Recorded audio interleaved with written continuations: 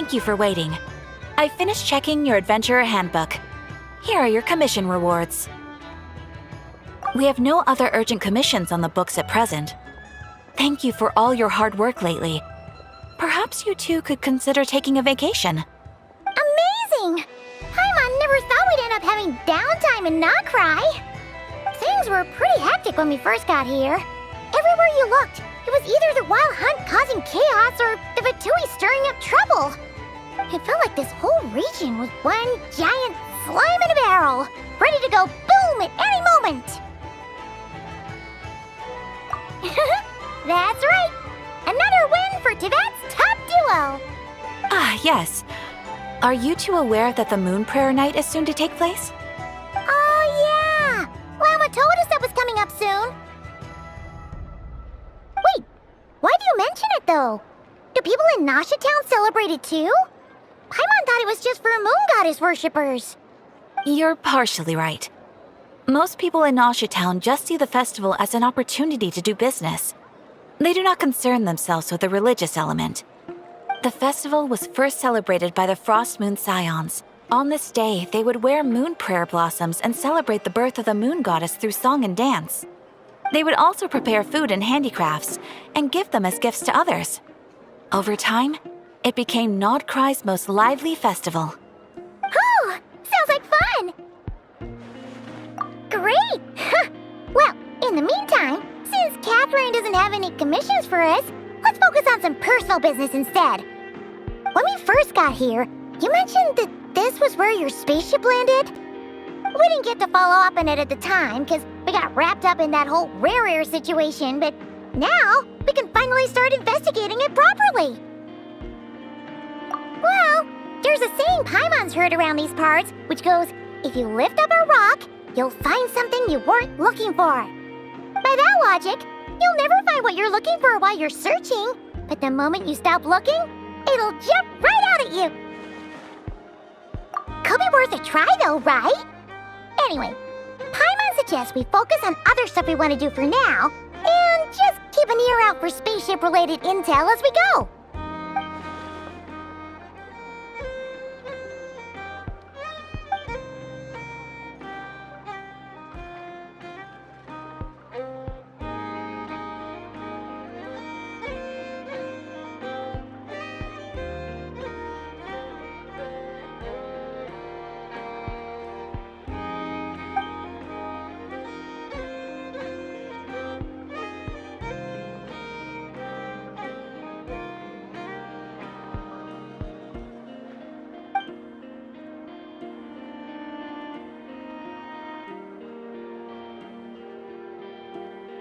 What's wrong? She looks super serious all of a sudden. Huh? Paimon gets why you'd be concerned about Columbina, but what does the doctor have to do with anything?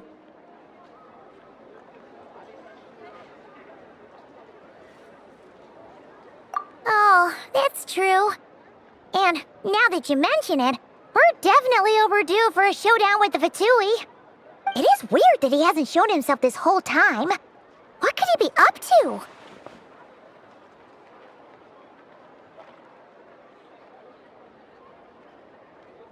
True. Paimon would much rather deal with Marionette anyway. She says the meanest things, but when it comes down to it, she doesn't seem like a bad person. Maybe it's the pressure of being a Fatuse? Especially as a Harbinger. Does she feel like she's gotta act tough to keep up appearances or something? But then, every time we headed out with Rarier, she always wound up having to repair Polonia and her other robots. That's gotta sting. Losing face always hurts more for people who care a lot about their image. She's probably still furious about it. What? Relax, she's not even here. Huh? What's the matter? Oh, nothing. Sorry, we'll be on our way now. Where are we again? Oh yeah, Columbina? Right, yeah, let's go see Columbina.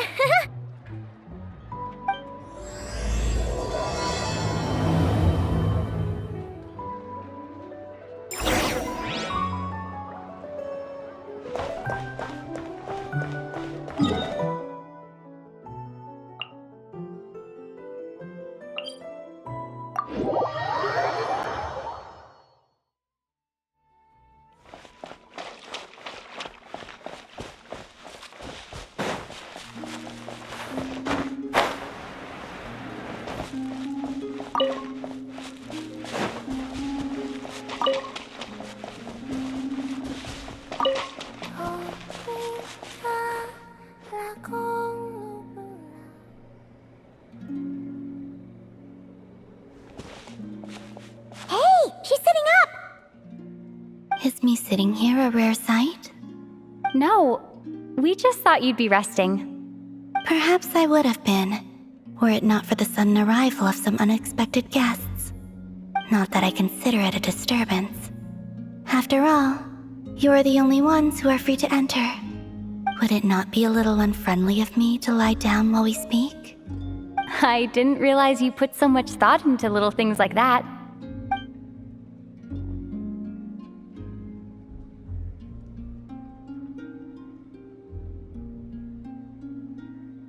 Only sometimes. There have been moments lately where I think about you and your companions. They are warm, mysterious, and cozy memories. Very few of my past memories are anything like that. They say that travelers return home bearing bags full of souvenirs. But my luggage was empty, and I believed it would stay that way. Return home? So, you're still planning on returning to the moon? Yes.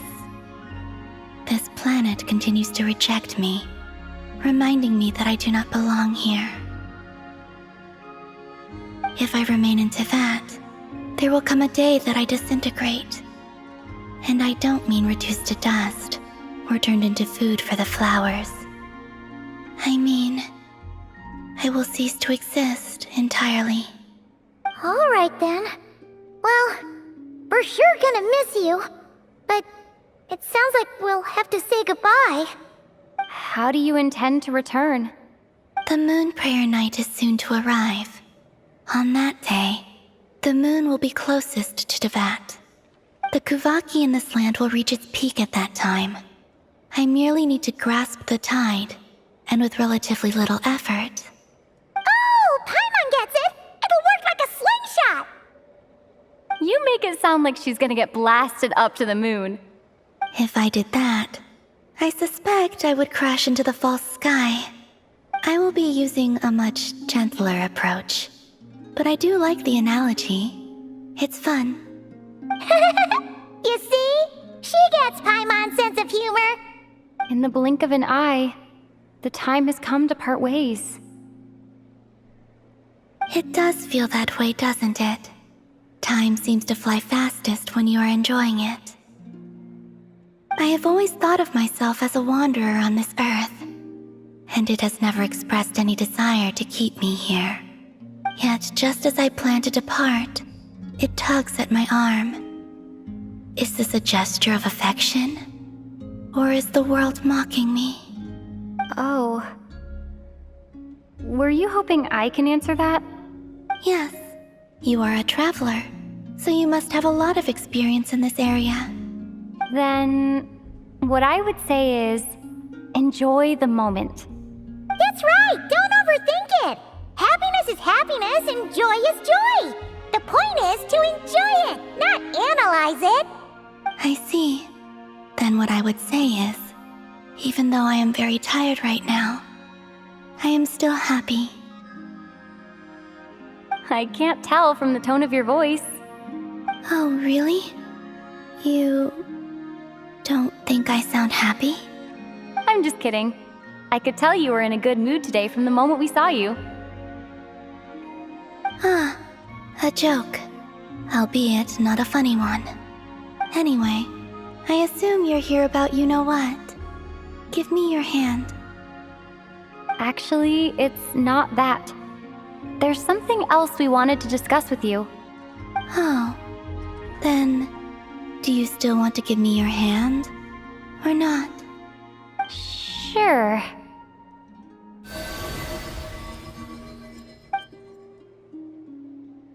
Thank you. So, I've heard that in the moon prayer nights of the past, people here would hold celebrations in the moon goddess's honor. Since you helped so much in our fight against the Reihir of Solnari, I think you deserve a farewell party before you return home. I haven't asked everyone else for their opinions on this yet, but I'd like to invite you to join the upcoming moon prayer night. I've never joined a moon prayer night before. I'm not sure what I would even do. Oh, don't worry about that! We take care of everything! All you need to do is show up. Of course, there's no need to force it if you're not feeling strong enough. It's just, this kind of felt like a golden opportunity. But they call me Kutar, and the Fatui have an arrest warrant out for me. I shouldn't appear in public right now.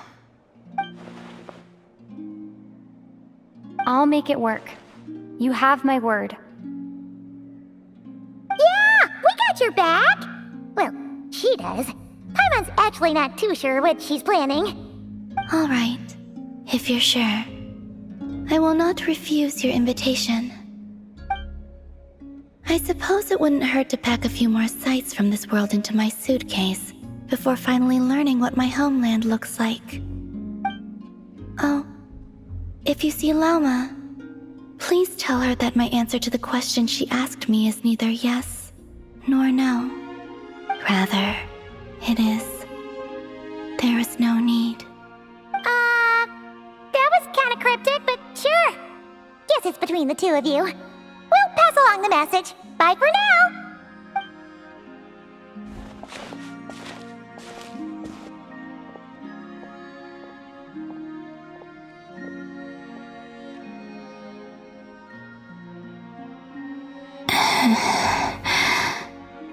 And also, I do not know.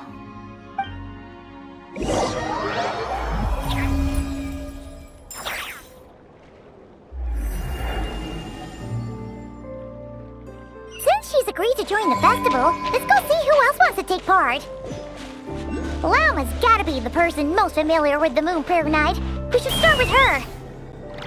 Also, what exactly is your plan to keep her safe? I'm not sure yet. I'll figure something out.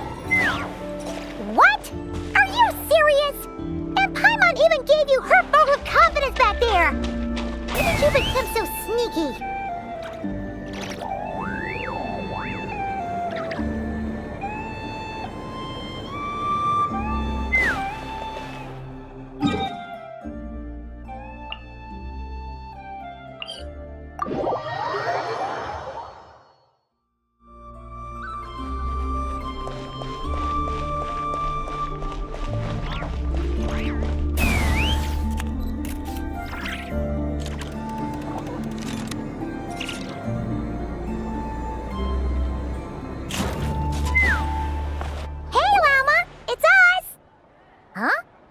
Varka? What are you doing here? Beats me. I had a bit too much to drink last night, and when I woke up, I was on Hisi Island. Mr. Varka is helping to oversee Nasha Town's preparations for Moon Prayer Night. He is here to go over some details regarding the decorations and custom cloth designs. Right, yeah, that too. What do you mean, that too? Yes, celebrating this festival is a long-held tradition here in Nod-Krai. On this day, the crescent moon at the top branches of the verdant crest turns into a full moon, and the moon prayer blossoms bloom with a special radiance. Our people take these to be blessed omens. It's an especially welcome event coming off the back of all that nasty business with Rare. Everyone got put through the ringer recently, and now they're looking to turn their fortunes around. The big shots in town all agree that a big, lively celebration is just what we need to rebuild people's faith in this place. No wonder Catherine said that people weren't so bothered about the religious element. That's right. It's become more of a local custom by this point. The celebrations have little to do with whether the religious stories behind this event are true or not. Even the Frostmoon Scions are eagerly awaiting the coming of Moon Prayer Night, despite now knowing that their past beliefs were founded on a falsehood. That's fair. It's a bit like the lantern ride in Liyue. It's a chance for people to enjoy themselves, not debate the existence of the Adepti. Oh, one other thing! We just went to see Columbina. We went ahead and invited her to take part in the festival this time. Hope it's okay. Wait, so... you mean she agreed to it? Huh. That's quite a surprise. Then I suppose that she intends to return to the moon on that day. Oh, yeah! It's kind of a complicated process, but basically, it's like a slingshot. I understand. In truth, I had a feeling that she might make such a decision. Well, if Kuthar has decided to participate in the festival, we should prepare accordingly. Yeah, exactly. She was saying how it could be risky for her to show her face in public. We were wondering if there was any way we could hide her. Unfortunately, the people who carved the statues did an excellent job of capturing her likeness. It will be very challenging to hide a goddess whose face everyone is so familiar with. Darn! We may have bitten off more than we can chew here. Nah, don't sweat the small stuff. We can handle that. Huh? Are you saying you have a plan? Not as such, no, but the most important thing with a festival is to keep the mood light and your spirits up. You can't go preparing for a festival with those long faces. You'll never convince anyone to enjoy themselves. The Mondstatter spirit is strong with this one. As it happens, I agree with Mr. Varka. Let's start by making our appreciation for Kuthar the beating heart of the festive atmosphere. And who knows? Once we get the ball rolling, perhaps everything will just fall into place. Hey! Did you catch that? Llama said the thing! Or close enough, at least. I'm looking forward to the Moon Prayer Night already. We have a festival in Mondstadt called Windbloom, and you can always tell which couples are celebrating it for their first time by the smiles on their faces. Big, beaming smiles like their whole face is glowing. And I have a feeling we'll get to see that same smile on the Moon Goddess's face at this festival. Not quite the same, surely. Anyway, I'll take care of business in the city, but I'll have to leave the decor up to you and the Frostmoon Scions. No one else can capture that traditional aesthetic quite like you guys. But lastly, there's the final key element that brings the festival to life. Companionship. Before you leave, let me show you something that we've been preparing. Mr. Varka had asked to see it already, so you may as well tag along. Also, I have some further questions about Kuthar's decision.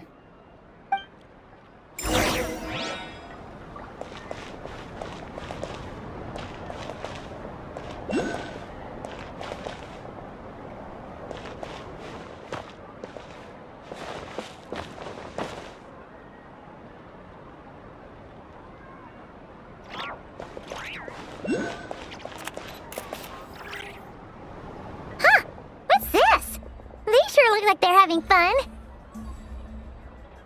I believe so. Kuuhenki seem very skilled at playing drums like these, although I'm not sure where they learned it from. Maybe it's an innate talent? In their eyes, they're probably just playing with toys.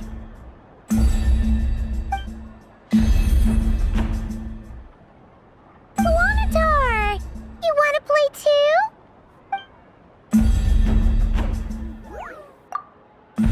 Yeah. She looks more confused than anything. Maybe we can teach her next time if we get the chance.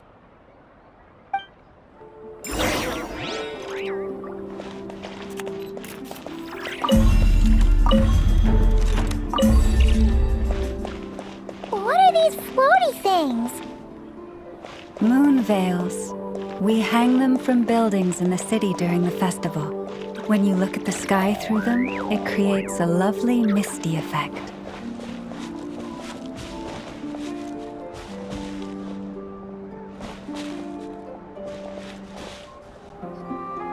Everyone seems hard at work. They're preparing items for Moon Prayer Night. For instance, the sculpture being made over here, Mr. Varka and I were just finalizing the details of where it will be placed. Ah, there she is. I didn't know the finished article would be so large. Not to worry, though. All the necessary arrangements have been made. Just let me know once it's ready, and I'll get some people to ship it over. You have my thanks. And over here, we are preparing a very traditional confection. Oh, look at all these colors! It looks great! Can Paimon try one? Of course. I have a feeling you'll like it a lot. You bet! Sweets and treats are Paimon's favorite! If you included those in the Feast of the Moon, I bet Paimon would have joined the Frostmoon Scions by now. There will also be verdant crests like this present in Nasha Town during the festival. The timing of Moon Prayer Night is not completely set in advance. We make a rough estimate, then observe the changes in the verdant crests and moon prayer blossoms to guide us. As such, the wait itself is a fun feature of this particular festival.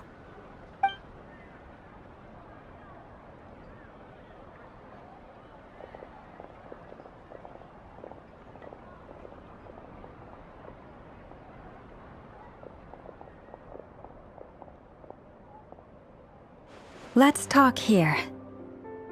To tell the truth, I am very surprised to hear that Kutar is willing to participate in the festival. I once asked her if she'd be willing to stay with the Frostmoon Scions.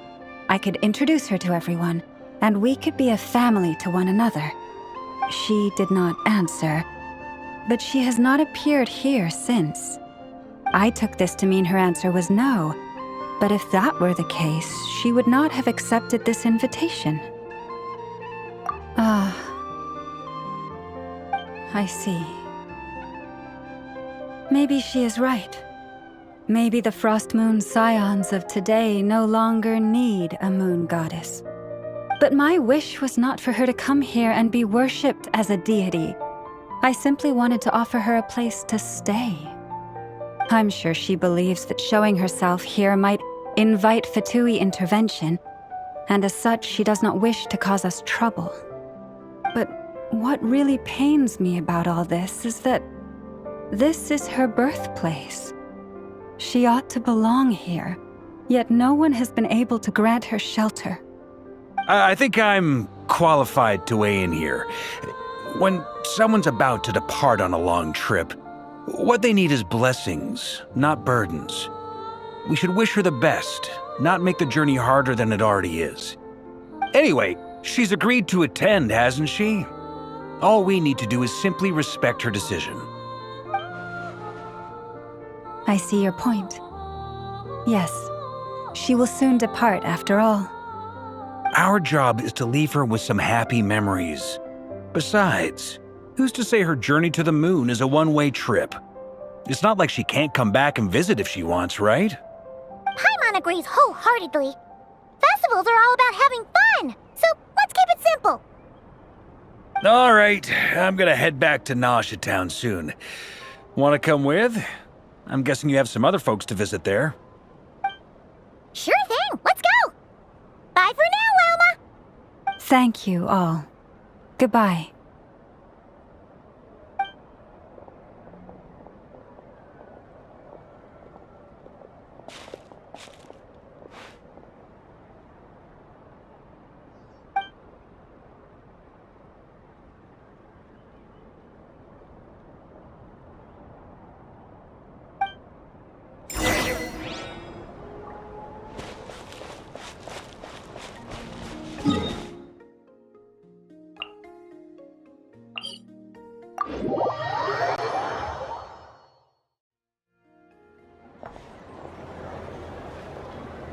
Huh? Hey, over there! It's Durin Hat Albedo with twins! What could they be chatting about?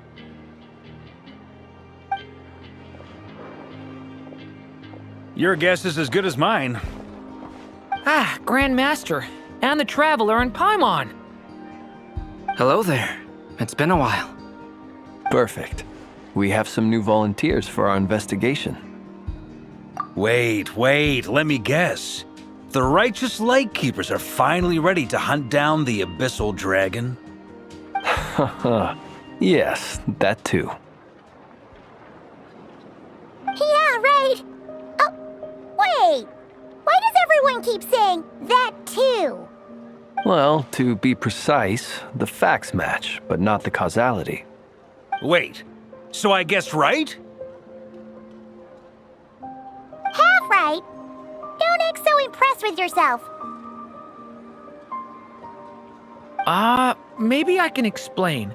We ran into Mr. Flint's north of Nasha Town. At that time, we just noticed a few abyssal creatures out in the wild, but the strange thing was, I didn't detect any traces of abyssal energy on them at all. On closer inspection, we realized that they were not real monsters, but something akin to reflections in the water, or perhaps a mirage. Huh? What do you mean? Like, you could see them but not touch them? Exactly. It was very peculiar. They roared and tried to attack us, but we could not make any physical contact with them. I think I've heard of things like that happening in Nod-Krai before, but I don't know much about it. Yes, it's a known phenomenon. Mirage-like illusions tend to appear in Nod-Krai in the run-up to Moon Prayer Night. From a distance, they appear quite real. I myself thought that Misters Durin and Albedo were locked in battle with abyssal monsters when I first arrived. But after sharing intel and investigating a little further, we can confirm that these illusions are harmless. There is... All the Mirage stories I've heard are either animals, rocks, or small houses. Abyssal monsters, though? That's a first. But after sharing intel and investigating a little further, we can confirm that these illusions are harmless. There is no great cause for concern. All the Mirage stories I've heard are either animals, rocks, or small houses. Abyssal monsters, though? That's a first. It's a first for me, too. So I'm planning to look into it further just to be on the safe side. I intend to inspect a few more locations. What about you two? Any plans? Alice contacted me a few days ago. She'd like me and Durin to assist her with an experiment. But we lost contact shortly after receiving the message. I'm sure that comes as no surprise to anyone familiar with her. We don't know when the wind will blow, yet when the wind blows, we will know. That, in a nutshell, describes how Alice operates. Yeah, that tracks. Okay. Well, I suggest we investigate this Mirage business in the meantime. It's piqued my curiosity, and I'm pretty sure I know someone who will already be 10 steps ahead of us. Well said. Right? Whatever's happening in Nod-Krai, she always seems to be the first one to know. Let's go see what she knows. We can invite her and her staff to the festival while we're at it.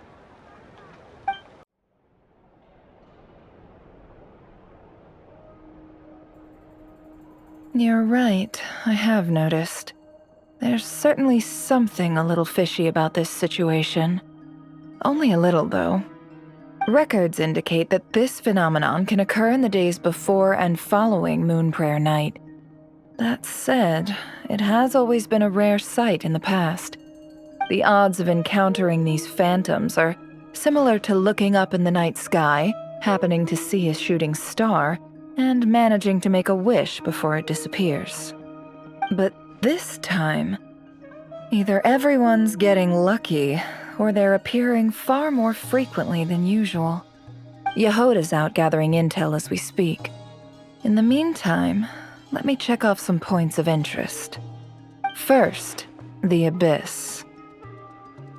The ones we saw seem to be abyssal monsters. Indeed. But we have identified one location where many more of them have made an appearance. And not just monsters, but human phantoms, too. Given the scale and nature of the phantoms, it's almost as if someone's last memories are coming to life. Or perhaps the memories of multiple people. Oh. So you mean the phantom monsters are hunting down the phantom humans? Exactly.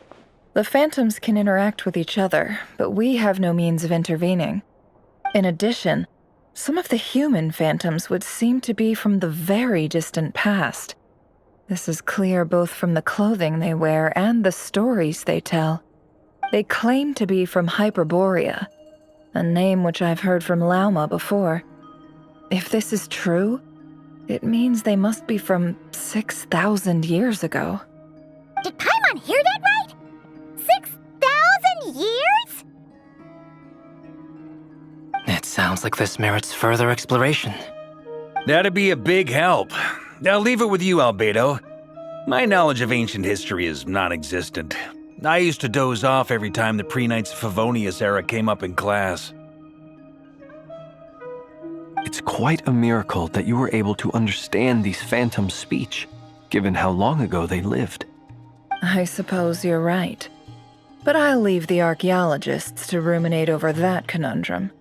As an intelligence broker, my sole interest is in the value of the information I gather. Which, in this case, hopefully means earning myself some good favor with our dear Lady Moonchanter. So calculating. Whew, this intel broker logic always catches Paimon by surprise. Sounds to me like we could split the work up. I think the abyssal phenomenon is best left to Albedo, Flints, and me. Agreed. It coincides with my duty as a lightkeeper. For my part, I'd like to understand the abyss better. Even a little knowledge would go a long way. This is certainly a rare opportunity to study the abyss. But even rarer, perhaps, is the chance to make contact with the ancients. The Curatorium will take the lead on investigating the Hyperboreans. We put in the work to learn what we know so far. It seems only fair that we get some quantity of exclusive intel. That just leaves our trusty team of 2 unassigned.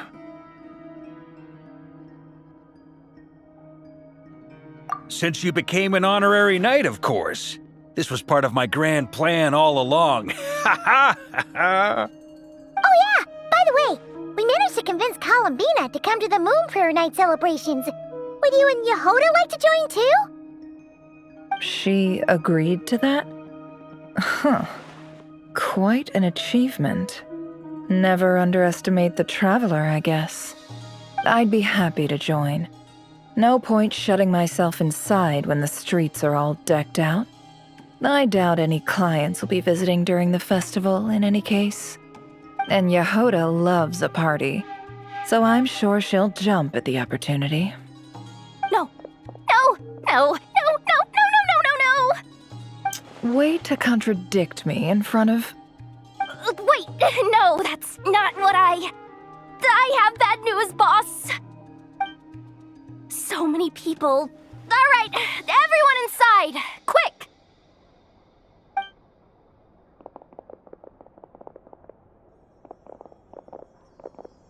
This is gonna sound crazy, but hear me out. I saw one of those phantoms at Star Sand Shoal, and it was some sort of flying ship. Like a spaceship? That's gotta be the one you came to Tibet in. You said you saw the same thing through the moon marrow, right? Huh? You already know about it? Ugh, I thought I was gonna blow people's minds. Turns out I'm the last to find out. Wait, back up. You came here in a spaceship? Now my mind is blown! What's it like on the inside? Was it like flying through space? I want to know everything!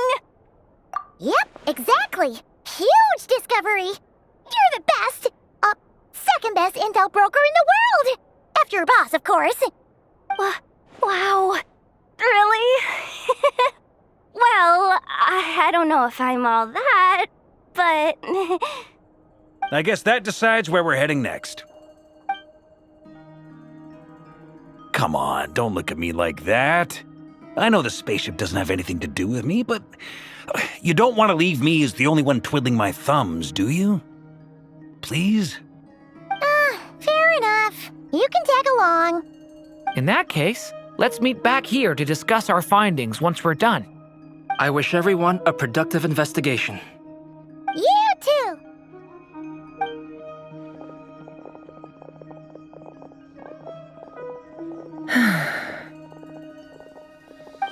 What's up, boss?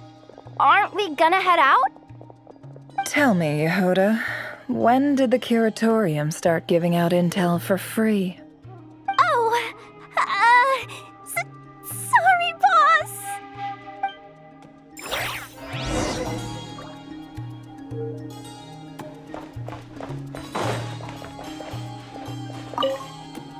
We can't unshare information any more than water spilled on sand can be put back in the bucket.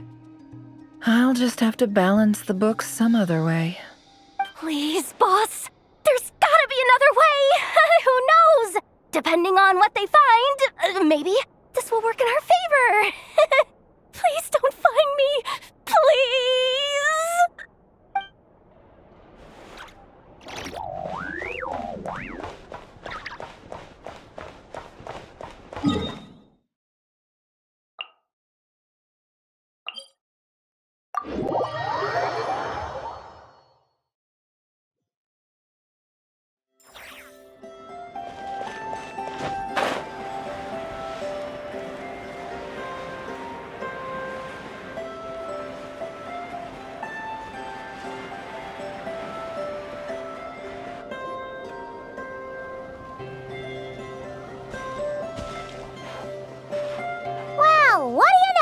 Jahoda was right on the money. This phantom really is your spaceship. But that's so weird. Why would it show up here? Is it some kind of projection? Or a ghost? Like, maybe it no longer exists, but somehow it left an afterimage? Ah, you're already here. Miss Lauma, what a surprise. I thought you were busy with festival preparations. I was, until one of our people informed me that a strange sight had appeared at Starsand Shoal. No one's ever seen something quite like this before. I thought I should see it for myself. Same here. Oh, so we heard that these things appear around the festival period. Any idea why that is? Unfortunately not. We have very limited information about them, since they can't be interacted with. And no human phantoms have ever made an appearance before now. The most we've been able to deduce is that these sightings appear to be connected to the increase in Kuuhenki energy around this time. Yeah, seems like that's all we can do. This is all so confusing. Allow me to lend you a hand.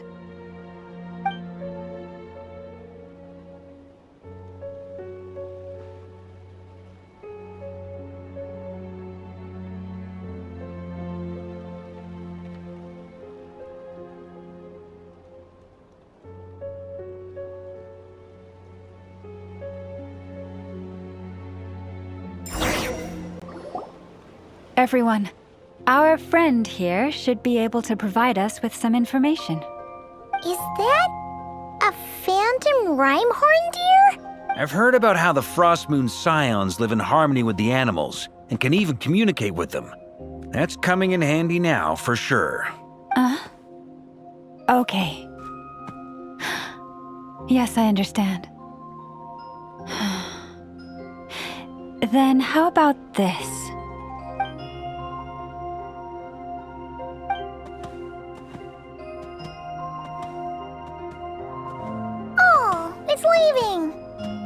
It appears to share our curiosity about this giant spaceship, so I asked it if it wouldn't mind investigating along with some friends. In return, I told it about some nearby spots where the wild fruit grows abundantly. We may live in a different era from these phantoms, but I trust that the terrain, climate, and ecology here are more resistant to the effects of time than some things are. Let's give them a moment and hope for the best.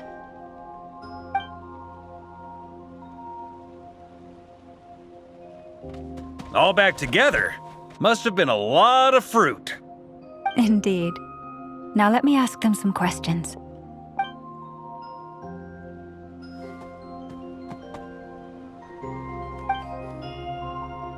It did find a lot of wild fruit, enough for them to feast for a long while.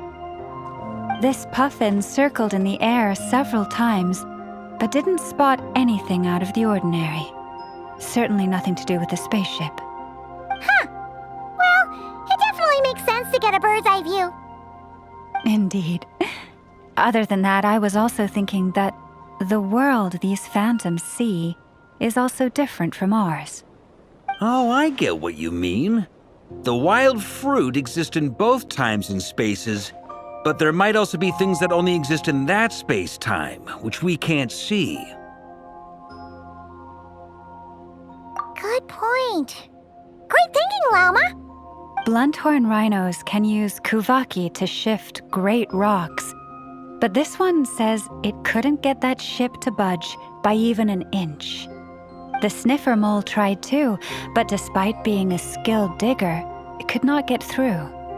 They say that the spaceship looks robust and undamaged. It seems completely impervious to any and all attacks. Whatever lies within is well defended from harm. So, just like us humans, there was nothing they could do about this spaceship either. Yes, still, they deserve our thanks. We are grateful for all your efforts, dear friends. Now go, and enjoy your feast. I've noticed some other human phantoms gathered nearby. Come on, let's go talk to them.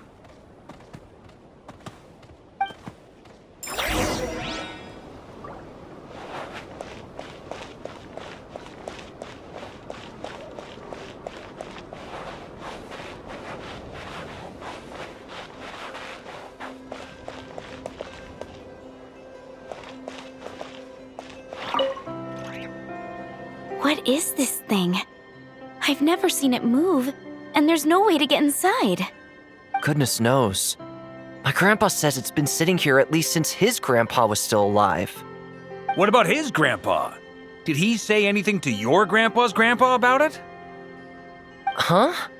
I don't know. In all likelihood, it was here back then too. Hard to imagine something this huge could move. Guess that means that as far as they're concerned, this ship's been around a long time.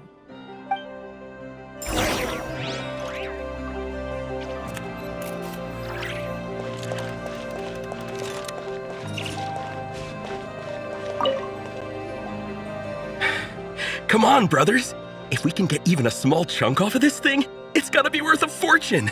Today is the day we strike it rich. Huh? You mean Paimon? Yes, brother, I shall join you. Let's make our fortune. We should go with them. What the? This thing is crazy tough. I can't even scratch it. What's it made of? Sorry, brother. Looks like we'll have to seek our fortunes elsewhere. Enjoying yourself? I was just seeing if I could influence this phantom's perception by playing. But nope, no dice.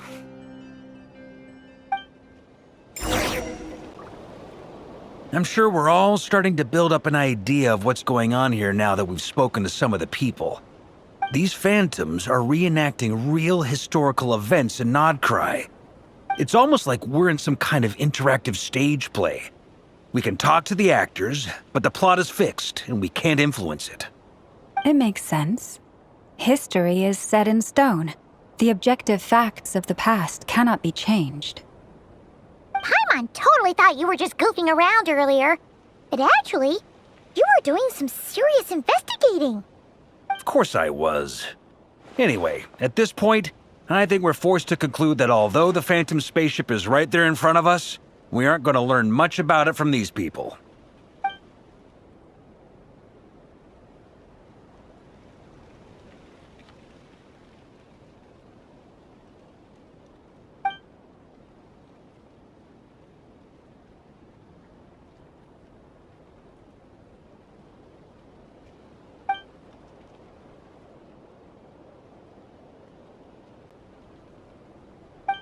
Don't be discouraged. If nothing else, this is proof of the ship's existence. And think about it. So many people tried to hack their way inside, but no one could get the door open. It's made of very tough material. To me, that says that we'll either find the ship itself or the story behind it. It's just a matter of time. and then, when Varka gets serious, he actually does seem like Grandmaster material for once. I wonder how the others are doing. Let's head back for now. Sounds good. Also, drinks are on me if Team Knights of Favonius is the first to finish. Wait, we have a team name now? Am I in Team Knights of Favonius as well? You're very welcome to join. We've even got a cathedral ready for you. Isn't that technically blasphemy? You wouldn't dare make a joke like that if Barbados was in earshot. Nah, I'm sure Barbados doesn't mind a little harmless blasphemy once in a while.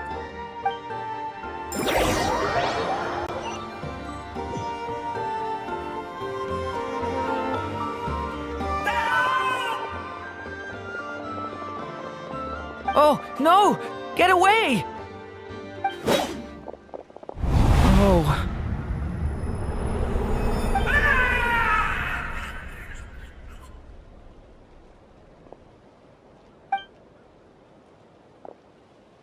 I know it's hard to stomach, Mr. Durin.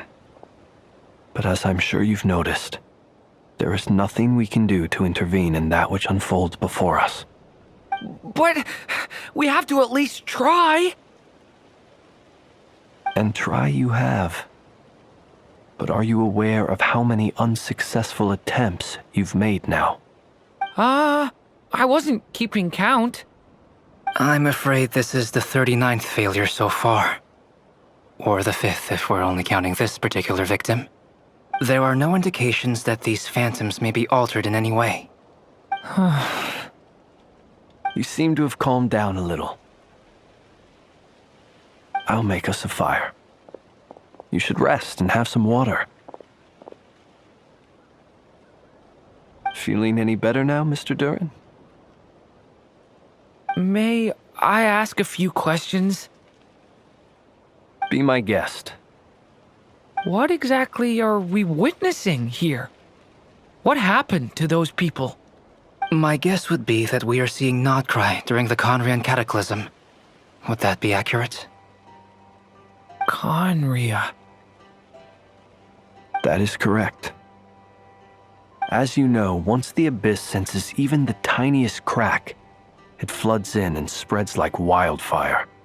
There was a time in the distant past when it permeated all of Nod-Krai, causing immeasurable harm. The people paid a terrible price to heal this land. Then 500 years ago, the whole of Teyvat suffered an abyssal disaster. Once more, Nod-Krai was dealt a devastating blow. I see.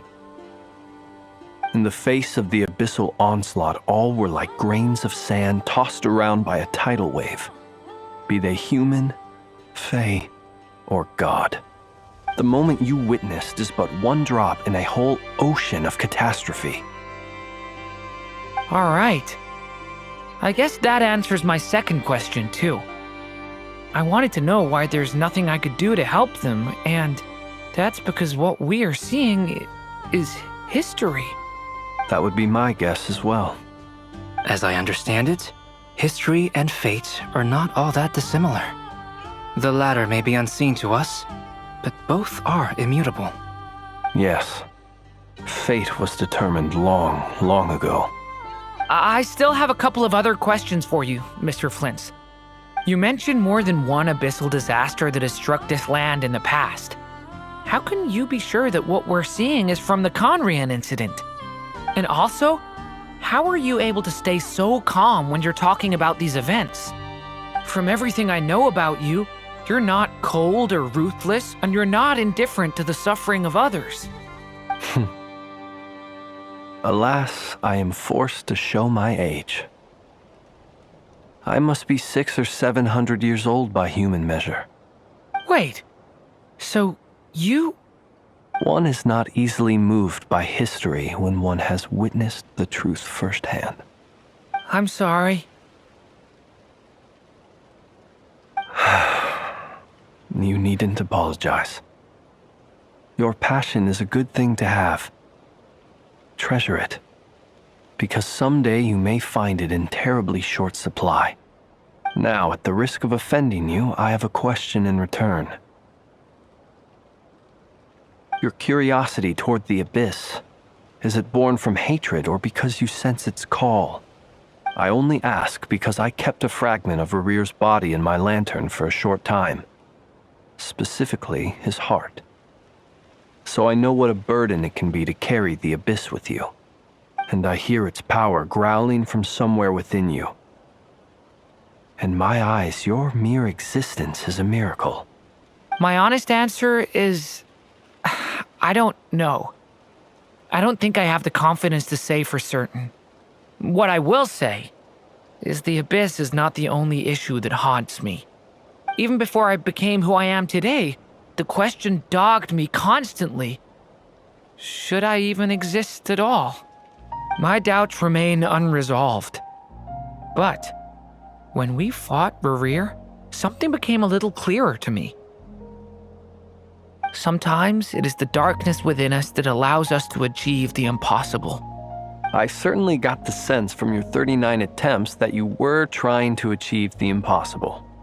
It sounds like you've resolved to see the truth for yourself. Absolutely. In that sense, he and I are quite similar. Then I wish you every success. I look forward to the day of your transcension.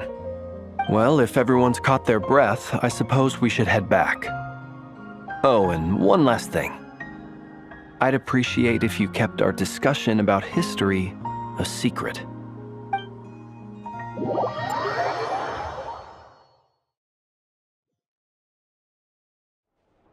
Incredibly, our separate investigations led us all to the same conclusion. Hooray for consensus! Yeah, but we barely learned anything, though. I totally thought this would be the mother lode. Talking with the ancients? I mean, come on! But nope, all we got was useless snippets of conversation. And all this stuff about moons and hyperopia. What a load of baloney. Seems like people back then had a few screws loose. I understand your frustration. We found the same issue. Each phantom only showed a very brief moment in time. There isn't much value to be found in these miscellaneous fragments of a civilization's history, no matter how glorious it may have been. If there's a silver lining, it's that these phantoms are harmless to the present reality. They shouldn't get in the way of the festivities. Paimon agrees. And not just because it's the first thing she understood in this whole conversation. You look disappointed, Nefer. Is something the matter? What do you think? We all worked our tails off, but the only one to gain anything from it was you, Lady Moonjanter. Well, please do share the Hyperborean records with me. I will gladly inscribe them in our people's documents. Oh, duh! Yeah! That was it! Hyperborea! Hyperborea. I'm serious. Only an expert in the Frostmoon Scions and their history can turn these records into valuable research material. The alternative is to let them gather dust on the curatorium's storage shelves until the pages turn yellow. Nefer, you're wise enough to know that cooperating and sharing the profits is the best course of action here. Well, that goes without saying. Sure, let's do that. Huh? But didn't you say we aren't supposed to give out intel for free? Sorry. Shutting up. Now is not a good time to push Nefer's buttons. Anyway, back to Moon Prayer Night. I'm thinking that we should prepare something a little special, aside from the usual decorations and so on. You mean a parting gift? Can't go wrong with food. Although, does food go bad on the moon? Perhaps a lantern would be a better choice. It might be dark up there. It could prove difficult to light a lantern on the moon. Magical stones might serve that purpose better. What about A clockwork mecha model from Fontaine! I've got a whole bunch at home. I use them for fighting practice in my free time. None of these sound like things she would be even remotely interested in. But we don't interact with her enough to know what she likes. Yeah. It would really save us the guesswork if someone could find out what she's into. Wait, what the? Traveler? They're all looking at you. Great! Haha, problem solved. Now, I need to stop by Dori's. Gonna need her help sourcing a bunch of stuff for the festival. Then let's leave it there for now. We all have our own business to attend to. Traveler, if you find out what Kutar likes, let us know right away.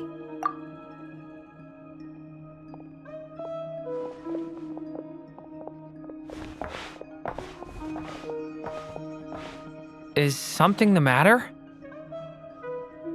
I'm fine. It's just... I'm still feeling a little rattled after witnessing the horrors of the Abyss. But it's okay. This is something I have to work through. I'll be all right. Thanks for your concern. Well, don't put too much pressure on yourself. If you ever feel like something's wrong, physically or mentally, we're here to talk. Come on. Stop treating me like a kid.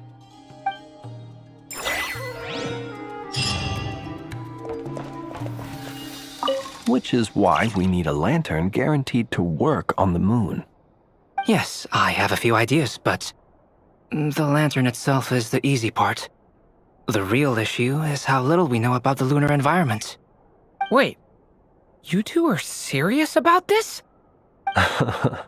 Let's just say I'm intrigued by these shining magical stones that Mr. Albedo has mentioned.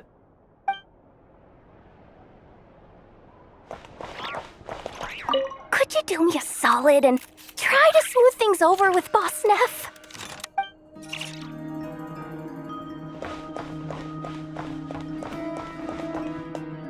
Miss Lauma, would you accompany me into town? I think it'd be best if you saw the Frostmoon Scions decorations for yourself. Very well. Let's go.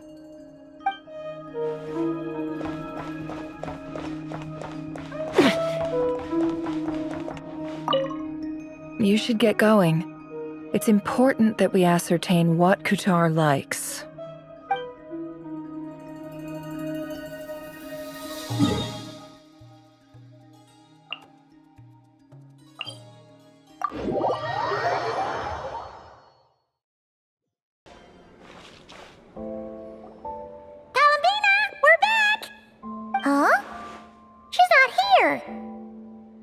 Weren't there a few Kuuhenki here last time, too? Where did they all go? Walkies? For Kuuhenki? You're not pets, you know. Oh, well. Looks like we just came at a bad time. Let's try again tomorrow. There's still a few days until Moon Prayer Night, so we're in no rush. Besides, she needs time to rest anyway.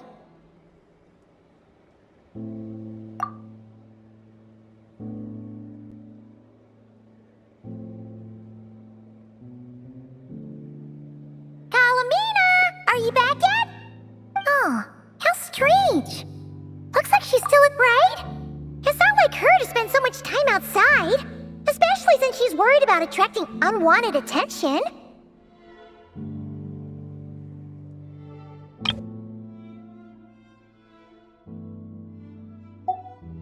What about Luonatar? Luonatar, you there? Hey! Do you know where Columbina went? Sorry, didn't understand. But if you know where she is, could you take us to her?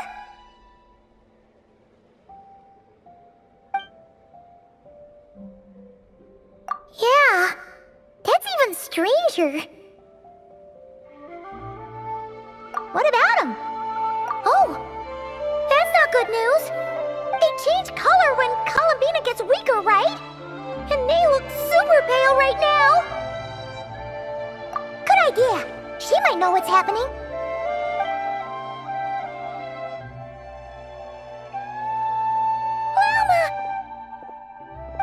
it's you.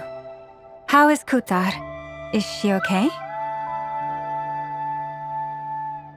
No, she hasn't.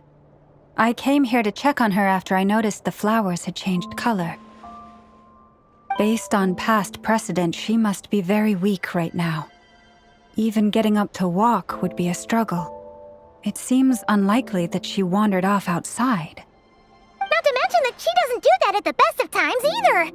So yeah, this is super weird. No. Very few people are in the know about Kutar's whereabouts. And if anyone suspicious had visited, they'd have left some sort of evidence. Come on, let's go to Nasha Town. If anyone has seen her, someone there will know about it. It's Nod-Krai's information hub after all. Makes sense. Let's go!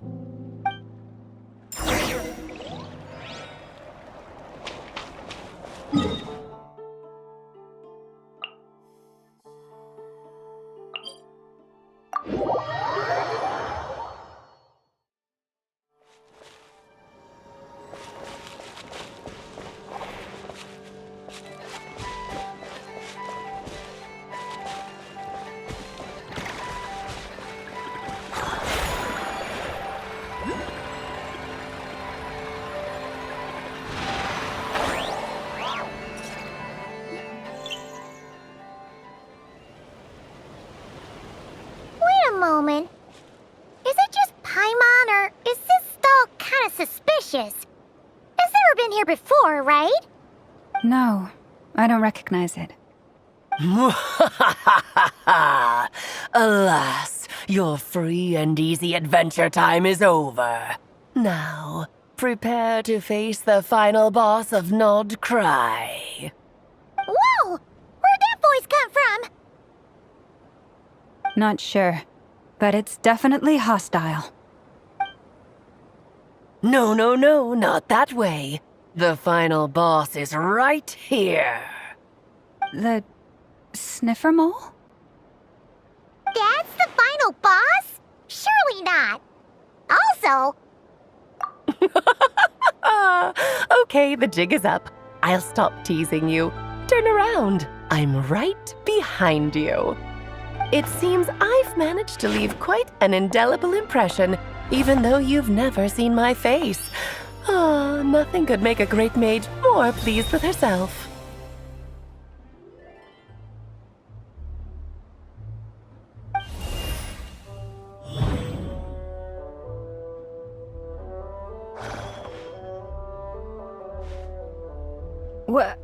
What is going on?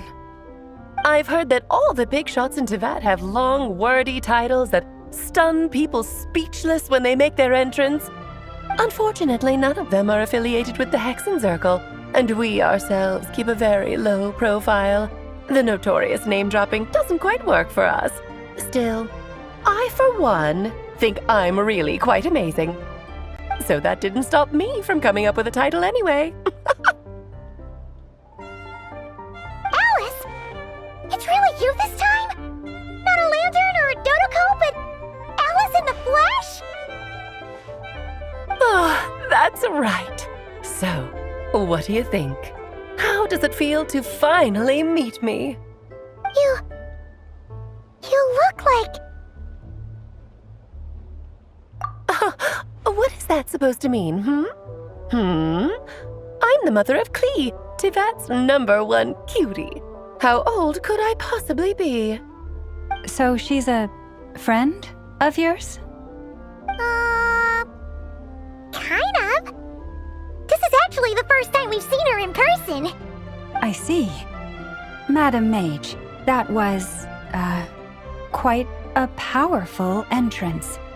I certainly won't be forgetting it anytime soon. It's okay, Lauma, don't force it. Paimon will do the honors. This is Alice from the Hexenzirkel. She's a friend of ours. And of Varka's, too. That's right. She's a good person, just kinda... unpredictable. Well, what is the human heart if not unpredictable?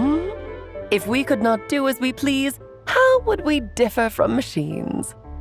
I am Lauma, Moon Chanter of the Frostmoon Scions. It is a pleasure to meet you. Oh, I know. Before you got here, I spent a good, 15 minutes getting up to speed on Nod-Krai's present situation. In other words, I've read the whole in the last episode part, so we can skip the pleasantries. Fair enough. Well, Miss Alice, I can already tell that you have quite a unique personality. He'll get used to it. Paimon sure is. So anyway, what are you doing in Nod-Krai, Alice? Oh, I thought I told you already. This time, I'm the final boss. And what a formidable foe I shall be. Powerful, confident, decisive, and good luck finding my weak spot. You will never succeed. Oh, drat! My one weakness, and you found it in an instant. Fate has been dealt a devastating blow. Thus falls the great Dodo King. Why are you playing along with this nonsense? For funsies, of course. What's wrong, Paimon? Are you disappointed in me? Am I a gigantic letdown? No, it's just... You seem like a busy lady. And this is the one time you've shown up in person. Paimon figured it would be for something more high stakes than just goofing around. You're quite right. I'm here in Nocturne because something big happened. Something big enough it caught the attention of the Hexenzirkel.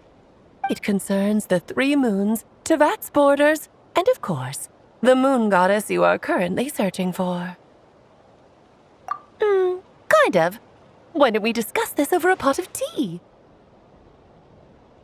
My main reason for coming on this trip to Tevat was, of course, to have some fun. But I do technically have a job to do as well, namely, maintaining the stability of Tevat's borders.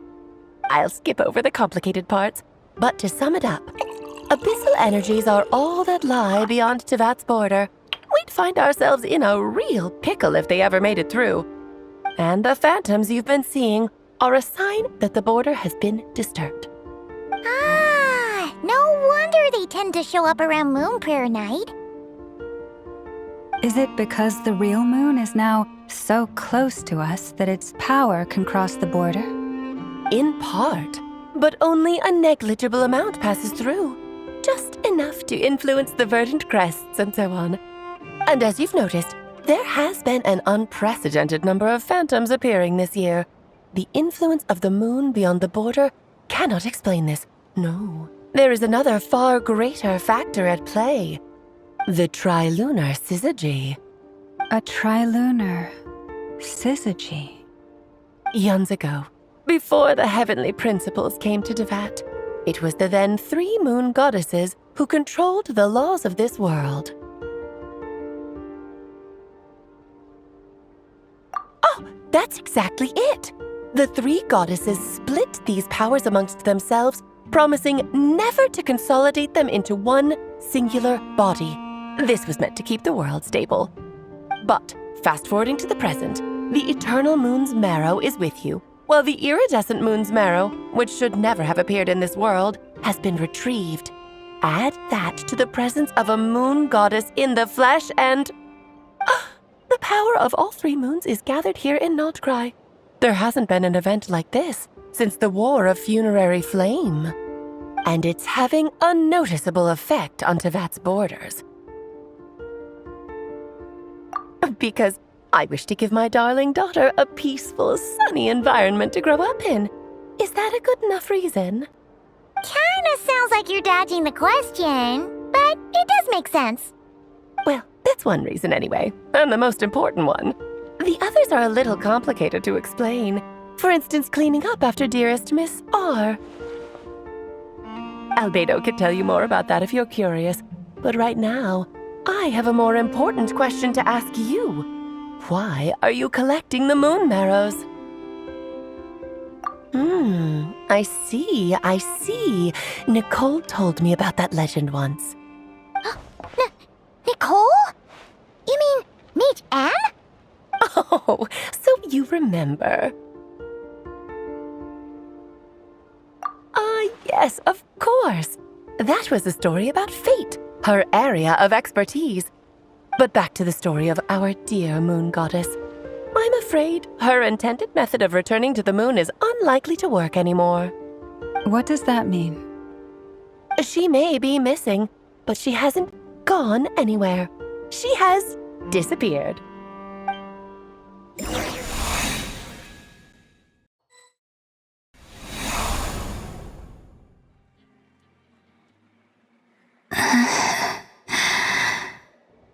My body is so heavy. Wait, no. It's my mind that's heavy. My arms and legs are as light as a feather. What's happening to me? I feel drowsy, like I've been asleep for too long. Is it daytime or nighttime? Is the moon out? I think I'll go for a walk.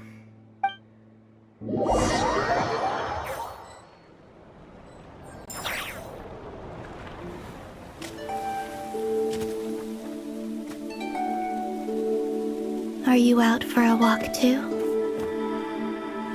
Huh?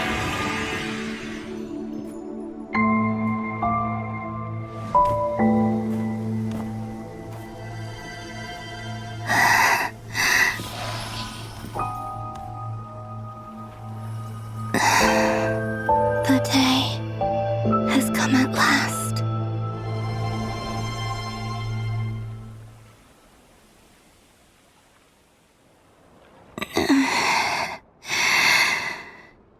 Have I grown so weak that I can't even sustain my physical form? But Moon Prayer Night is nearly here. I was so close to returning home. Death is near. Is this how it ends for me? Will I return to the moon after I disappear? Or... I don't want it to end like this. So far, at least, I still exist. Even if not physically, I can still feel. But as my power wanes, I'm sure that too will fade. I suppose I might take one final look at this world. The world where I was born.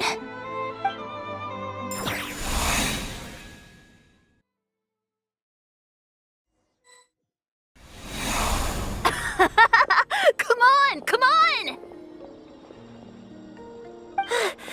Wait for me! The Frostmoon Enclave. How much it has changed since I was born. These decorations, they're so heavy.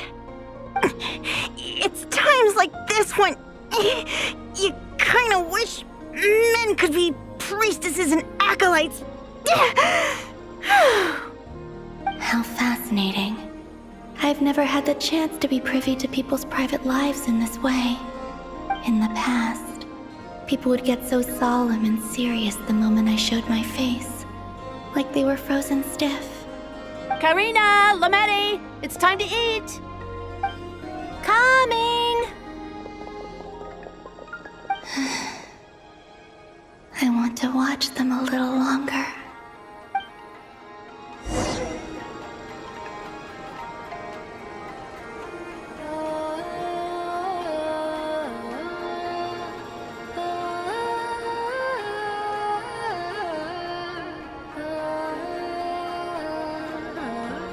So just fill these balloons with air, right?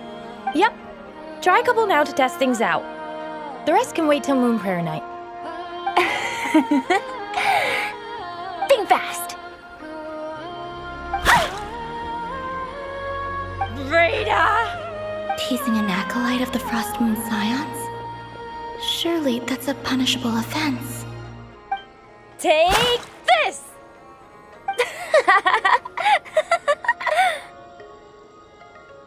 Huh? All right, enough horsing around. Lady Lauma gave us a task. We should get back to it. The task is just to check that the balloons don't leak, right? Doesn't matter if we fill them with air or water. Yeah. Okay, you got me there. And you got me there.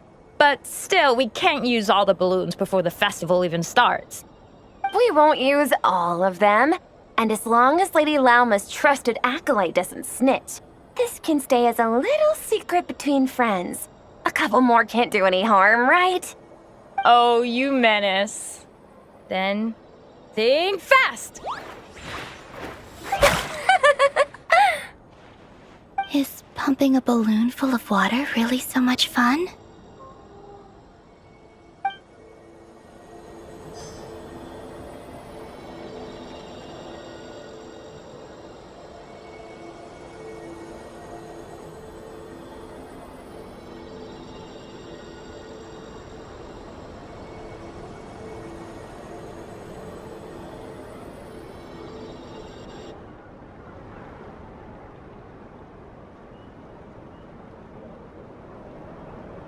I'm sure you're both tired from playing all day. Come on, eat up.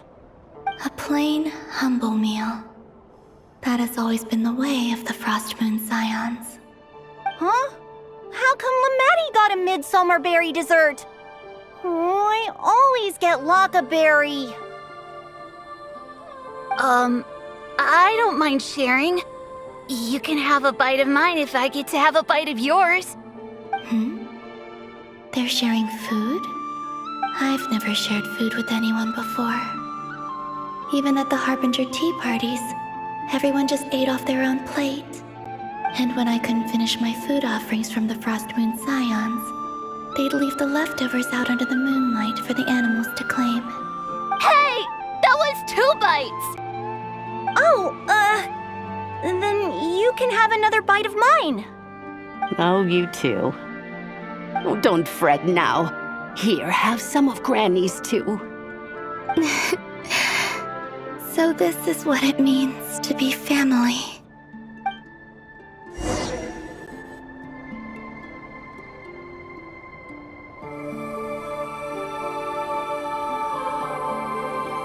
I'm seeing so much that I'd never usually get to see. They'd never act like this when I was around. It's nice, being able to just watch people in peace in these final moments. What a rare opportunity. I think I'll go take a look around Nasha Town, too. Maybe the Traveler will be there.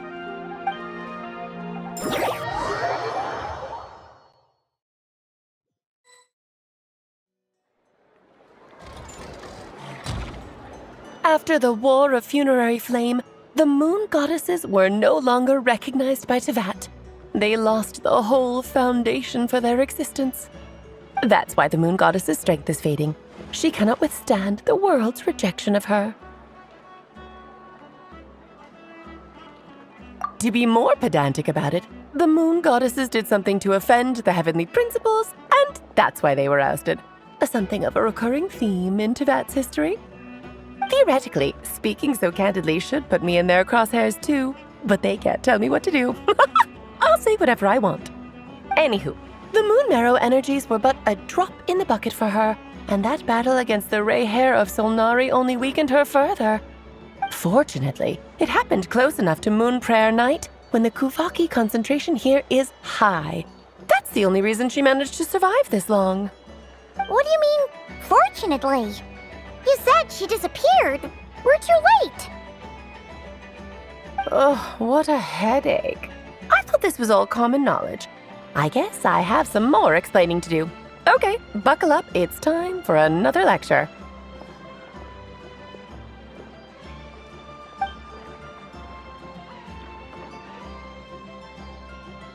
Now, I said earlier that the Moon Goddesses lost the foundation for their existence. The reason for that has to do with the natural order. Basically, the rationale for their existence in Teyvat was lost. The same logic applies to the present Moon Goddess too. Consider her existence so far. Her comrades in the Fatui called her Damselette. And she was worshipped as Kutar by the Frostmoon Scions. But these connections have now been severed, whether by her hand or yours. So, the rationale that once sustained her existence is now gone. Wait, we did that to her? Oh, well, strictly speaking, yes. But let's not start pointing fingers, shall we? I'll only end up as the big bad villain, and that's not the kind of final boss I want to be. Of course I do. I'm only the greatest mage in the whole entire world. Now, if you wish to find your moon goddess, there are two problems we need to solve. Firstly, we'll need to strengthen the connection between her and Teyvat, at least enough to sustain her until Moon Prayer Night. Strengthen her connection. But does that mean I'll have to rally all the Frostmoon faithful behind this? I'm afraid a bygone faith and a former home won't be of any help to her now. Do you know her name? Her name? Oh, yes. Names are very important things. A name is a fundamental concept that anchors one's entire existence. Then your first job is to find it. As a moon goddess, I'm sure she must have a name she identifies with. Neither Columbina nor Kutar is her true name, and she's never really accepted either of them. So, finding out her real name is enough to sustain her existence? Yes, I know it sounds like a small step, but every journey begins that way. So for now, that's all we need to focus on. The second problem is with her plan to use the moon marrows to return to the moon. Unfortunately, piercing through the false sky will take an enormous amount of power. Given her current condition, she won't be able to provide anywhere near enough power, even if she recovers her physical form. But no need to fret. Nicole's the expert in this field, and I'm sure she'll figure something out. Wait, Mage N is going to help us out too? That means we've got 2 Hexenzirkel mages on the case. This is turning into a pretty big deal. Actually, this is more of a side quest for me. Like you said, I'm a busy lady, so I can't stay for too long. I'll have to return to Teyvat's border soon. That's the upside you get for looking out for my little Klee. Hopefully that will incentivize you to carry on keeping her company in the future. Anyway, jokes aside, you'd better get moving. It will take quite a miracle for the moon goddess's consciousness to hold out till Moon Prayer Night. Oh, I suppose I might as well tell you where Nicole is before I leave. Off you go now. Time to meet your new friend. Oh, yes, and a little suggestion. Don't forget to mind your heads. What? I wonder how Durin's doing. I should really go see him before I head back. You really are super busy. I most certainly am. There's so many children I have to keep tabs on just in Mondstadt. Durin, Albedo, Venti, Varka. Klee didn't make the list, huh? Of course not. Klee is my pride and joy. I have no qualms about her, because she's the best child in the whole wide world. Yep. Klee's a little angel. I'm glad you agree. Well, all the best. See you when I see you.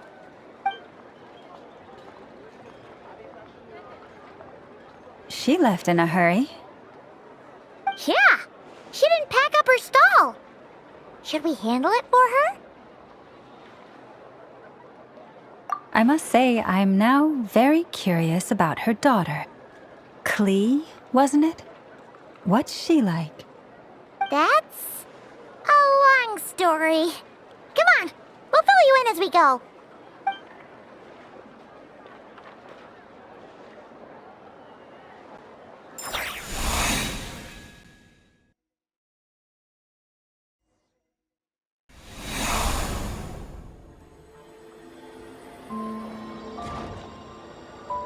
What a lively place. I've never experienced Nasha Town like this before. Hey, you old geezer! Your hammer's rusted through! Who are you calling old geezer? Are they quarreling? I'm looking right at him. You've really gone downhill since giving your daughter free rein in the workshop. Can you even swing a hammer anymore? It shouldn't take you days just to fix a single chair. You might as well use that hammer to massage my back for all the good it's doing. Don't run your mouth, or you'll get a back massage that'll put you in bed for the rest of your life. Look, the materials haven't arrived yet, all right? You know how busy it gets in the days before Moon Prayer Night. I'll bet you send all the materials to your little princess. Blood's always thicker than water, huh? All right, you've made your point, Uncle Koski. As soon as the materials arrive, fixing your chair will be the #1 priority. And Dad, if you've got time to chat, why don't you lend me a hand, See? Lolka knows what the score is. I guess they're friends. But the way they spoke to each other was so ugly. Then again, it wouldn't be the first time I've seen something like this. Columbina! Sing outside my door in the middle of the night one more time, and I'll unscrew your vocal cords. You hear me? Oh, Sandrone. So that was her way of trying to be friends with me. What a pity. I won't get the chance to say any ugly things in reply.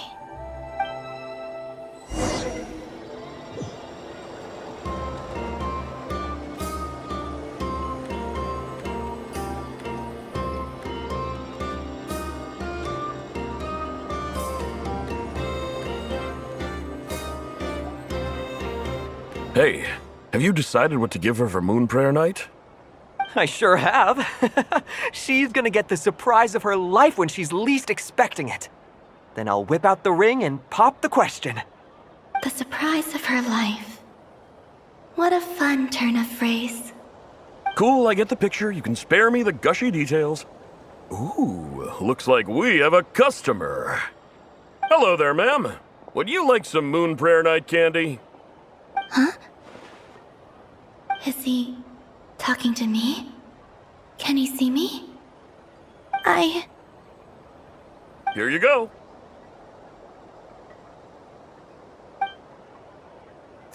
Oh.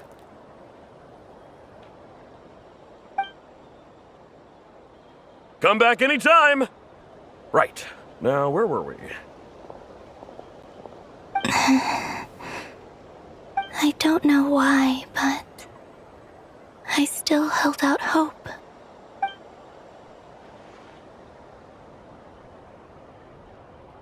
The most important thing right now is to find that mage. This name thing seems super important too, but where do we even start looking? I'd better go pay the Fatui a visit.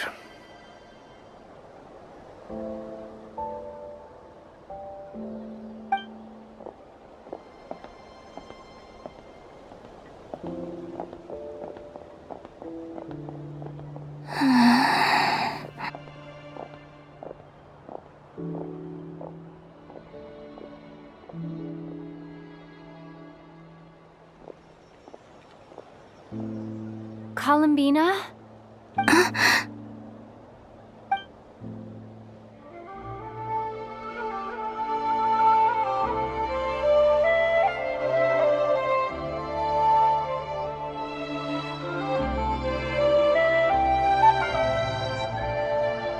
Traveler? Let's go! This is no time to be spacing out!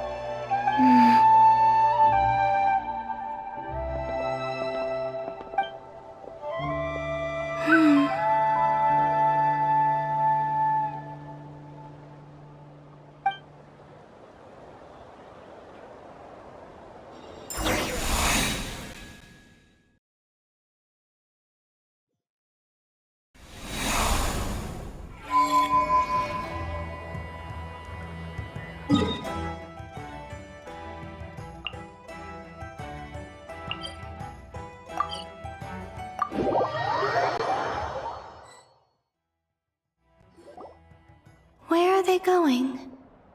They mentioned a mage and... name? So, Mr. Varka, are you acquainted with this Nicole? Or should I call her Mage N? Not really. We've never met, though she has come up in conversation. From what I've gathered, Alice kinda took Nicole under her wing. Taught her how to speak in a more ladylike fashion, that kind of thing. Huh.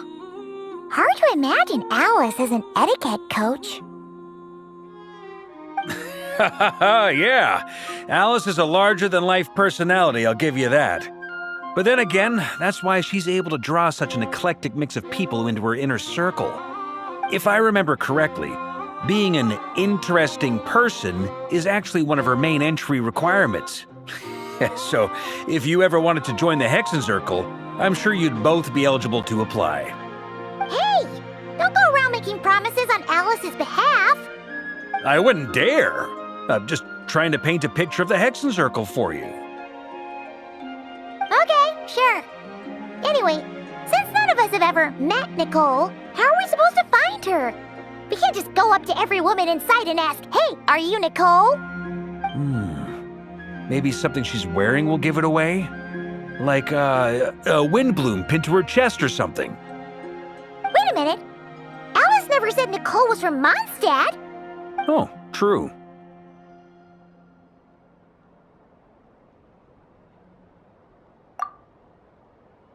That would be this young lady, then?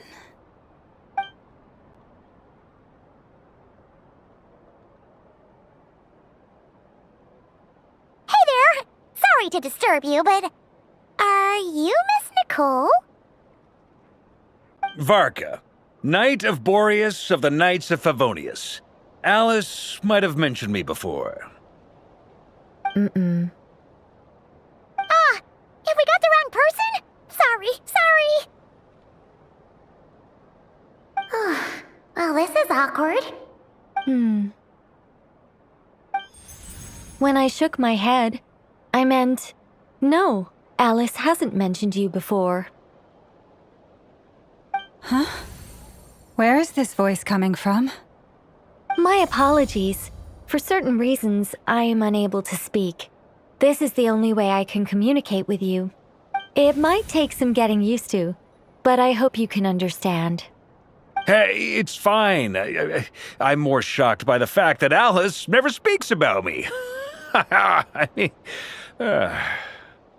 As for you two, we have crossed paths twice before, but it is nonetheless a pleasure to finally meet you. It's really you! Thanks for all your guidance in the past!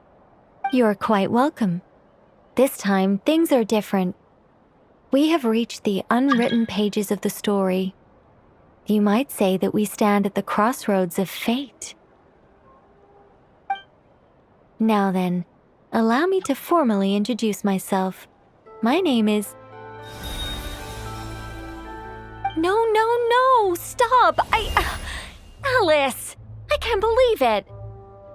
I had a whole speech prepared. I'd agonized over every single word. She always picks the worst moments to ruin other people's plans. I'm so sorry about that. Alice took the liberty of devising some bespoke self-introduction magic for each member of the Hexenzirkel. But I could have sworn I deleted all of the triggering conditions for it. How did it bypass everything? Oh gosh, this is so embarrassing. This is a very different side of Nicole than what we're used to. Is she not used to face-to-face interactions? Don't worry about it. We've seen that introduction magic once already, so it wasn't too much of a shock. Please go on, Miss Nicole. We'd love to hear what you have to say, or, well, communicate. Huh? Are they talking to this lady? But... Will you all promise to forget that horrendously embarrassing introduction? sorry, embarrassing. When?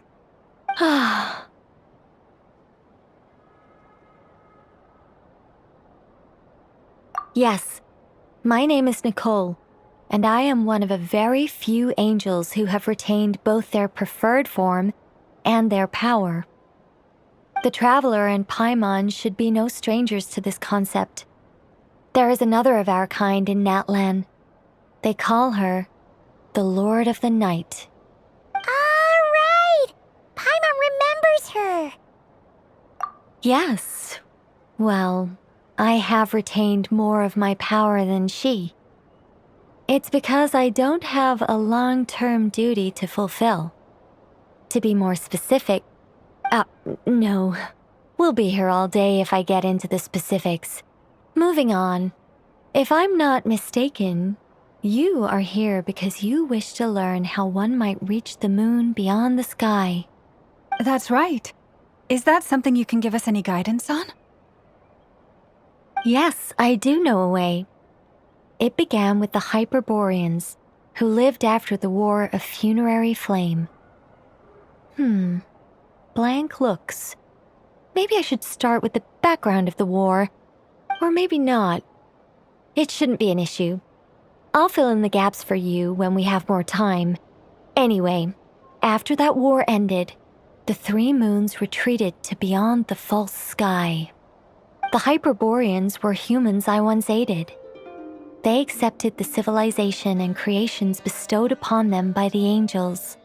But despite accepting many blessings of the angels, many among them still held on to their faith in the moons. They were reluctant to accept the new order, even after the War of Funerary Flame. They sought to contact the moon goddesses beyond the sky and receive their guidance. But all three had passed away by that point.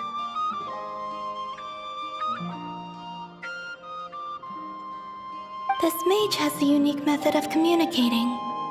Is she talking about the moons?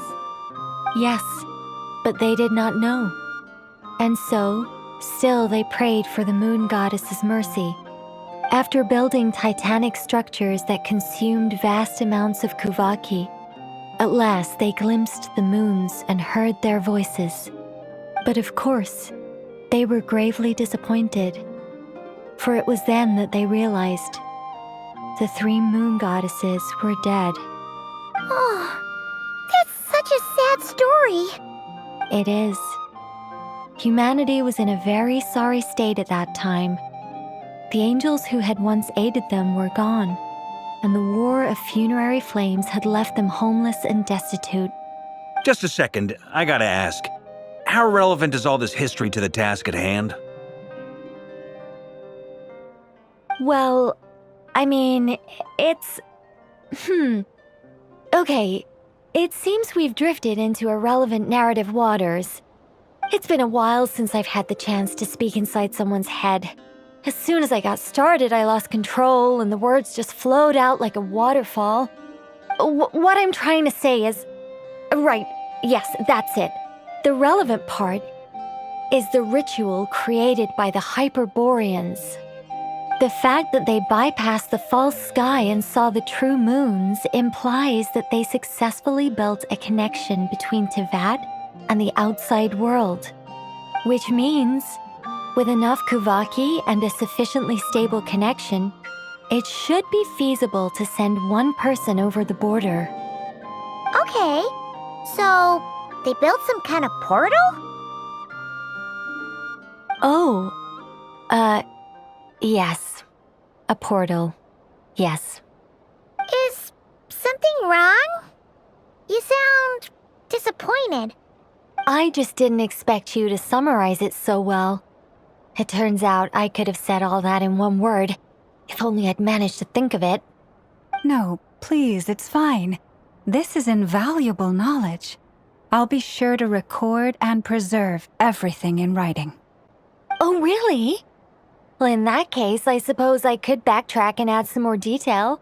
I did gloss over a few things so far. Whoa, time out. Let's summarize what we've got first. The Hyperboreans were the last ones to use this method, right? So we somehow need to find whatever structure they built and make sure there's enough Kuuhenki to power it up.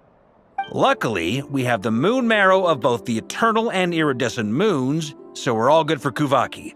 Which means the key issue we need to focus on is finding the place. Am I right so far? Yes. Although I expect the structure is long gone by now. That said, what if we could take advantage of the phantoms to travel back to a time when it still existed? Well, travel back isn't quite accurate.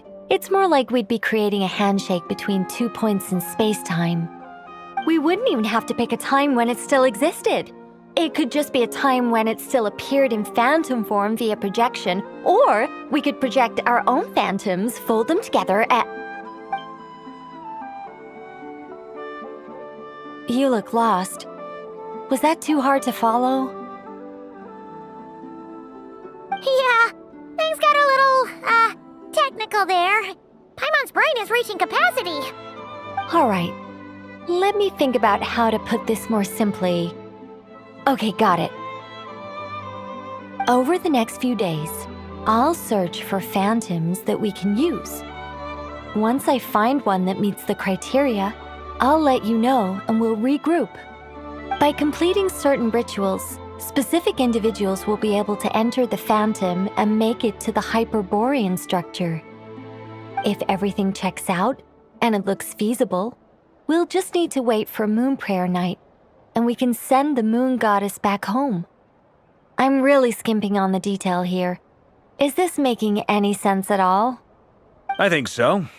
For now, we'll just wait to hear from you. Yes. Basically, yes. Great. Counting on you. In the meantime, we'll focus on finding the moon goddess's name. My name? Are they looking for a way to stop me from disappearing? Excuse me, Miss... Go on, Miss Nicole. This conversation was a little all over the place. I didn't catch your name. I am Lauma, of the Frostmoon Scions. Ah, I did wonder. I noticed that you listened very intently when I spoke about Hyperborea and the moon's history. If you'd be interested, I'd love to visit you this evening and go through it again in greater detail. Also, if you were serious about making a record, it would be too risky to simply write down the raw details as is. I would suggest some tweaks.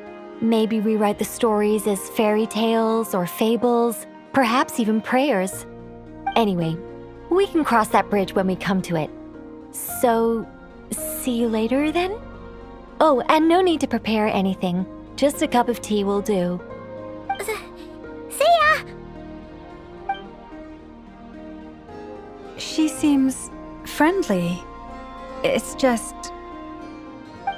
It's so nice to find someone who's actually willing to listen. I've been dying for a chance to finally go through all this systematically from start to finish. Any longer and I'd probably start forgetting it. Now Paimon gets why Alice told us to mind our heads.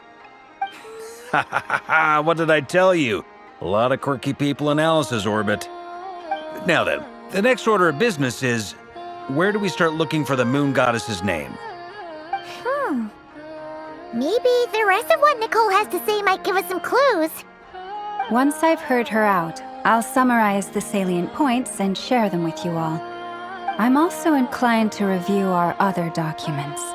Yes, our faith was first established by our Hyperborean ancestors, but many of the more factually accurate records are from after Kuthar's birth. Sounds like we're gonna follow Columbina's journey through Tevat, huh? In that case, we'll start by heading to the Frostmoon Enclave. Sounds like a plan. Take this with you. I'll see about getting in touch with the Fatui. It'll probably just be Arlecchino and Sandrone again. They're the only ones who would want to help. Thank you, Mr. Varka. Ha ha ha ha, don't mention it. Honestly, I'm more comfortable dealing with the Fatui than prying into the details of a young lady's childhood. Catch you later. I should follow them, just in case there's some way that I can help.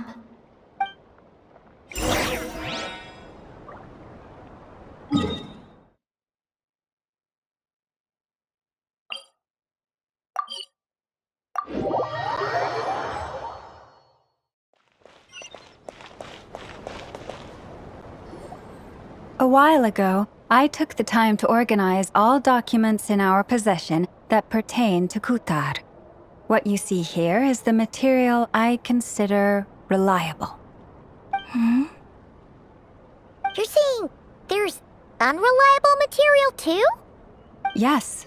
Most of the information we have was transmitted through an oral tradition. Inevitably, some of her stories were mythologized and deified over the years through countless retellings. That's why I organized them into reliable and unreliable. There's no sense seeking answers in history unless we can ensure the veracity of the historical record. Makes sense.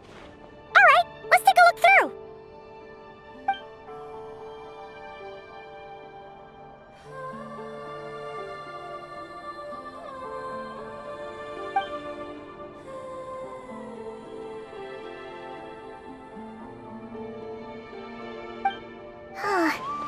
Almost all these records refer to Kutar instead of Columbina. Although neither of those is her real name. Paimon's not sure what point she's trying to make.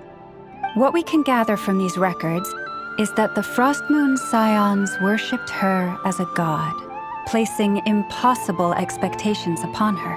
I cannot fault them for their earnest faith, but for all their devotion, worshipping her day in, day out changed nothing. I imagine that none of it resonated with Columbina.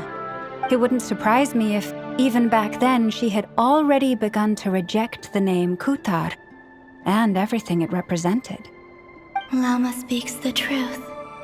When I heard them call upon Kutar with hope and expectation in their voices, they may as well have been calling upon somebody else.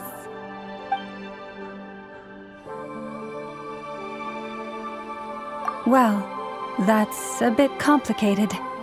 I looked at the level of detail, perceived authenticity, prose style, and how realistic their portrayal of Kutar seemed to be. Amongst the Frostmoon Scions of today, only I know of her existence, and I alone have spoken to her face to face.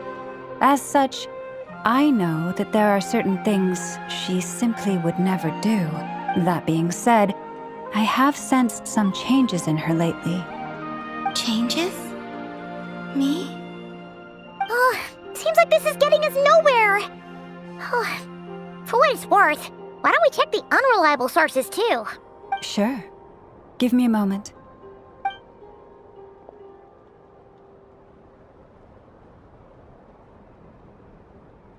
Exerting but a fraction of her divine might, Kutar sheared a great mass from the snow-capped mountain and cast it into the sea, upon whose surface shone the mirror image of the moon. Thus was formed the island of Hisi. Yeah, right. That doesn't even begin to pass the sniff test. The 3 moons are not but lies through and through.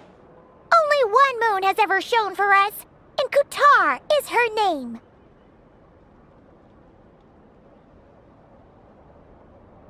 The vast majority of ancient texts are filled with fanciful tales like these.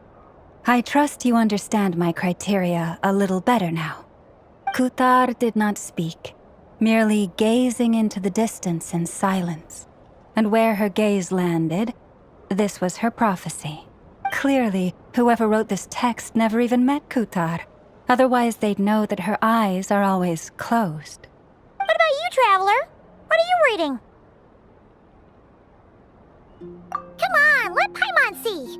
The child wished to build a wooden nest with which to shield a fledgling bird from the cold. But being so young and lacking in strength, the child could not snap the branches from the trees. Kutar was passing by. Upon seeing the child, she summoned forth the Kuuhenki, who built a beautiful nest for the child. I remember that. Not knowing the meaning of Kutar's divine intervention, the child dared not to respond, and thus ran home to call their parents. But Kutar was gone. The moon chanter declared the event a miracle and took the nest as a relic, placing it on high for all to see. The child was named as one favored by the goddess and was greatly respected amongst the people. Yet, no further miracles were bestowed. and this matter was forgotten in but a few years. Huh. Any thoughts after reading that? Yeah. Columbina probably just wanted to join the kid in making nests. Ah. I had originally considered this a fabrication, because Kuthar did not perform any similar actions in subsequent records. But now that I think about it, it does seem like something Columbina would do. It's just that...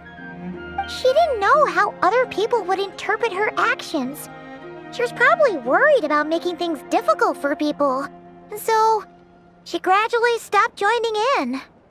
Yes. Oh, that's so sad.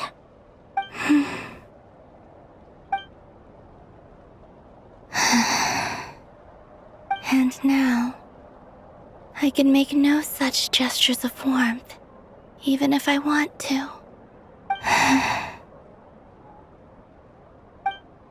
Still no name. That's a bit of a shame. But we did learn some interesting stories. That's gotta count for something. Varka said he was gonna set up a meeting with Arlecchino and Sandrone, right? Let's go back to Nasha Town and see how he's doing.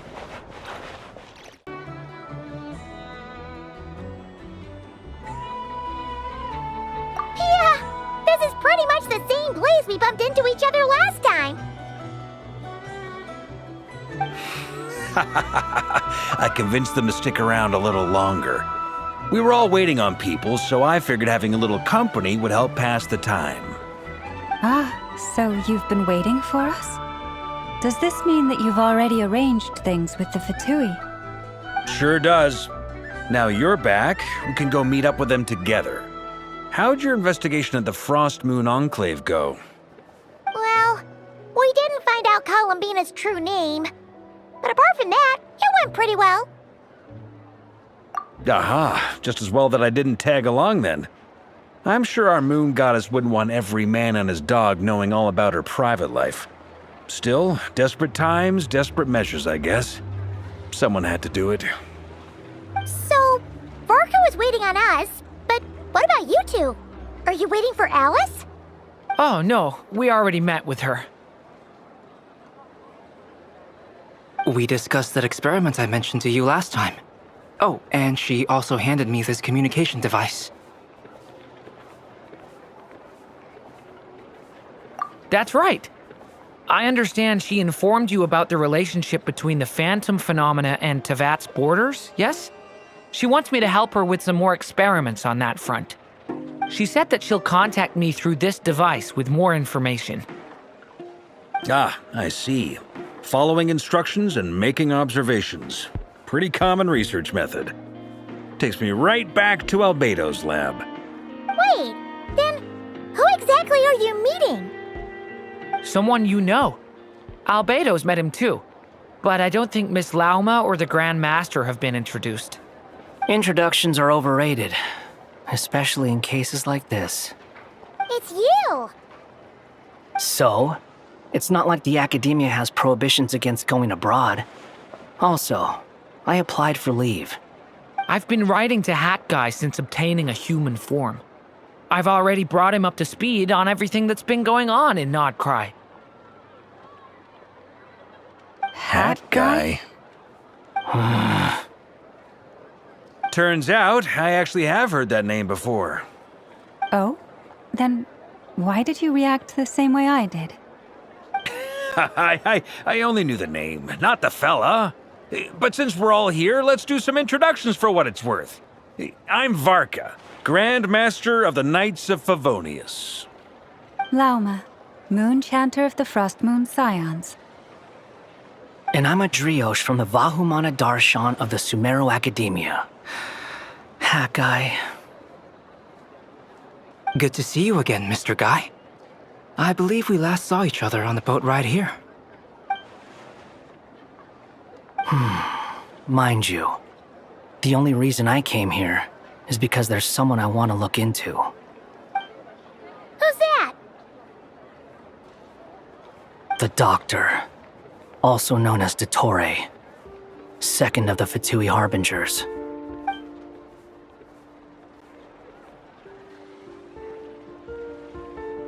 From the tone of your voice, it sounds like there's bad blood between you. I was reviewing our archives and noticed that a lot of information about him was missing. Left a bad taste in my mouth. That's all there is to it. Dottore, or Zondique, as he was then known, once studied at the Academia, but he got kicked out before he could graduate.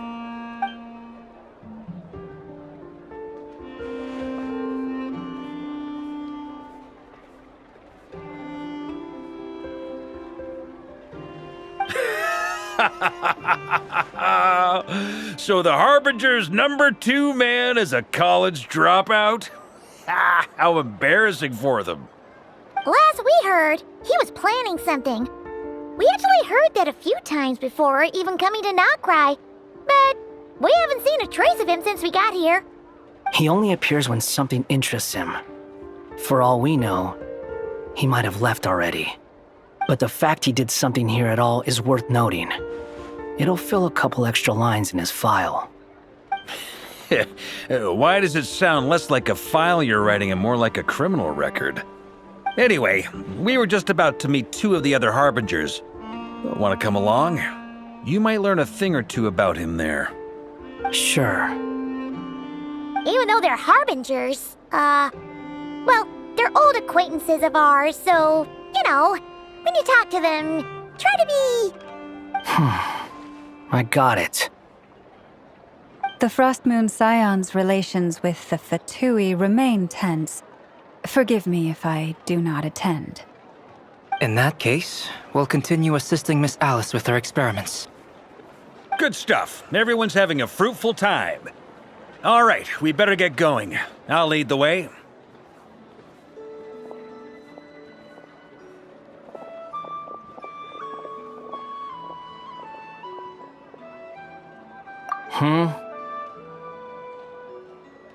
Well, yeah, that's obviously part of it. But I'm not the only one who has a score to settle with him. Neither you, nor Lesser Lord Kusanali, nor I want to see him meddling with things again. What's the hurry? Don't worry. Pigeons always know which way home is.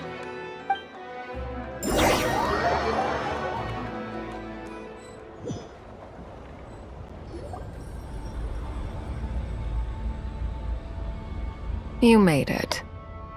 Who is this? A scholar from Sumeru. They call him Hat Guy. He's an old friend of the Travelers. Wait, this is the Academia representative you wrote about? He doesn't exactly look the part. I believe this will prove my identity. You'll notice it bears the seal of the Sanctuary of Surasthana. Well, what do you know? So it does. All right then. My mistake. It's fine. I expected as much. What?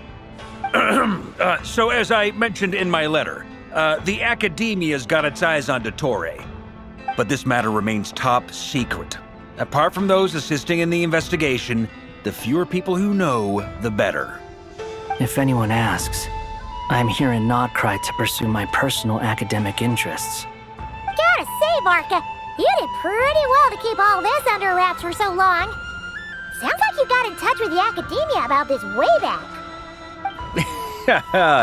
You flatter me.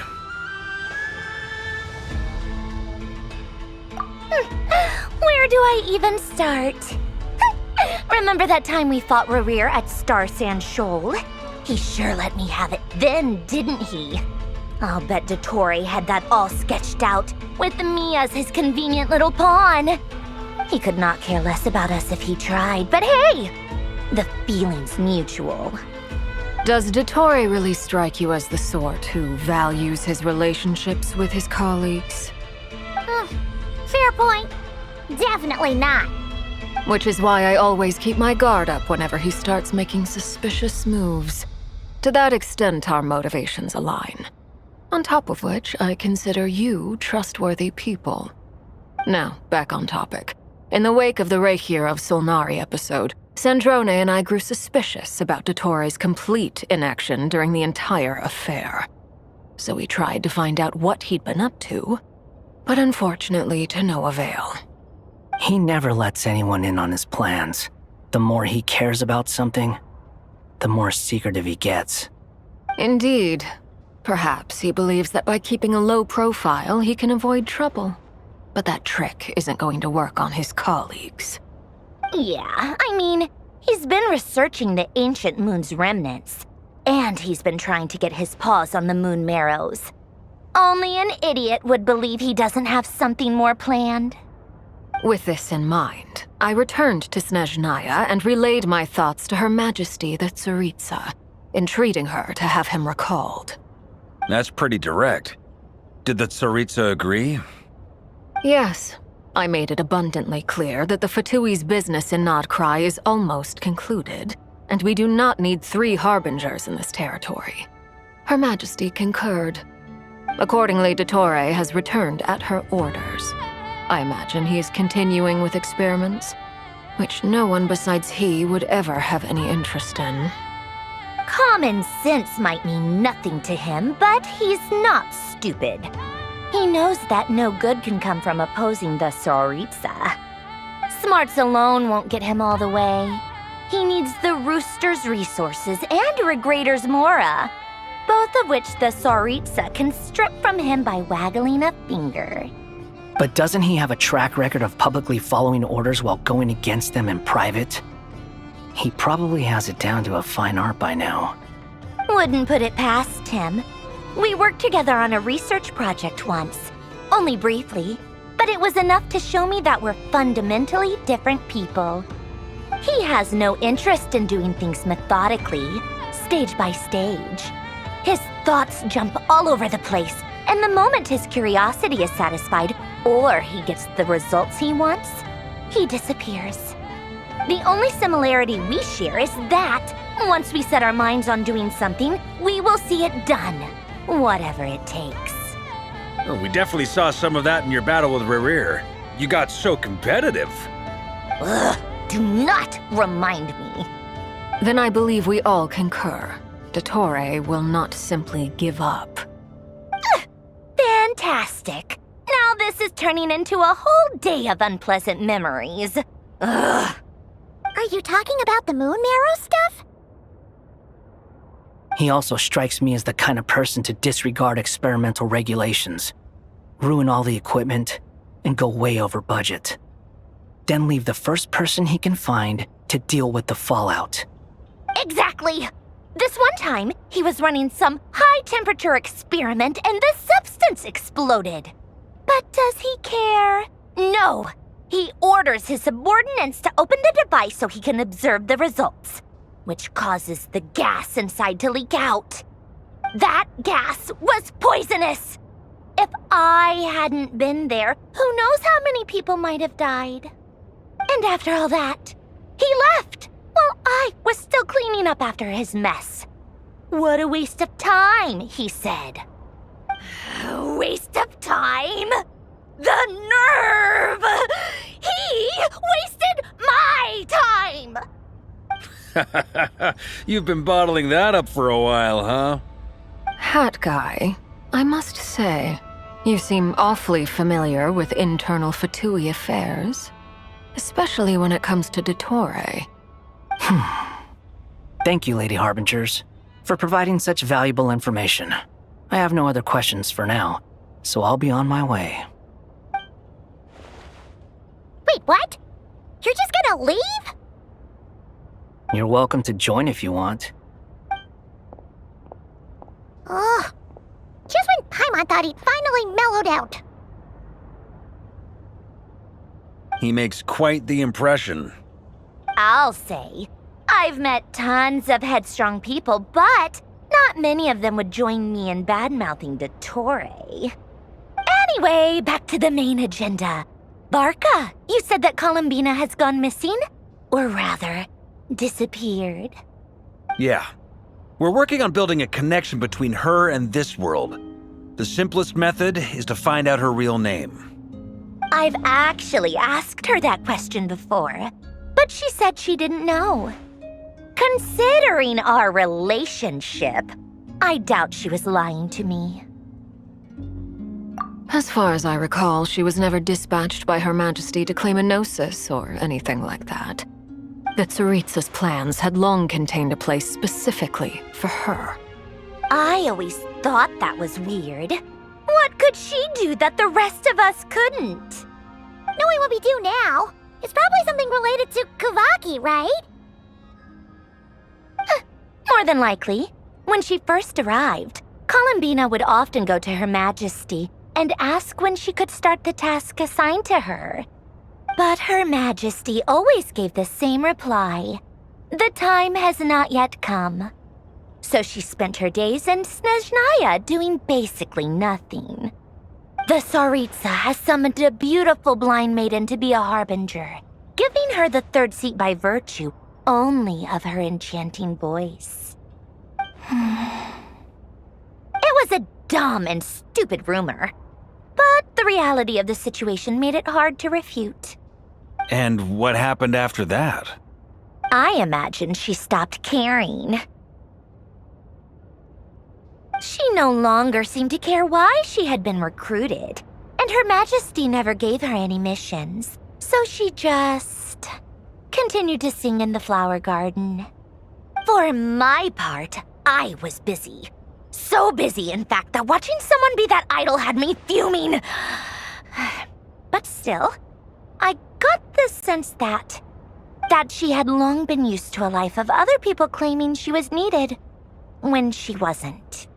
I just felt that having a place to stay would cost me something eventually. And so I waited quietly for the day that I would have to pay the price. And on the other end of that spectrum, you had me. Someone once told me that I had the lousiest work and the toughest luck. That's a good way of putting it. I forget who said it, but those words have always stuck with me.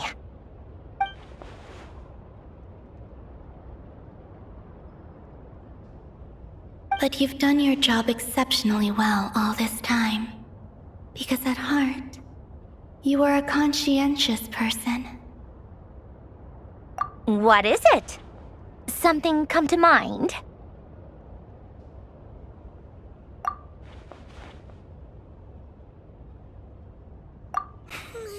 That makes sense.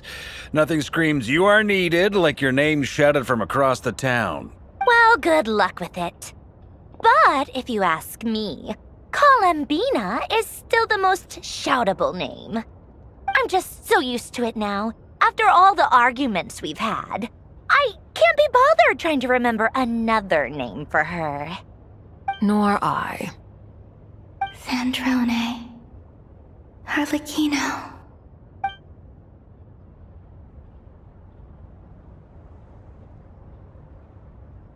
Huh! It's a Sealy! Does that mean Nicole has news for us? Ladies, I thank you for your hospitality. If the chance ever comes up, I definitely owe you both a drink sometime. I'm sure it will. You can make your own way out. Heck, you've been here enough times, you probably know your way around better than I do. Okay, time to do what adventurers do best. Follow that Sealy!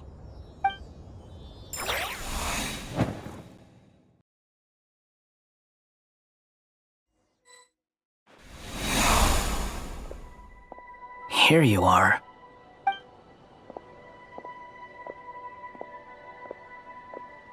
Oh, Hat Guy. How come you're back so soon? Did things go all right with the Fatui? Fine. Dotori's been summoned home by the Tsaritsa. Couldn't get much more than that. How about you? Any progress with the investigation? Unfortunately not. We've tried everything. Different phantoms, different locations, different points in history. But the results are the same each time. Abyssal monsters roaming the land. People crying out in despair, with no hope of being rescued. Every time I see it, I can't help but think, is this what it was like in Mondstadt when Dragonspine Durin attacked? And if I fail in the task I've been given, will I create yet another tragedy? That's just meaningless speculation. When we encountered similar phenomena previously, I tried to interfere with those illusions, using sounds and lights to guide them. However, we could not change their fates. At most, we were able to extend their existences. The events of the past are like fate that has been written into Irminsul. There isn't a living thing in Teyvat that can escape its past. But Miss Alice instructed us to try to find ways to change the outcome that these phantoms face. It's an impossible task. Can't you just refuse? Since she asked us to do this, I feel like it can't truly be impossible. Or if it is, well, mages can make the impossible possible. I could not have been born as Durin otherwise. But you also said that your past 39 attempts were fruitless. That's true. But you're still going. Yes. After this many futile attempts, surely you realize that you're not doing this because you still believe what some mage told you. It's because you want her hypothesis to come true. It's something you wish for deep inside. So, think for yourself about what you want to do. As long as you don't believe it's futile, it isn't. Yeah. Previous experience indicates that we cannot touch the phantoms, which limits the effectiveness of our interventions. If we want to clear this hurdle, we need to break this rule somehow. Same thought here. Following the same rules means repeating the same failures. Reducing ourselves to mere playthings of fate. So you mean we need to figure out a way to make contact with them despite knowing that we can't? Yes, and I suspect that's something only you are capable of. Everything in Teyvat is logged in Irminsul, but the withering that once occurred in Sumeru was a sign that the Great World Tree was being corrupted. This corruption allowed things that should not have existed in Teyvat to appear. This is tantamount to rewriting reality to an extent. You're saying abyssal power might be able to affect those phantoms? No one's ever tried it before. If you're gonna try it, it'll take courage. And you have to be confident that you can control it. Is anyone there? Has anyone seen my daughter? She's missing. I have to find her. I hear someone inside. Spargana? Are you in there? Ah! If I can use my abyssal powers to warn him that there is danger here, maybe it'll change his decision. Maybe he'll stay away. Yes. The important thing is not the nature of the power, but rather how you use it. To intimidate and obstruct. Sounds about right for the Abyss. Well, let me try. I should be able to influence that thing. Have you seen a little girl? What? This isn't the time for that! Just run!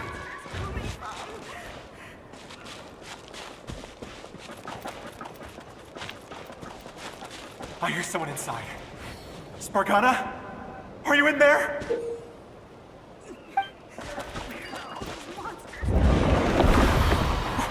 What is this? Looks dangerous. I should get out of here.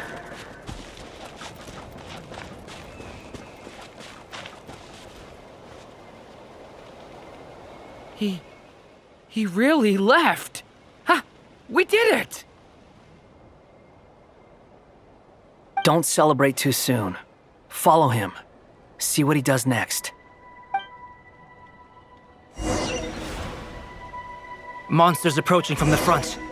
You need to stop them and create an opportunity for him to hide.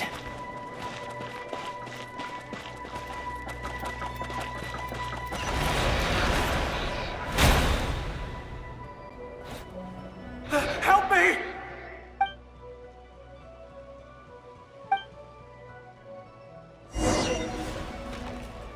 Monsters approaching from the front.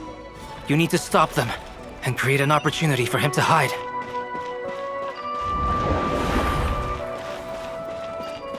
No!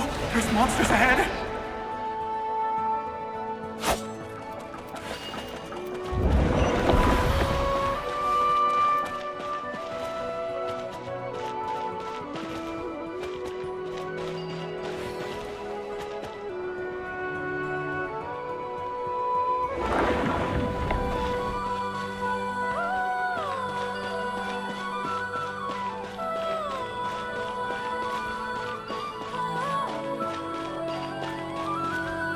Wait, is that the barrier I saw earlier? Why is it appearing now? It's as if someone's controlling it.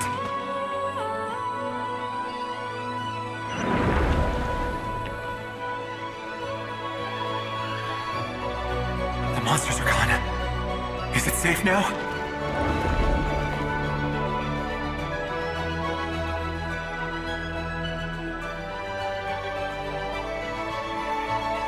The barrier's gone too. How odd. Anyway, I guess I'll keep going. Quickly, let's keep up.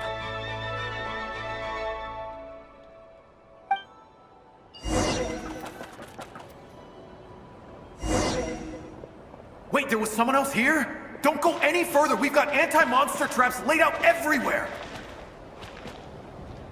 But my daughter must just be up ahead. I have to go. This way's blocked.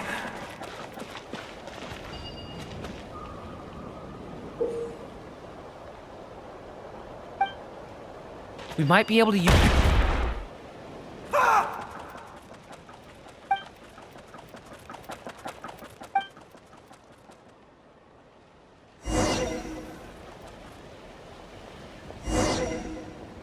Wait, there was someone else here? Don't go any further. We've got anti-monster traps laid out everywhere.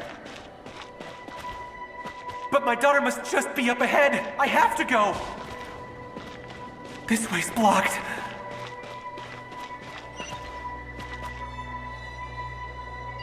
We might be able to use the explosives over there, but we need to take care not to hurt him.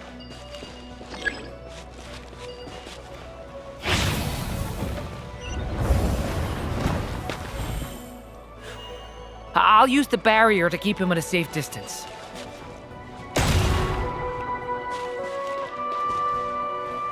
This barrier seems to be helping me somehow.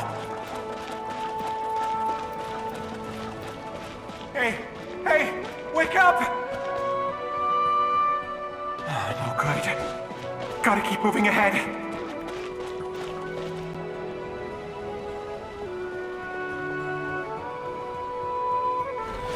So many monsters! There's still a chance, Durin. Use the traps.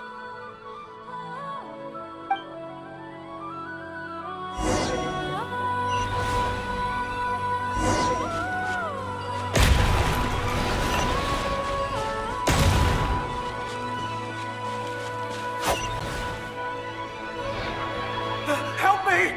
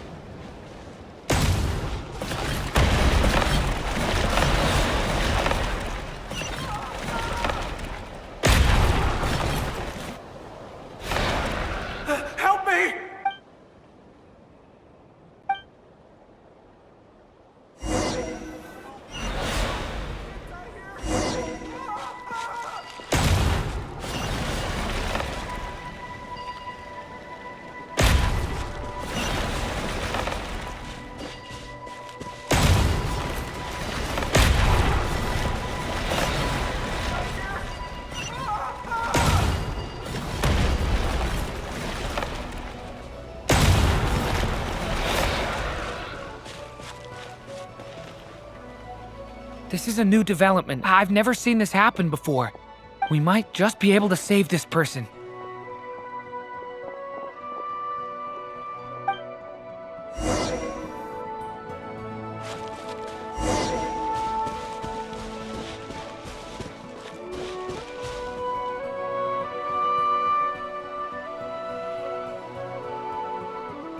Hello there. Have you seen my daughter? Spargana's her name. She's carrying a large backpack. Get out while you still can, you fool. You won't find any survivors here. But I can't just leave her here. She must be so scared right now.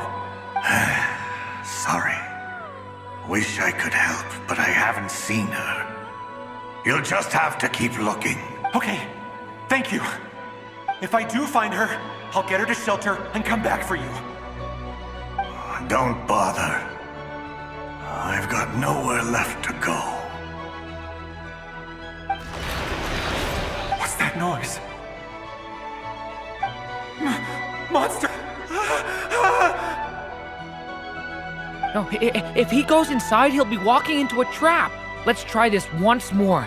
This time, we have to stop him.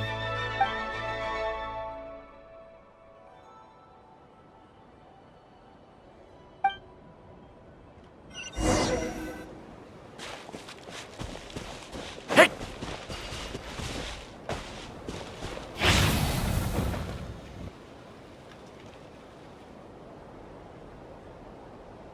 Hello there.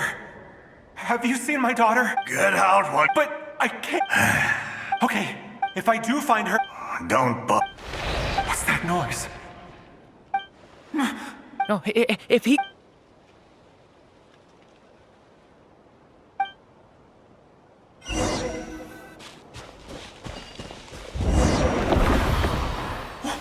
Why?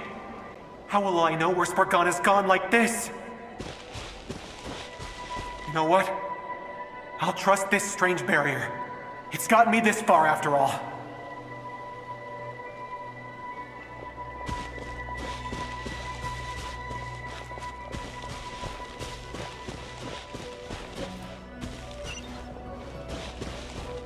Spargana, are you— What? What's this? Hey! Let us out!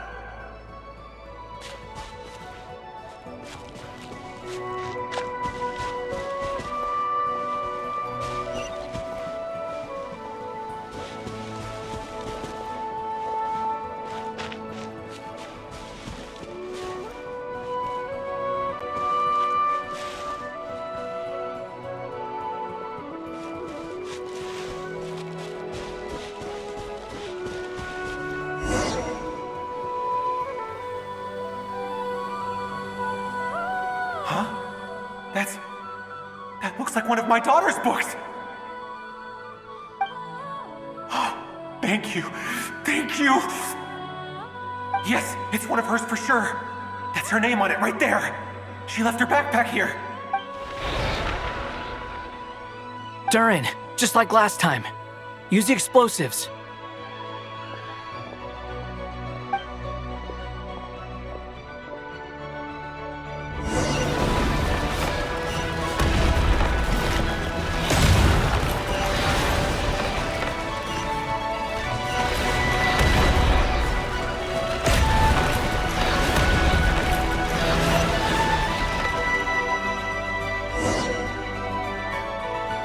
It won't work.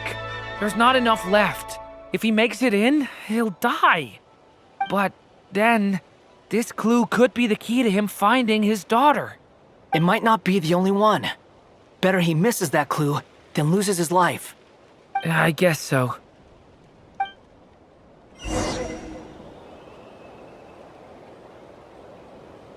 Stop him, Durin. We can't let him get any further in. That's my daughter's book! She's passed this way! Why? Why won't you let me go in? I've searched and searched and searched just for this! But how will I find her without any clues? I no longer have anywhere else to go.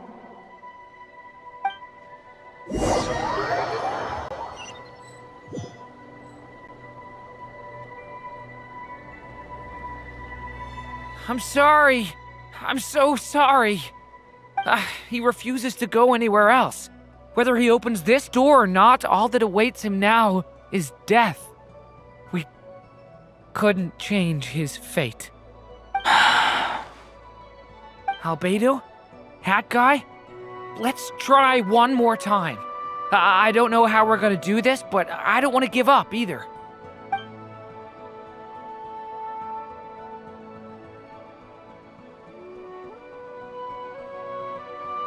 Why am I here?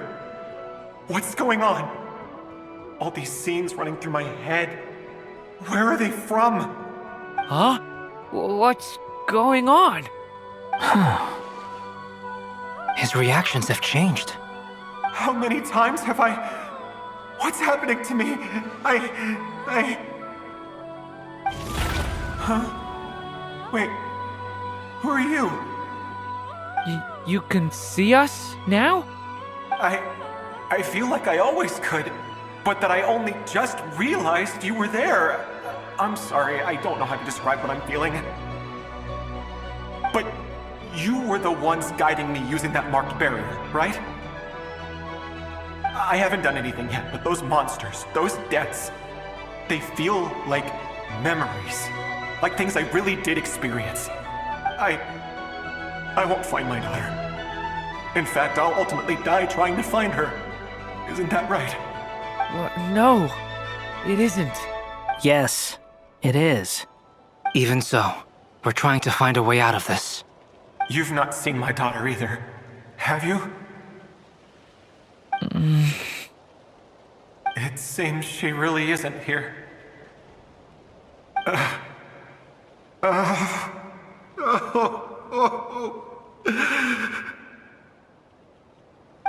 I'm sorry we couldn't help you.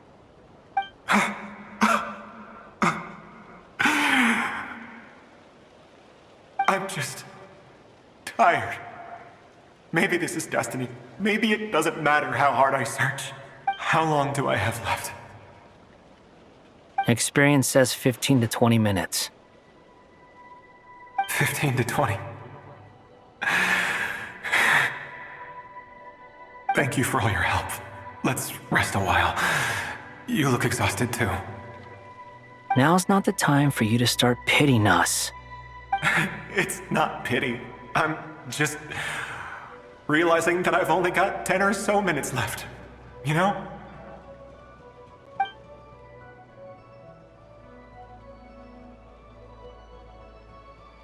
You say you're from Mondstadt, yes? A place with windmills, where people enjoy limitless freedom? And you're from Sumeru, where they've built an academy into a giant tree? Yes. It seems you've never heard of either place. Those names are unknown to me, I'm afraid, yes. Have you heard of Hyperborea?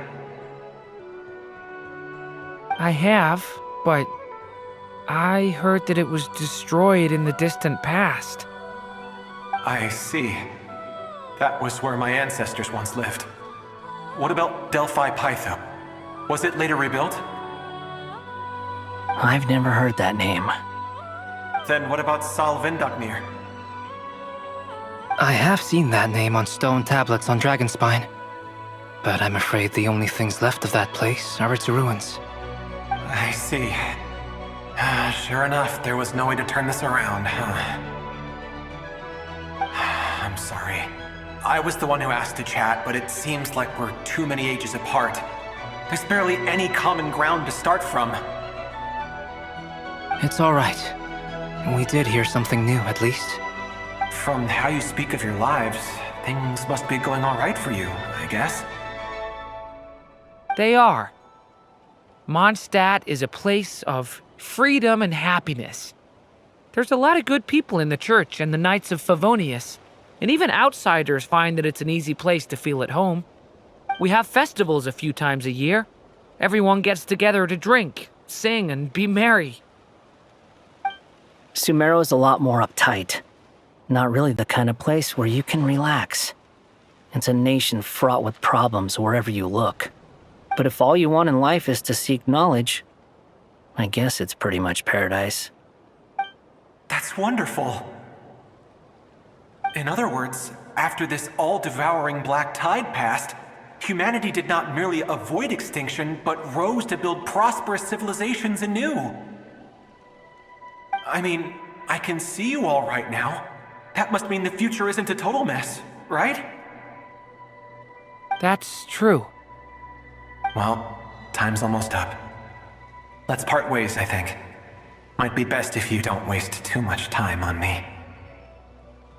The chances are slim, I know, but I'd like to spend these last few minutes looking for Spargana.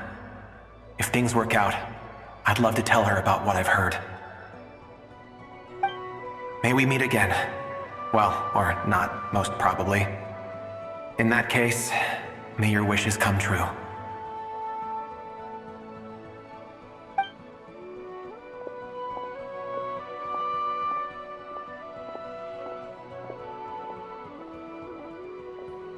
He's gone. In a few minutes, he will meet the end that was his to begin with. The ending of this tale did not change, but I believe that we've just made the most progress we have yet. May your wishes come true. If only it were so simple. Hat Guy, could I ask you a question? You've never talked about your past. It seems complicated, and it weighs heavily on you, too. Would you be willing to tell me about it? I mean, sometimes it's better to get things out in the open. Take that guy we tried to help, for instance. At least he said goodbye with a smile, right?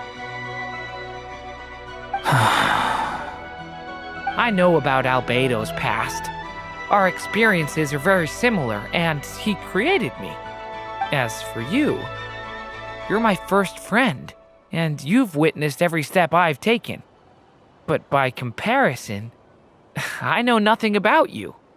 Either way, I mean, we're still best friends. But if I knew more about you, I might understand your thoughts a bit better. I've told you about myself. I'm a student at the academia. And what did you do before that? Prepared for the entrance exam? All right. If you really don't want to talk about it, I won't press you any further. I was a puppet built from the branches of a white tree, using technology left behind by the Conrian schools of mechanical engineering. A white tree? You mean an Irminsul tree? Yes, a branch of Irminsul that was once connected to the main tree. So you had a human creator too? Yeah, but my creator abandoned me after deciding that I was a failure. After that,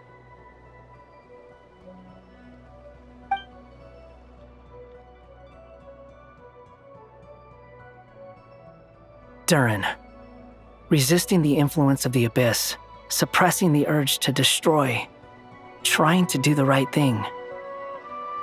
None of these things are easy, but no matter how hard they are, trying to rewrite past wrongs is far harder. You asked me if you would create a new tragedy if you failed. I told you there was no point speculating about that, but the real answer is, yes, you absolutely will. Hat Guy. But at least you've got people here to help steer you away from the wrong path. So, just keep aiming towards the light. I will. I promise. All right, break time's over. Hello, Durin speaking. Hello, friends, it's me. What have you been up to, I'm detecting some unmistakable fluctuations here at the border. The amplitude isn't particularly high, but they're completely different signals from the ones before, and the scale is comparable to those I've detected previously. Alice, we were unable to save that person. However, he appears to have retained a portion of the memories gained through that cycle, and was able to hold a conversation with us. I see. Well, that is rather odd indeed. It definitely merits further attention. Could I trouble you to keep trying the same approach? I need to gather some more data. Counting on you. I should probably have Nicole come and check this out as well.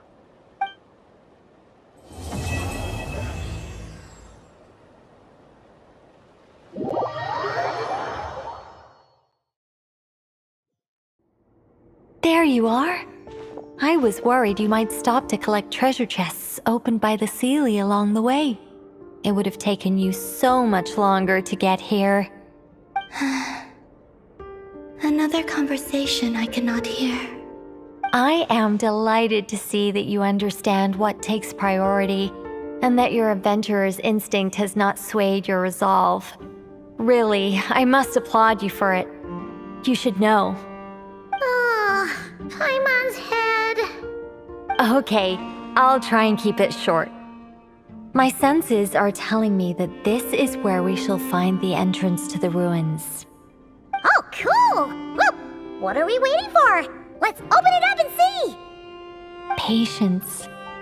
This was a sanctuary of great importance to the Hyperboreans. A special process is required to open the gate. Oh! Like the place that housed the Eternal Moon's marrow?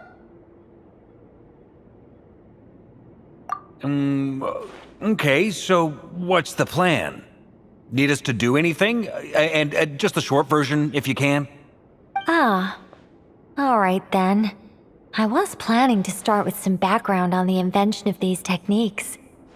Are you sure you don't want to hear it? It's quite informative. Remember what you were saying about priorities? Fine. Simply put, we need 3 human representatives to successfully undergo a process of Kuuhenki resonance.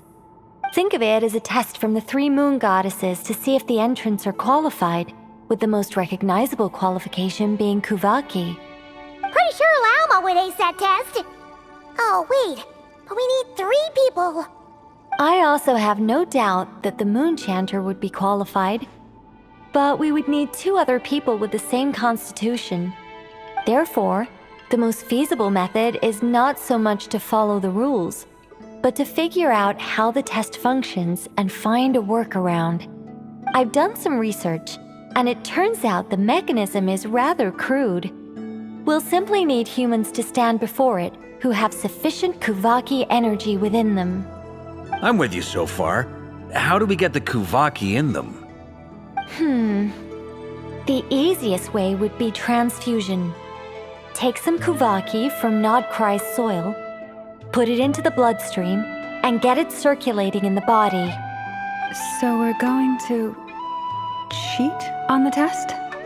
Precisely. There are other methods, but this is the simplest one.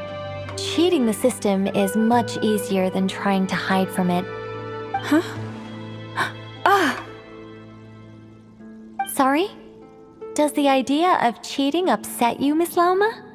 No, that's not it. I suddenly had an idea. Oh, what is it? It's about Moon Prayer Night. I figured out a way for Kuthar to join in the festivities. Huh? But as Paimon said, we need to have our priorities straight. Let's get back to the test. I'll follow up with Nefer on the festival arrangements. Oh, okay. Anyway, is this really the best method we have? A Kuuhenki transfusion sounds dangerous, no matter how you slice it. If you think that's dangerous, wait till you hear the other methods. I'd be more than happy to go through them if you'd like. There are several. No need, we're good. Let's go with this one. Very well. Kuuhenki transfusion it is. Now, I should mention that the risks can be greater or lower depending on individual compatibility. It would be rash to simply infuse the Kuuhenki and hope for the best. If the body rejects it, the reaction can be quite severe. The symptoms are similar to another condition that some people living here suffer from, known as congenital Kuuhenki sensitivity. So, before we execute our plan, I will perform a simple test of my own to see who is compatible and who is not. Once that is done, we will have to complete the resonance process as rapidly as possible. The participants must remain stationary while the Kuuhenki circulates and bonds with them, and they mustn't eat or drink anything. What? No eating or not drinking? That's some hardcore fasting. They'll all be monks by the time they're through. 3 days. Oh, that's so long! And we still need to find 2 more people who are not just compatible, but also willing to volunteer. Fasting? What are they talking about? Really? Don't you want to think this through? Haha, count me in too. 3 days without food? I can handle that.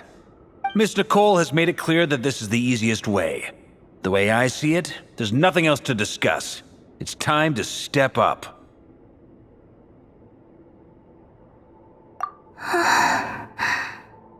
Yeah, you're right. In that case, Paimon volunteers to be Captain of Logistics. She'll keep the fires lit and grab some spare clothes to keep you comfortable. Then we'll start with you first, Traveler. Please step forward.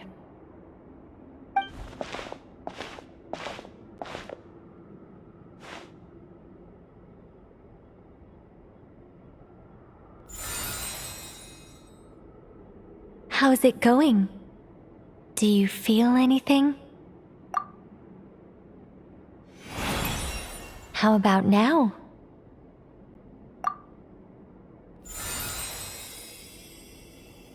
And now?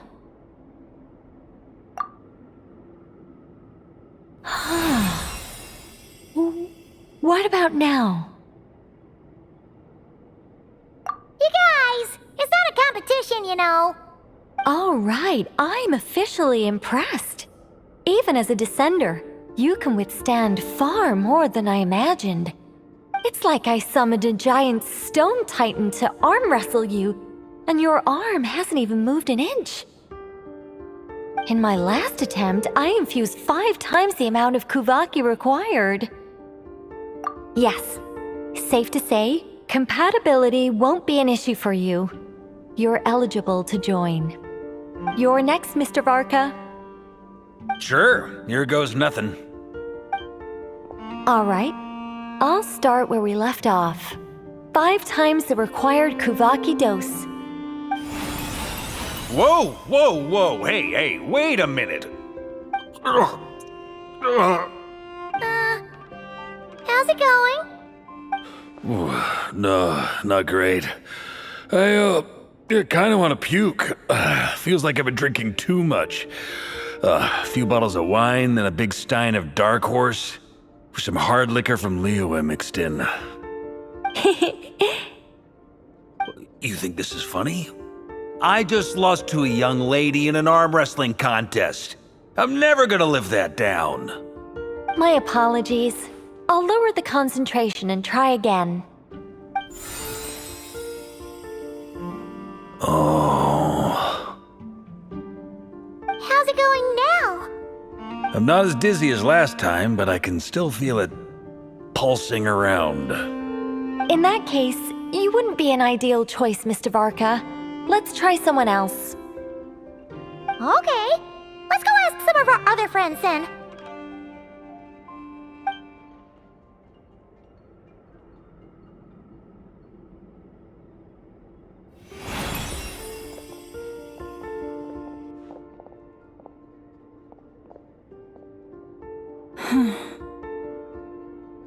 No surprises here, Miss Moonchanter. You're perfectly compatible. You may join.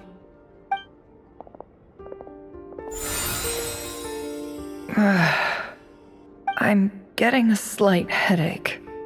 Shame. You were so close.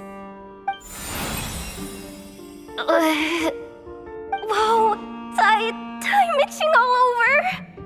Allergic reaction. We can't have that. Huh? Well, are you gonna start a what? The Hexenzirkel is an organization that cares for and protects children. We will not have them do dangerous things. Not even tests.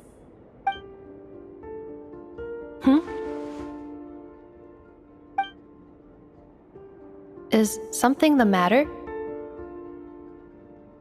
The candidates have to be human. I guess that rules me out too. Huh. Everyone except the Moonchander got beaten. Guess I don't need to feel so bad after all. I mean, looks like this isn't gonna be as easy as we thought. Perhaps I could ask for volunteers among the Frostmoon Scions. I'll see about talking to some trusted Lightkeeper colleagues. Itlua springs to mind. In fact, I think we had some former Frostmoon Scions join our ranks recently.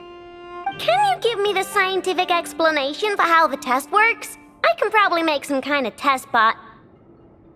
Then we can just zip through Nasha Town, going up to people and pressing a button to check their status. Wouldn't that be way easier? No. Wow! No elaboration for once. How about I contact the Knights of Favonia's garrison in the Wave Chaser plane? Shame that Lohan's already left. And that guy's even tougher than I am. Strange. The moon goddess is clearly revered by many people. So why is she on the brink of disappearing? She mentioned that the world has rejected her from the very beginning. And when we fought the Reikir of Solnari, it seemed like she exhausted her power for our sake. Also, Paimon's not sure revered is the right word for how people feel about her. Gratitude, certainly. For my part, anyway. It's basic reciprocity. She helped us, so she deserves our help in return. Yeah. Even though she looked like she didn't care, she still saved a ton of people, including me. A review of the relevant data leads me to conclude that Miss Columbina is a good person. Yep, you bet! They really think so? I'm super surprised that Columbina isn't her actual name, though. I think it really suits her. It's light and graceful and... yeah, just a really pretty name. I know, right? Unfortunately, that's not our decision to make. Columbina. That was the code name the Fatui gave me. But it also came up in the song I heard when I was born. But... is that really all there is to it? What do I truly think of my own name? Is there anyone left who will still call me by that name?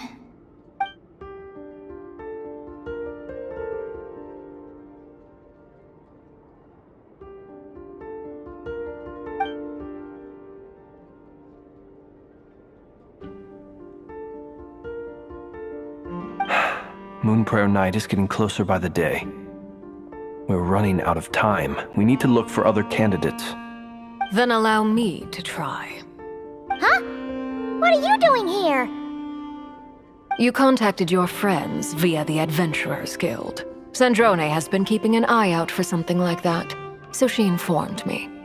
Since I have the ability to accommodate a moon marrow, I should prove to be a suitable candidate. Arlecchino. When can we begin? I see. We can begin right away.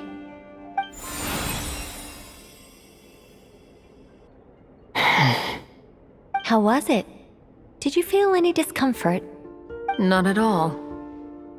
Then it seems we shan't need to look for additional candidates after all. Great! Cool. All right, like Paimon said, the rest of us can take turns making sure the three of them stay warm and comfy. Then, my job is to take care of the caretakers. I will ensure everyone receives food and accommodation. I'm ready as well.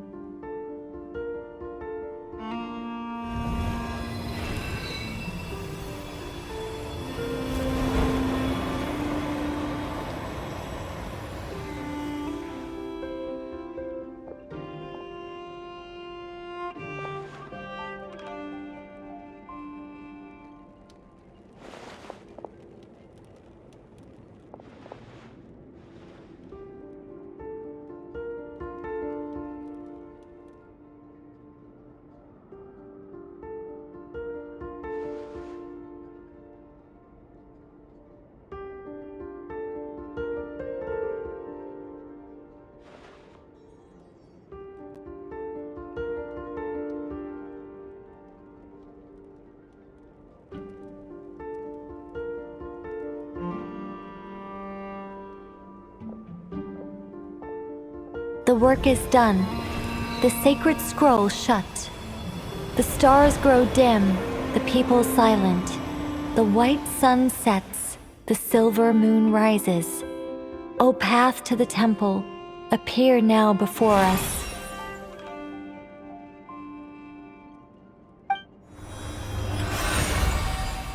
Wow! It really opened! So that's what all this is about. They've been trying to open this gate. Come, let us enter. It might be best to eat something first. Take care to chew properly and swallow slowly. It will give your body time to readjust to the digestion process. They will head in soon. They will need to enter this gate.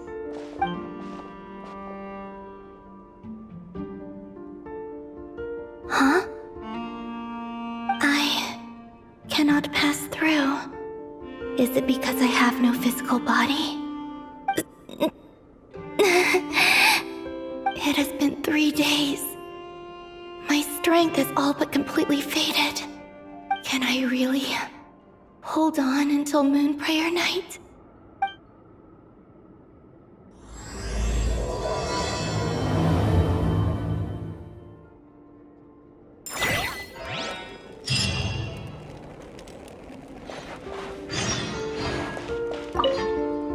It's good to know you're all well. Puts me at ease.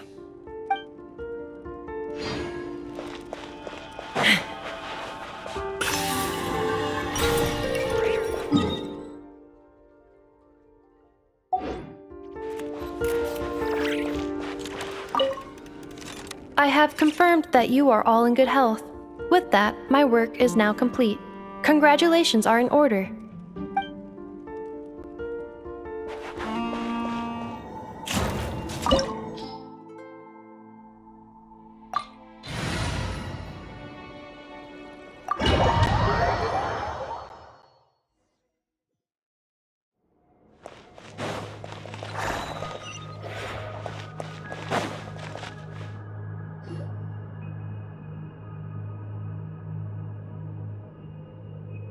Are these people... Judging by their clothes, they appear to be phantom Hyperboreans from the distant past. That could mean they have some clues about the moon goddess's name, right?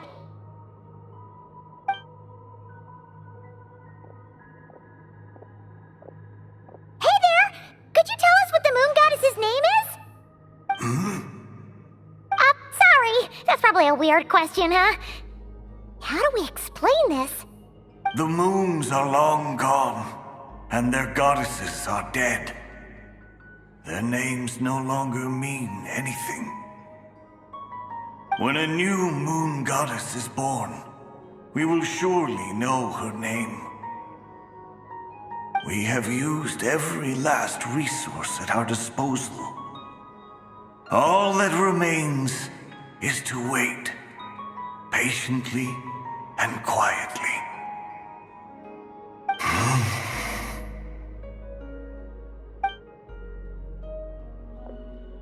Were the people of the past all this devout? It looks like this phantom doesn't intend to converse with us any further. Surely the new moon goddess he speaks of must be Columbina. Alas, Kuthar's birth came long after the age in which he lived. But, maybe if we find a phantom from a more recent age, they might know Columbina's real name. True. Keep an eye out. We should be able to tell which era they're from by the clothes they wear. Yeah, you've been pretty talkative this whole time. What changed? Oh, nothing. I'm fine. You all make good points. When the Hyperboreans speak of moon goddesses, they mean the three from truly ancient times. I can't imagine they would know anything about our current moon goddess. There once was a time when the moon goddesses blessed them greatly and protected them from harm.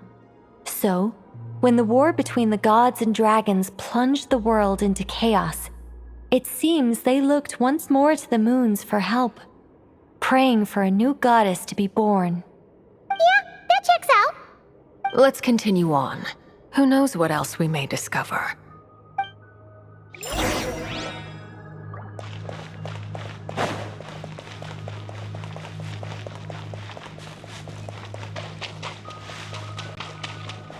There's a door blocking this path! Not a problem. Try this.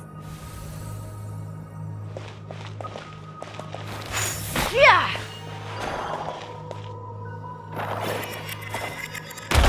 Whoa! How did that door suddenly collapse? This device was maintaining the door's integrity. Remove the core, and the device stops working. Is this our destination? Impressive. More precisely, this is a device that will help us reach our destination. Let's go. We still have a long distance to cover.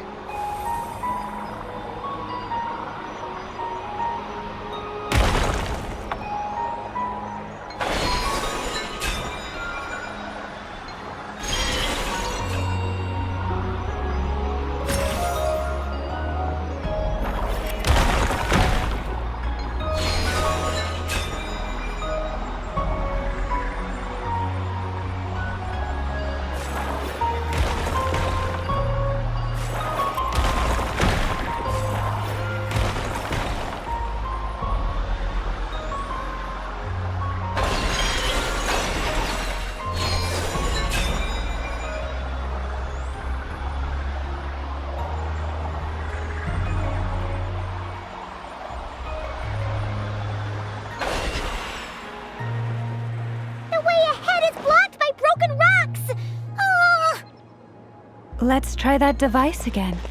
Remember the door from earlier?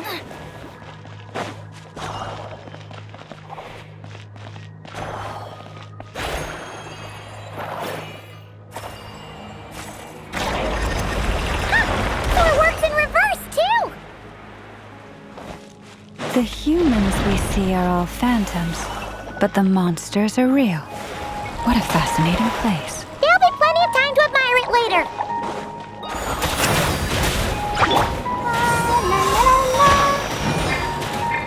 I'll protect us. Close your eyes.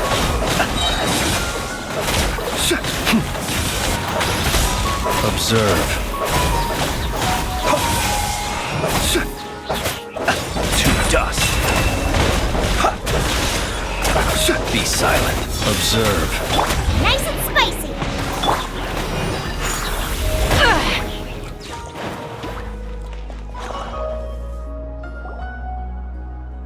Ooh, there's a whole bunch of artwork in here. Seems pretty old. Nicole, this is probably your area of expertise. What do all these paintings mean? Let me see.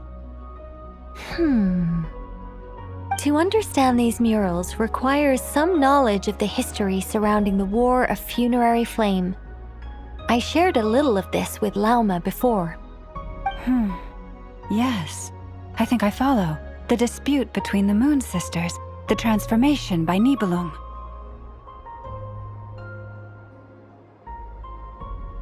Oh no, it's no trouble. I'd be delighted to share the tale again. Alright then. Tevat's 3 moons and their goddesses were brought into being by the will of Nibelung, the then ruler of Tevat.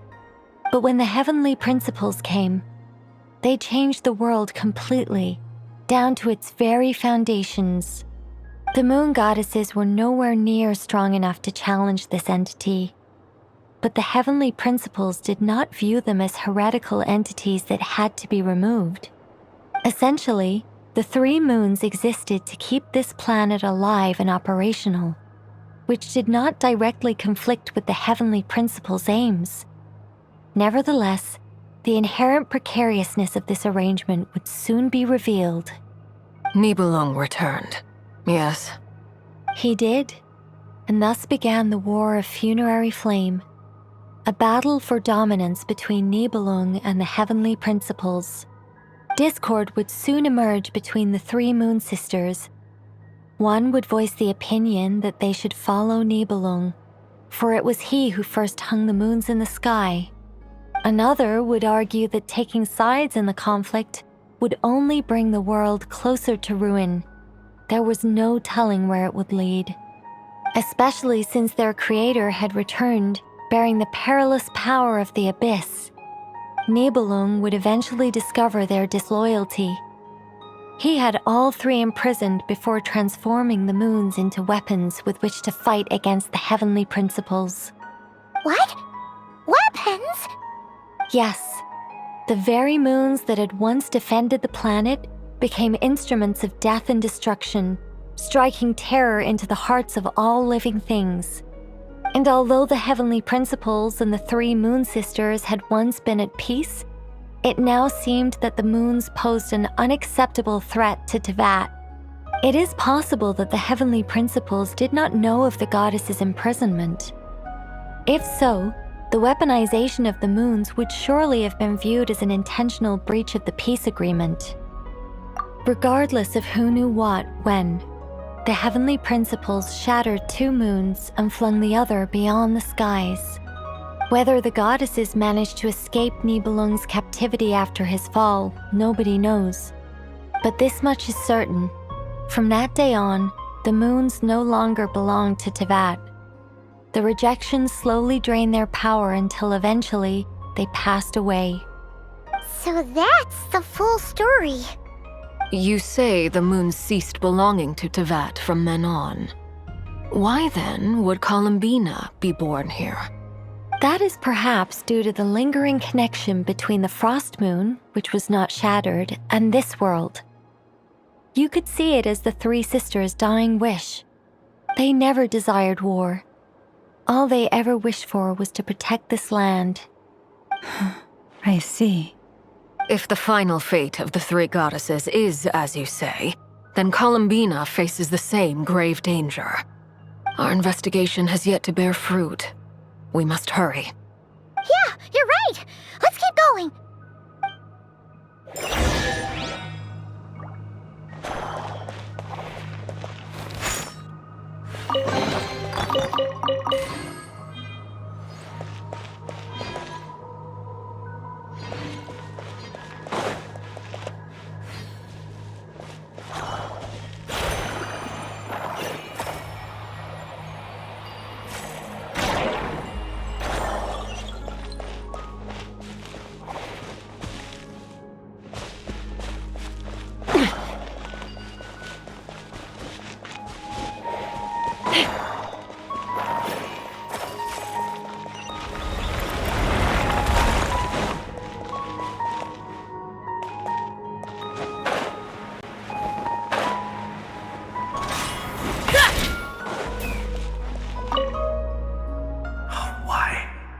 Why do the creators of this world no longer show mercy upon their people? Remember his words. We must change our fate with our own hands.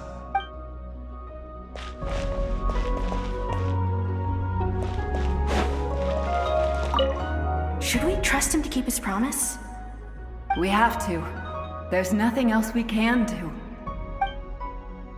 Wait, that's odd. Who is he? Is something wrong? No, not really. It's just that over 30 possibilities emerged in my head, so I can't be sure who he is. It's been too long. My memory isn't as sharp as it once was. Okay. 30! Wow! Impressive!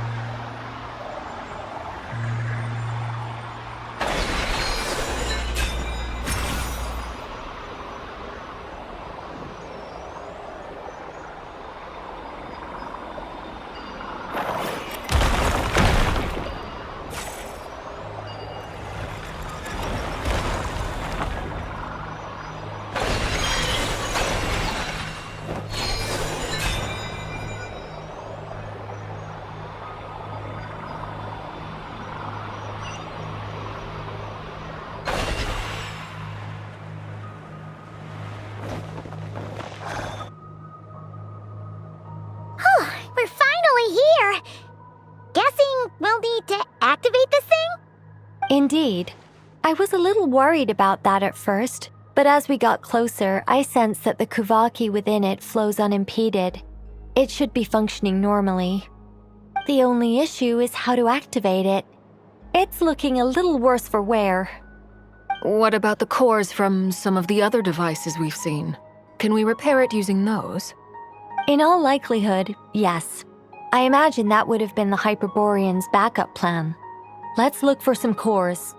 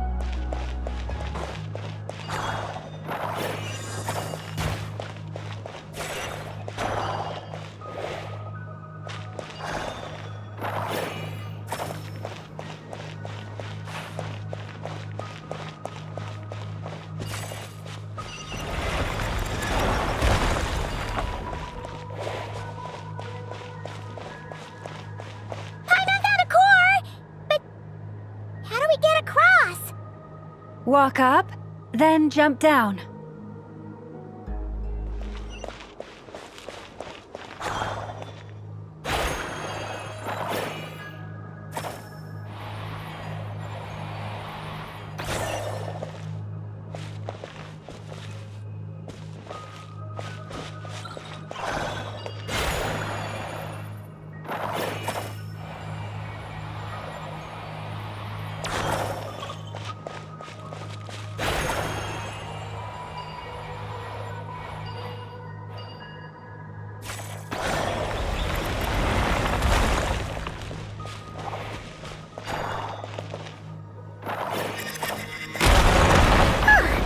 Enough cores.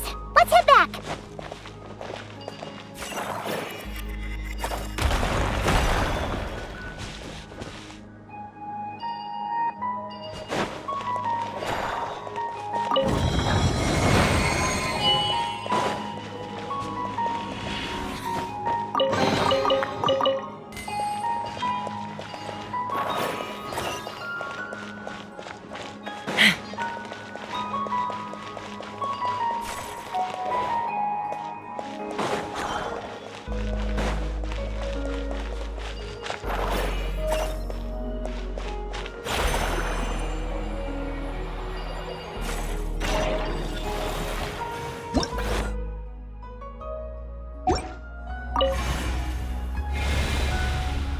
The device is up and running. It's hard to believe that the ancients were capable of constructing such things. Paimon sees our destination! It's right up ahead! Yes, let's go.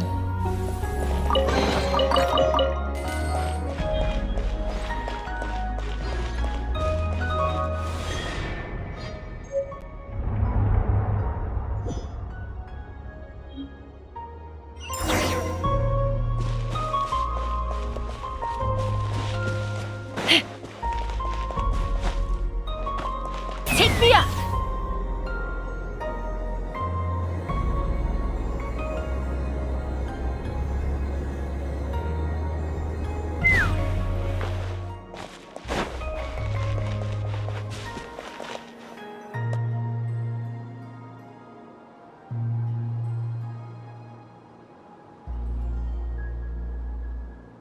This is where the people of Hyperborea communicated with the moons.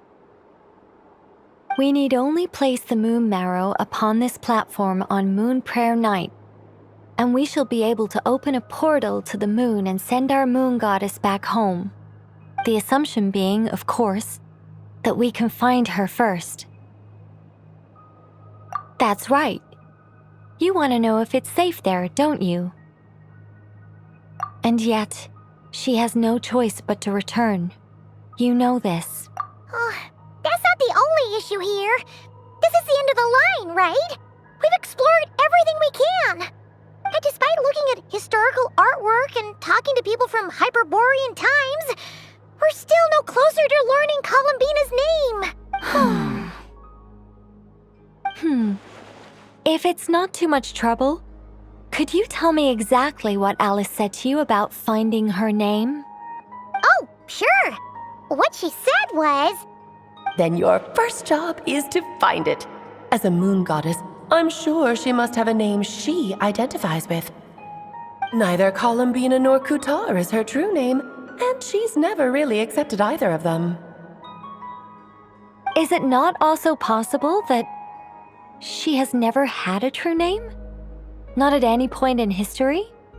That would be a hard pill to swallow. But at this point, we may have to accept that that is the truth. No one knows how she came into being, and she certainly doesn't have parents in any sense that we're aware of. Perhaps she was never granted a name at all. But does that mean there's no way to get Columbina back? She's just gonna disappear and there's nothing we can do about it? Huh? Wait, why all this pessimism? Was it the way I phrased this question? You all seem to be taking this in completely the wrong way.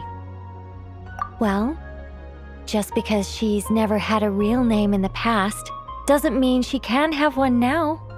What? Think about what Alice said again. She never once said that you'd have to find a new name, did she? Are you saying what I think you're saying? Yes. Names are anchors that connect us to the world. If she doesn't have one already, then all we have to do is create one, no? It's like... yes. Traveler, when you first arrived in Teyvat, do you think you would have turned around if someone behind you shouted, "Hey, Tumaini"? But what about now? I understand what you mean. Life is a long journey. Even the friends and family by our side can change over time. When people call you by different names, what matters isn't so much the words themselves, but what they symbolize. And of course, whether that resonates with you. Ether. So, close your eyes and picture the moon goddess in your mind. If you were to call out to her in this moment, what would you say?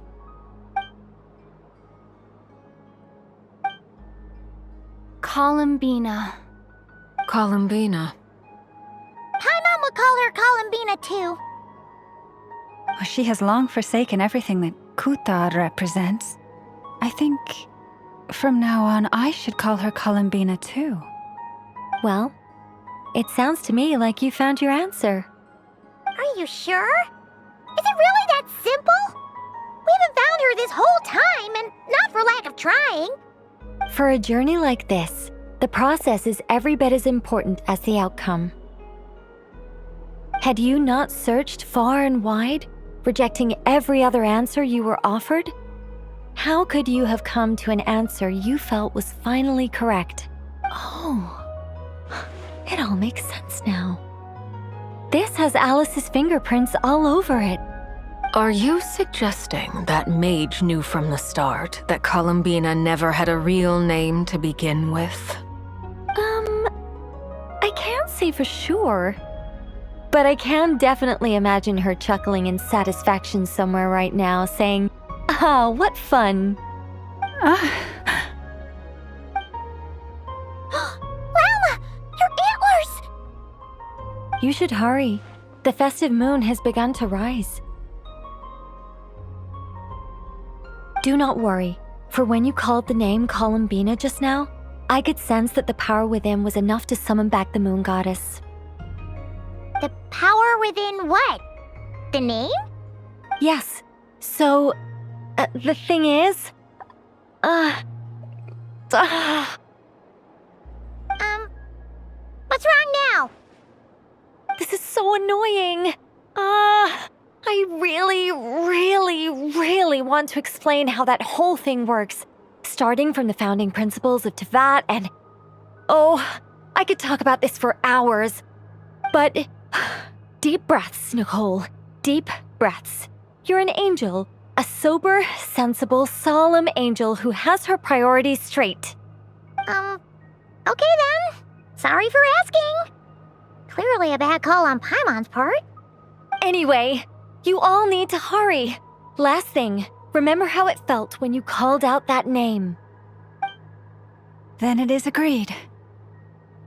By the name Columbina, we shall find her. Then we'll throw her the best Moon Prayer Night party ever! And at last, we will send her home.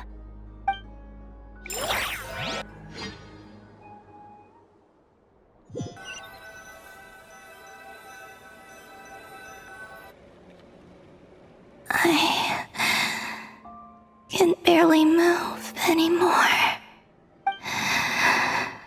My consciousness is fading away. Have they come back out? I'd love to see them one more time.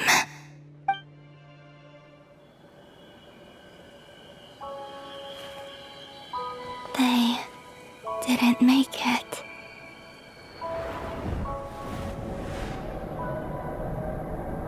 Could you tell me your name? My name is... Columbina!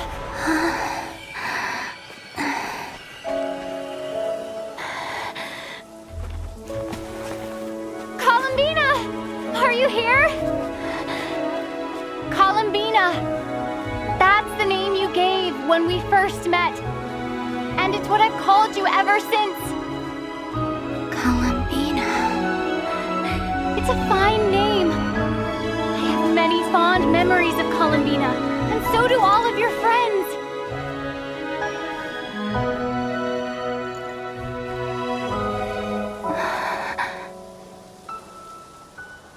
If you like this name,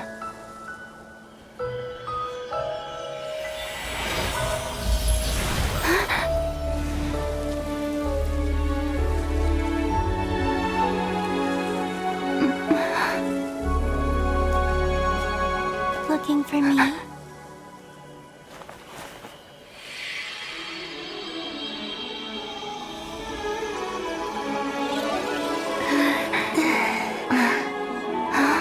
I like it. You can carry on using it. My name is Columbina Hyposelenia.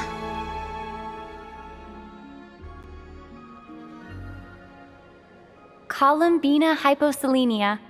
That's a wonderful name. I never thought that Columbina would become my real name. But after I met you and my other friends, the things that this name stood for slowly began to change. It went from being a Fatui code name to something my friends call me.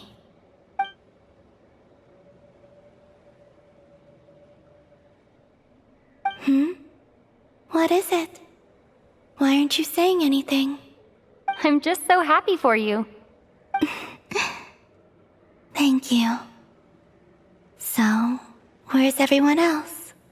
We can go and meet them very soon. Everyone went to different places to try calling your name. Great. I'd like to thank them as well. Everyone's done so much for me. Searching for my name, entering those ancient ruins. Huh? Wait, so you were... Yes, I was there. Not physically, but my consciousness was still holding on. I followed you the whole way. Starting from when? You turned around and called out my name while you were in Nasha Town. Do you remember?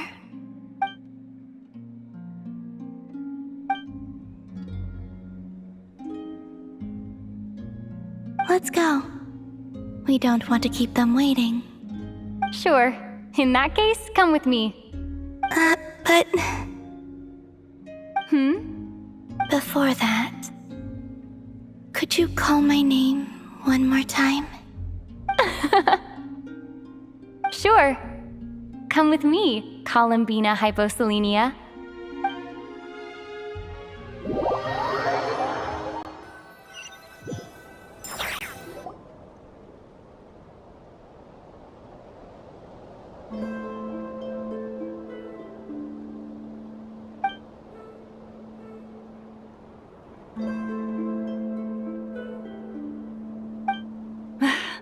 Columbina! Oh, this truly is wonderful. Llama, I can't breathe. Ha ha! Just in time for Moon Prayer Night! It's good to have you back, Miss Columbina. Yeah, we were worried sick. Thank you, my friends. With your help, I now have a name that belongs to me. Columbina Hyposelenia. Where's the second half from? You added it yourself? That's right. It means... Born beneath the moon. Yes. And by extension, it can also mean born beneath this world. A fine name. Now, as much as it pains me to interrupt this beautiful reunion, I feel obliged to remind you that the Moon Prayer Night celebrations in Nasha Town have already begun. Don't you want to enjoy the festivities? There's so much to see and do. And some of the ambient lighting and entertainments were sponsored by the kind souls in the Hexenzirkel. Nicole? Why have you turned into Dodoco? So you're Miss Nicole. Thank you for helping us, and for helping me find my name. It's nice to finally hear your voice. You're quite welcome. Guiding lost people to hidden treasure is what we Seelie do. And if you ask me, spiritual treasures are far more precious than material ones. Chests are all well and good, but this was what it's all about. Ah, so satisfying. Anyway, I had to go help Alice. It seems like she ran into some trouble. That's why I couldn't be here in person. But don't worry, we're with you in spirit. We'll be celebrating right along with you. Keep an eye out for the Hexenzirkel's festive stalls in Nasha Town. I think you'll like what we came up with. Alice said she even managed to rope B in this time. The Frostmoon Scions have also prepared various attractions. I believe Aino and Nefer and their crew are setting things up as we speak. On that note, Nefer, about that request I made. It's all in hand. Jahoda is on site to ensure that everything goes off without a hitch. Wonderful. In that case, Traveler? Huh? Come on, Columbina. It's time to celebrate the best Moon Prayer Night ever.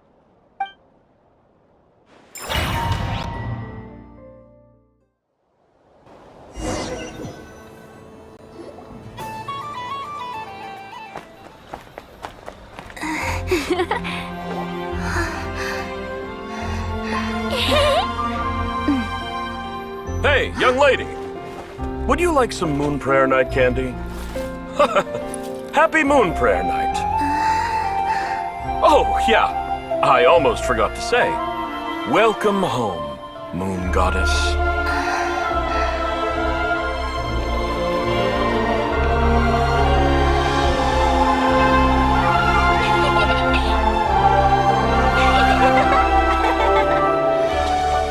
Welcome home, Moon Goddess. Welcome home, Moon Goddess. Welcome home, Moon Goddess. Turning Nasha Town into her home is a festive gift. A rather brilliant idea. Perhaps this is what Nod-Krai, Columbina's home, should have been like all along.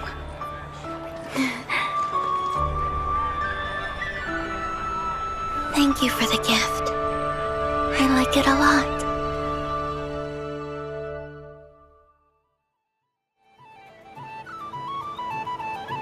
This feels like the surprise of my life. I do. I never imagined I'd ever get to enjoy Moon Prayer Night with everyone so freely.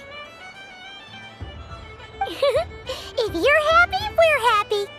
Quite a strategy you came up with. Hide the tree in the forest. It's not your usual style, Lauma. Is there something about Moon Prayer Night that enhances what's in your head as well as the antlers on top? Apparently so. It even inspired a perennial penny pincher to use their resources for a greater cause. It truly is a magical festival.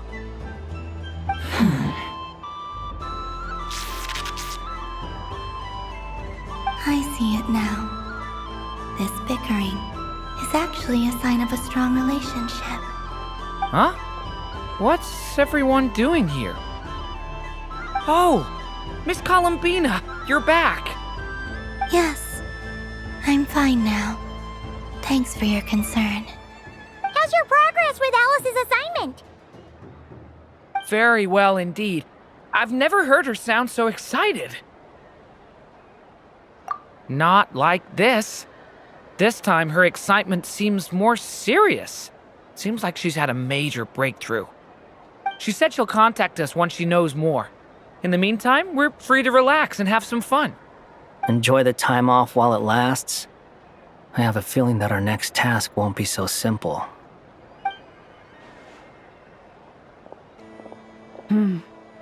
I should go. I still have a few things to attend to at the Frostmoon Scions stall. And I think I'll take a look around. With any luck, this once-in-a-year festival will come with once-in-a-year opportunities. Hold up a second. Where's Varka? I believe he made a beeline for the flagship the moment he entered Nasha Town. Ah, that's Mondstadters for you. They know what they want when festivals roll around. Goodbye for now, Columbina. I hope you have a wonderful night. I will.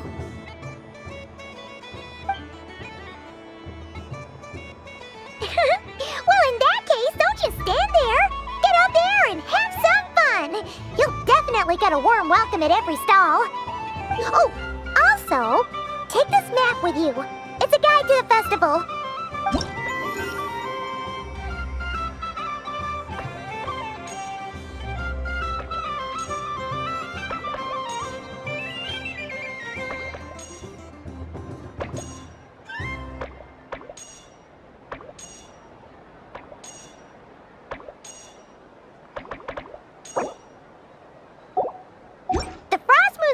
Stall is over here. Lauma's invited a whole bunch of cute animals to celebrate too. Over there is the Hexenzirkel section. Alice seemed more excited than anyone about this festival, so she insisted on making it a grand affair. Oh, and then there's the Nasha Town local specialties, including... Actually, forget that. Better if you go check them out for yourself. Thank you. It looks like a lot of fun. You're not coming with me? We'll be around, but don't Don't you want to browse by yourself for a bit first? Yep.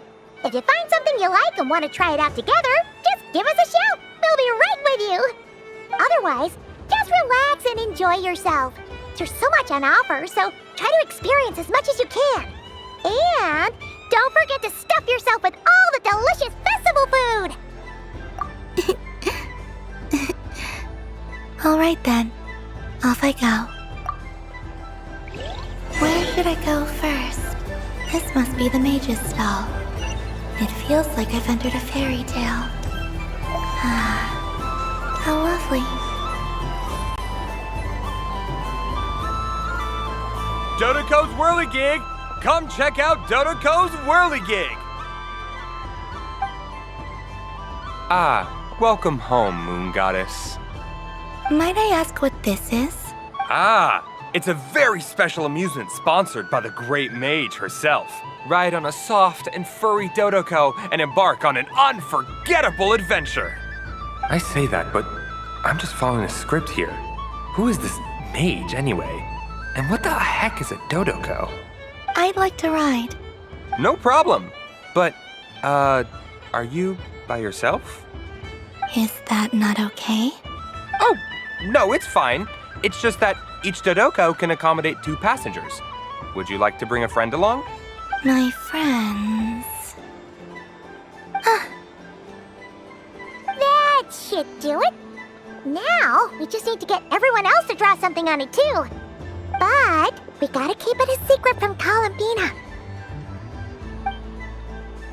Traveler?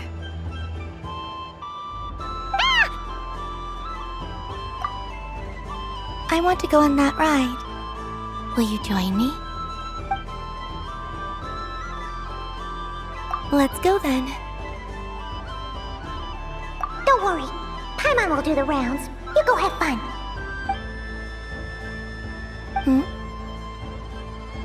All right. I think we have to wait in line over there. Please take your seats. For safety reasons, you mustn't try to leave the ride before it comes to a complete stop. All right, you're all set. I wish you both a wonderful journey.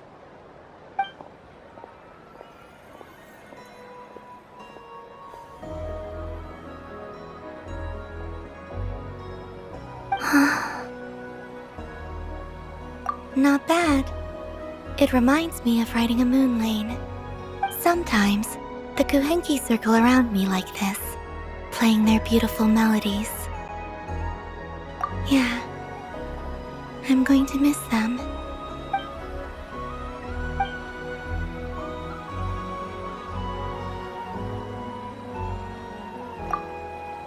It does.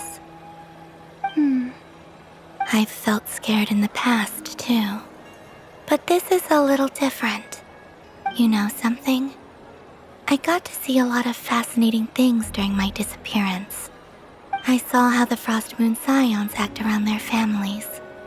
So different than how they used to act in my presence. And I also saw how they interact with their friends.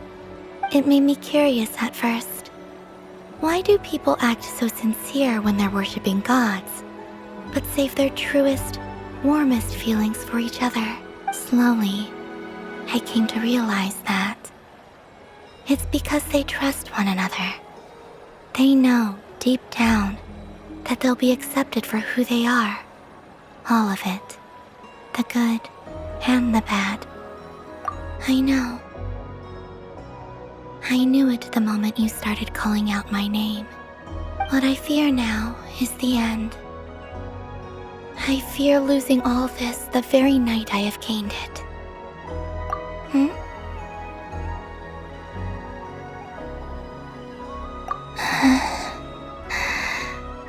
Thank you for this conversation. Thank you for listening to me. Don't worry. This fear I have, and the unknown that awaits me, they cannot hurt me. Not when I possess a treasure far greater. I just want you to remember this version of me, the real me, on this final night together. Dear passengers, Dodoco's awesome adventure has come to a close. Please leave in an orderly fashion, and we look forward to seeing you again in the future. Don't want the journey to end, huh? Don't worry, you two. There's always another adventure waiting just around the corner.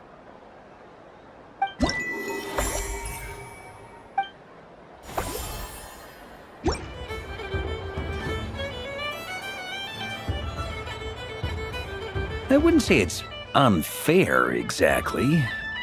I mean, your voice goes right into people's heads. How would you explain that to the kids? You can't just explain it away as magic. Is something the matter?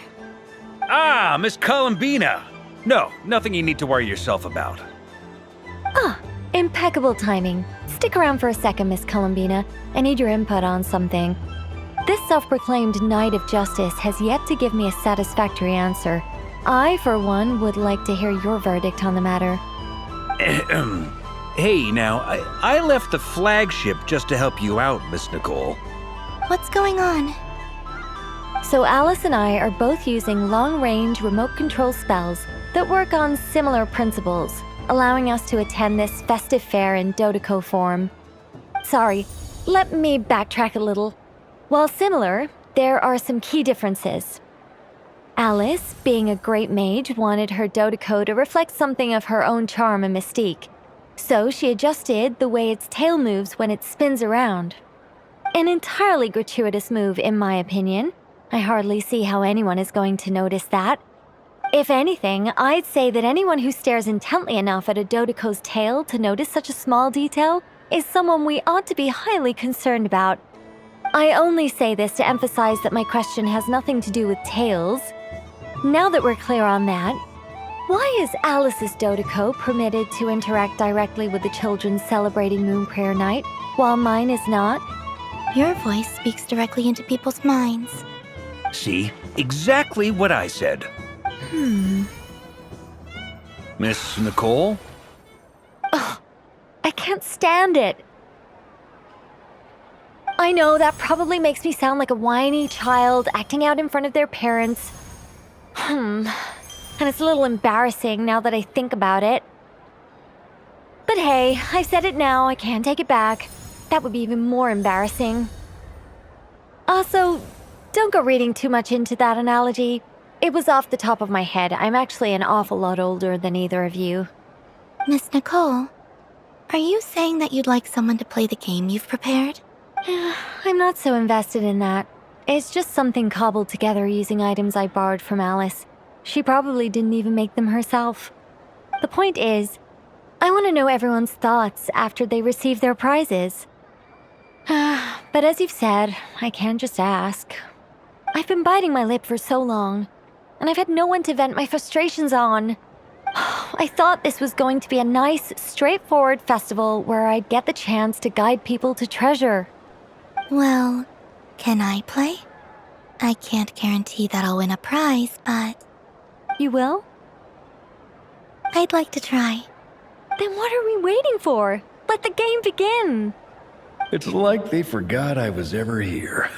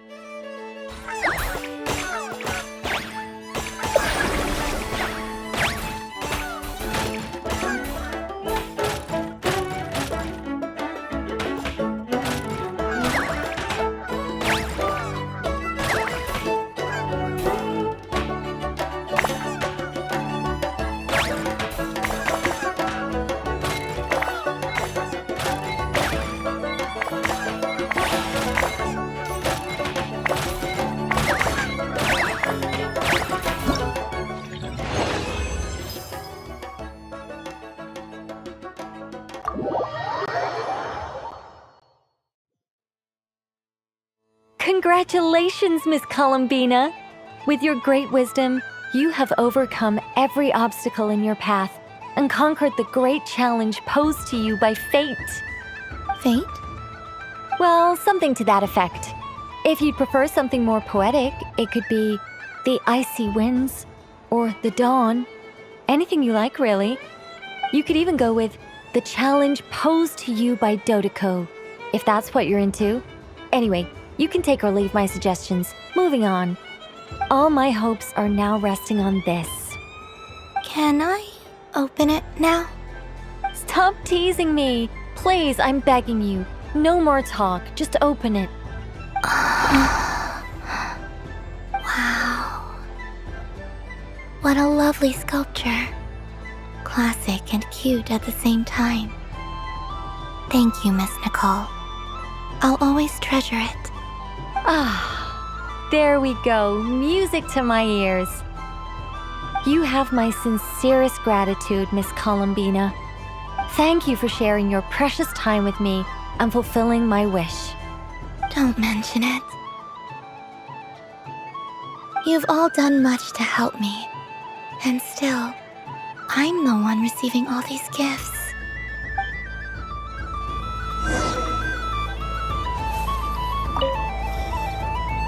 A soft and furry creature that bounces and jumps. Welcome home, Moon Goddess. This one talks, too. Allow me to introduce myself. I am a Dodoco from a distant archipelago, the most mischievous of all my Dodo brothers and Dodo sisters. When the going got tough, I powered through, and when I met obstacles, I boomed them away. That sounds like a lot of fun. Doesn't it just? Oh, but then the trouble started. Recently, I found a lovely beach, the same beautiful jelly color as my hometown, and so I dove in to have a look.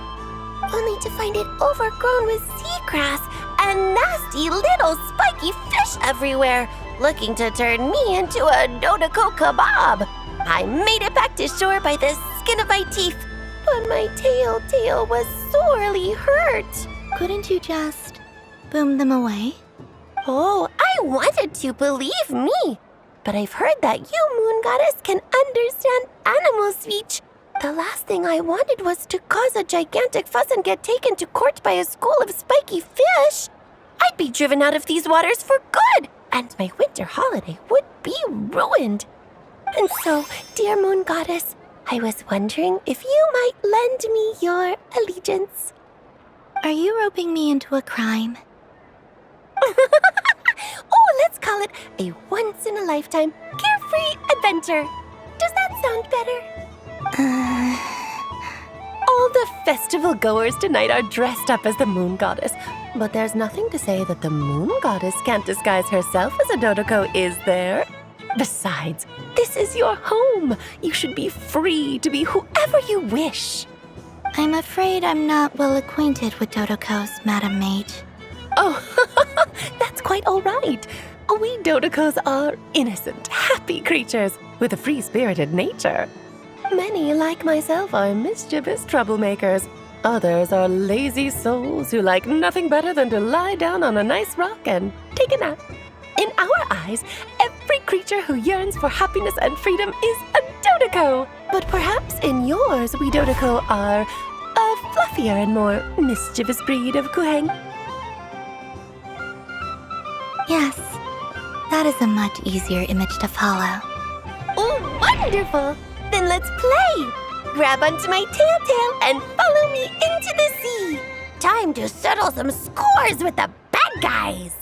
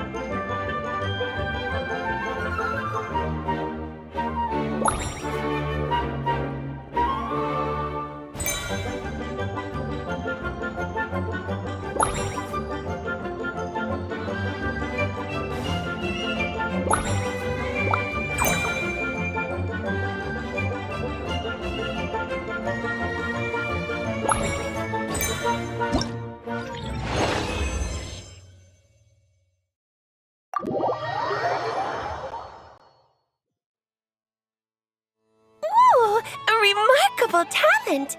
So, what do you make of it? The use of Jumpy Dumpties doesn't come as naturally to me as Kuuhenki, but their unpredictability makes it fun. I think they call this novelty. Indeed! And how did it feel blowing those pesky nuisances away? Not bad. Any guilt? What do you mean? Oh, wonderful! Lovely answers to all 3 questions. You've passed the safety test. Now I can give this special bomb to you as a souvenir. Remember, if you find any meanies living on the moon, you can use this to boom them into oblivion. I will. Up for another round of fish boss? Of bye-bye, bad fishies.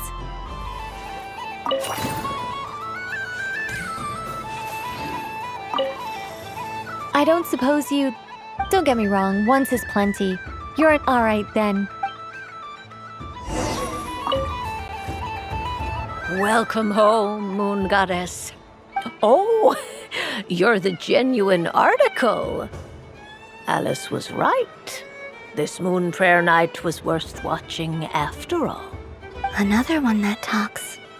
Greetings. Pleased to make your acquaintance. I am the Hexenzirkel member they call B. Barbeloth Trismegistus. Columbina Hyposelenia. Pleased to meet you too. Hyposelenia. A fine name indeed. Now then, Miss Columbina, do you wish to hear a mage's divination? Divination? The Frostmoon Scions used to ask me what would happen in the future. Is this like that?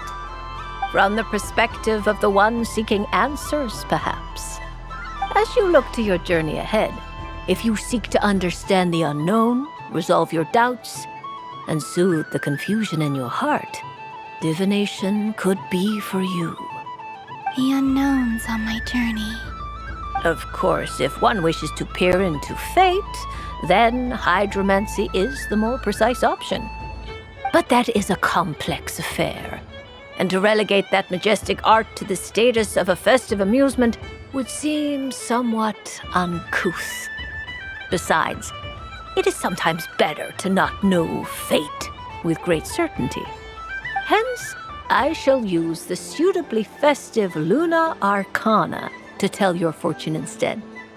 It is more popular with the youth in any case. Lunar Arcana. Indeed. Unlike hydromancy, this will only display possibilities and trends. People like to think of themselves as creatures of agency and free will. Peering too far and too clearly into the future is detrimental to both body and soul. I'd like to give it a try. Of course you may. Come then, take a seat, Miss Columbina. Before we begin, are there any specific questions you would like to ask? Let's stick to general possibilities and trends, like you suggested. Ah, very well. Then I shall use the basic Lunar Arcana deck. Now, try to relax. Cast your mind upon the things you have experienced and the things you are soon to experience. I will shuffle the deck. Would you like to cut the cards yourself? You do it. No problem. Now then, to make things easier for the seeker, that is to say, you, I shall decipher the cards from your perspective.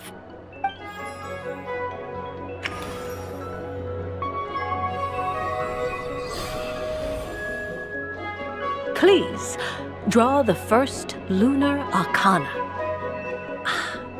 This represents destiny and is the foundation for the divination as a whole.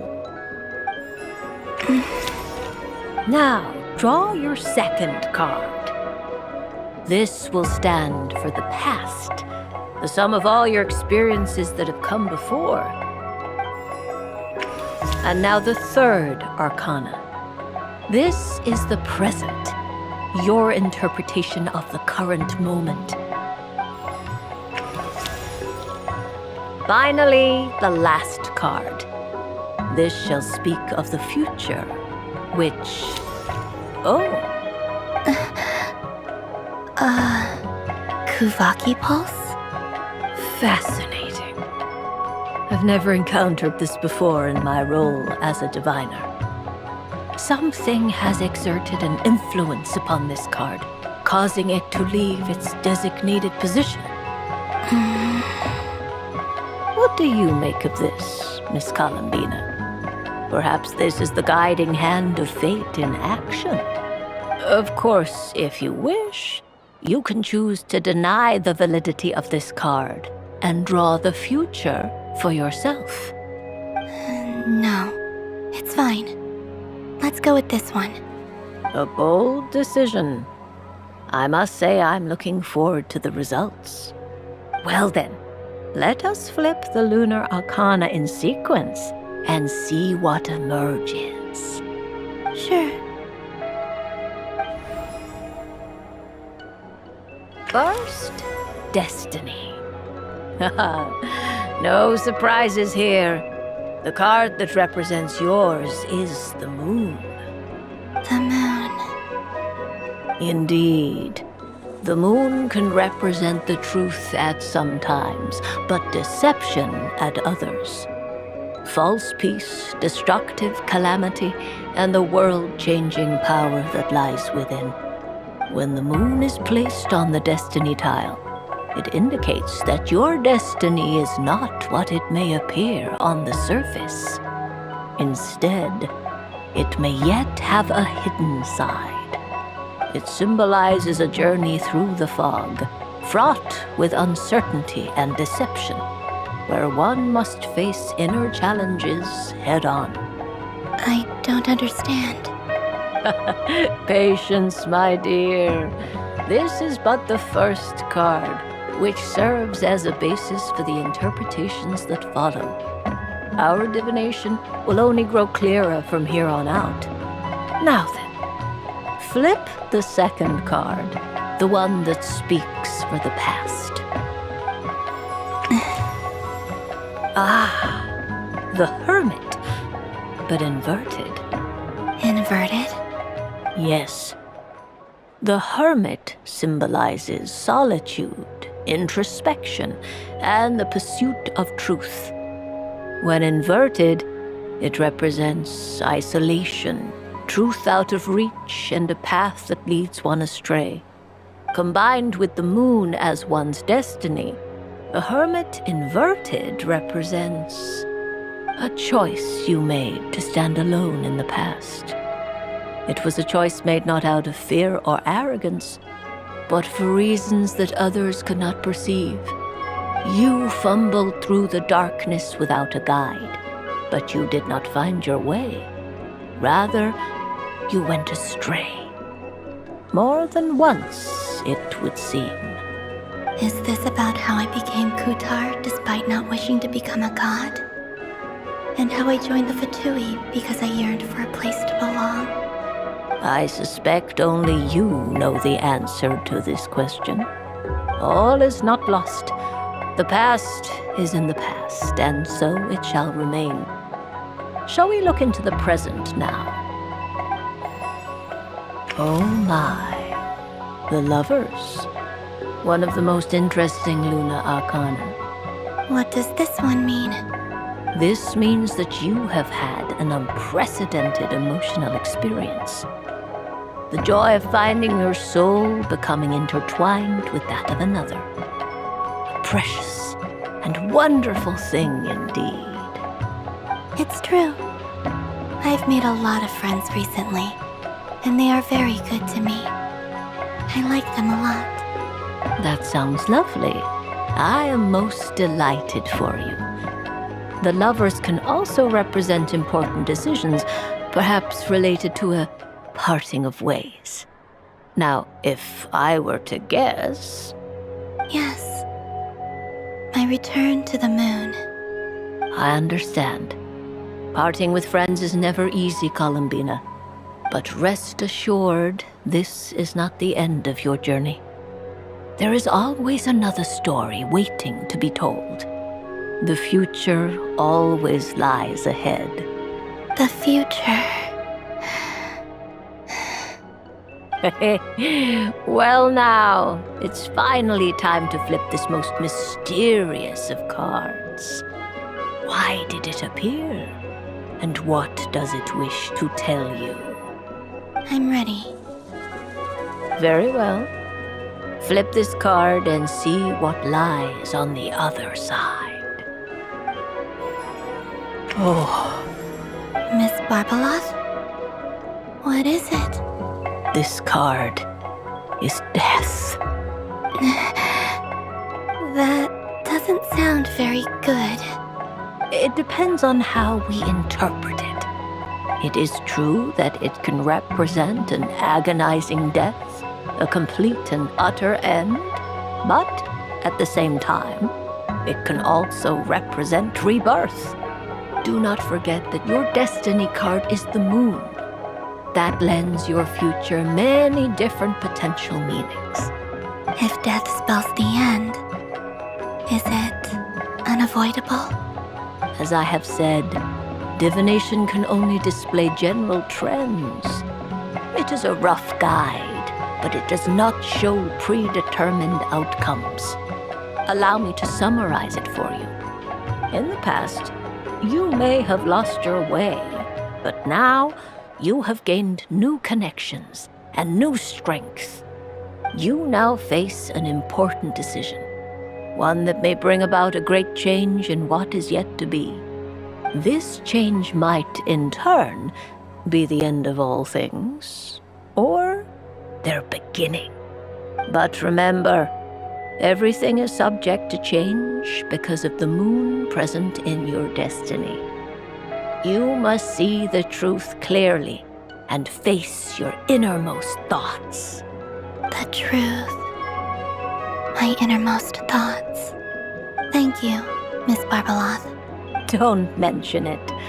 Some people dislike divinations, for fear of glimpsing an ending to their story that they wish was not so. But I can see that you're different. The result of this divination will not sway your decision. This is a rare quality, and one that diviners always hope to see in the seeker. We are here merely to guide, not to exert undue influence. I understand. Go then and illuminate your future, Miss Columbina. The moonlight that shines from you now is most captivating.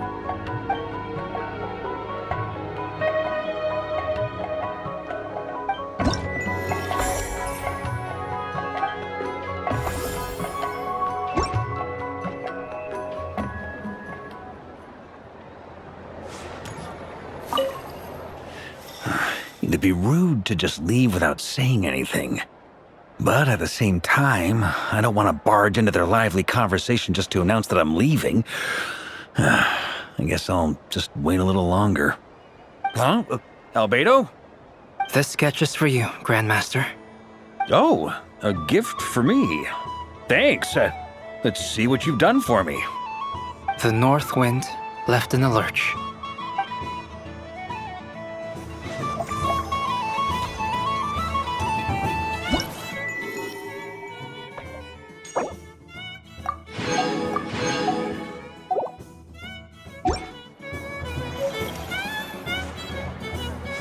So this is the Frostmoon side.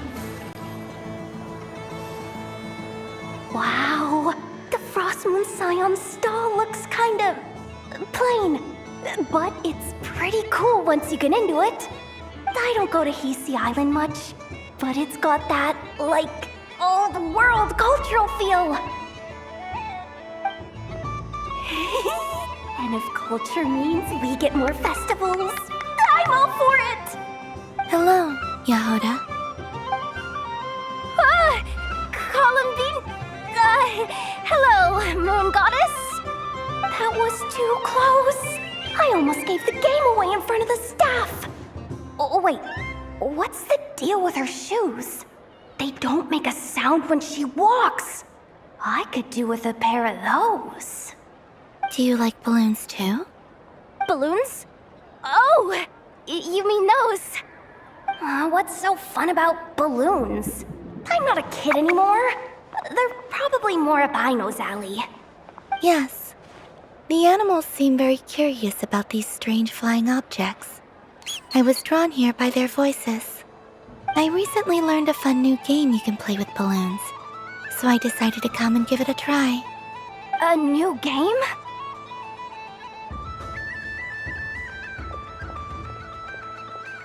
Hello. Welcome home, Moon Goddess. Here to buy some balloons? Yes. Could you give me a few that haven't been inflated yet? Are you sure? I guess it's not a problem, but... Yes, please.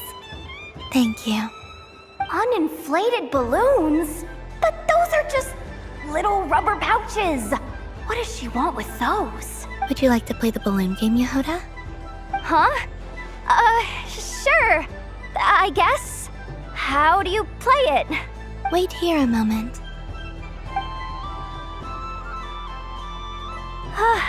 Oh. This is so weird. What have I got myself into now? I thought I saw Columbina nearby.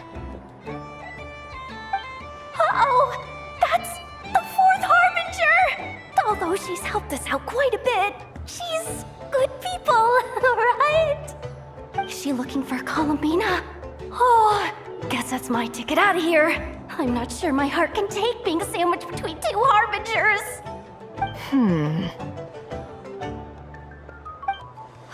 Which stall is she checking out? Oh, it's that other Frostmoon Scions one. Try on the headgear, see what it's like having antlers or animal ears for a day. Oh, I wouldn't be caught dead wearing that stuff. So embarrassing. I have enough gear to carry as it is. Wait, what? She put it on? How peculiar. This would take some getting used to. I wonder if this is what it's like for Lynette.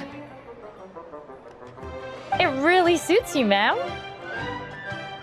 What is this?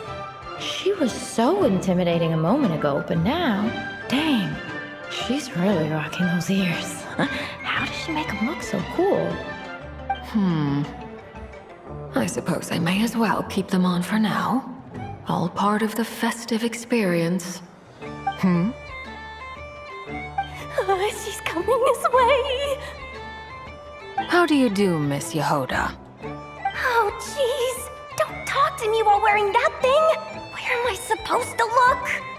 Oh, hey there. I'm looking for Columbina. Have you seen her? She just... Huh?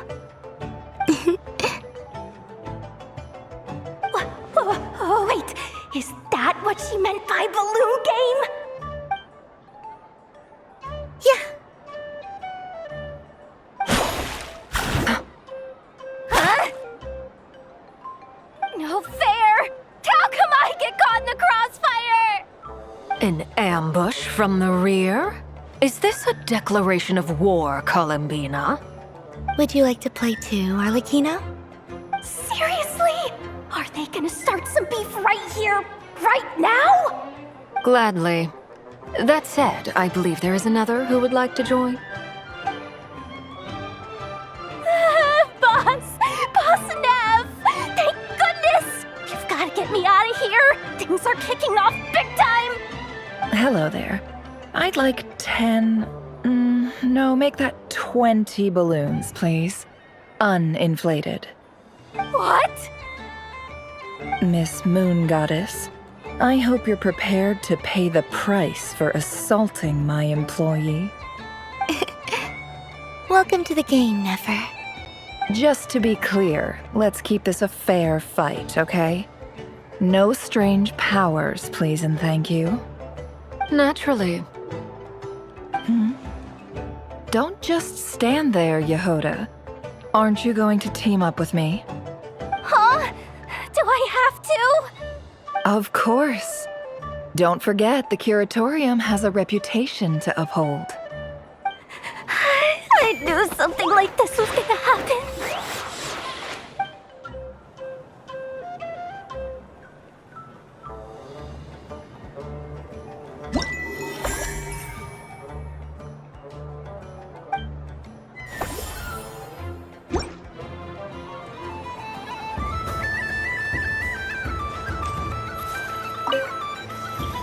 I've seen Linny and the other children play this game before. It would seem that it's not a bad way to relax, once in a while.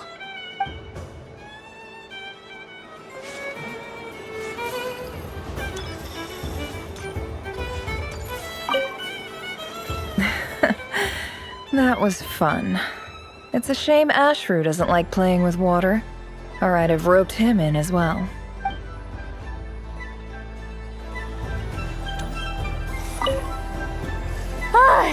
I just had a water fight with 2 Fatui Harbingers.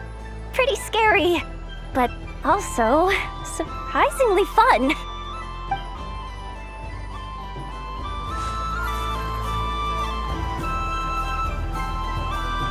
I wish for a never-ending supply of laka berries. What a humble wish. Probably written by a child.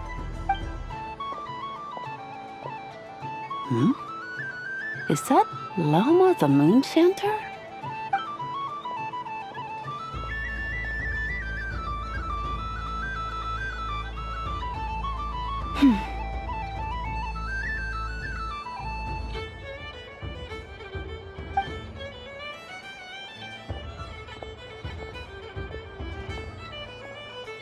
I wish that the long plume ibises would stop biting me.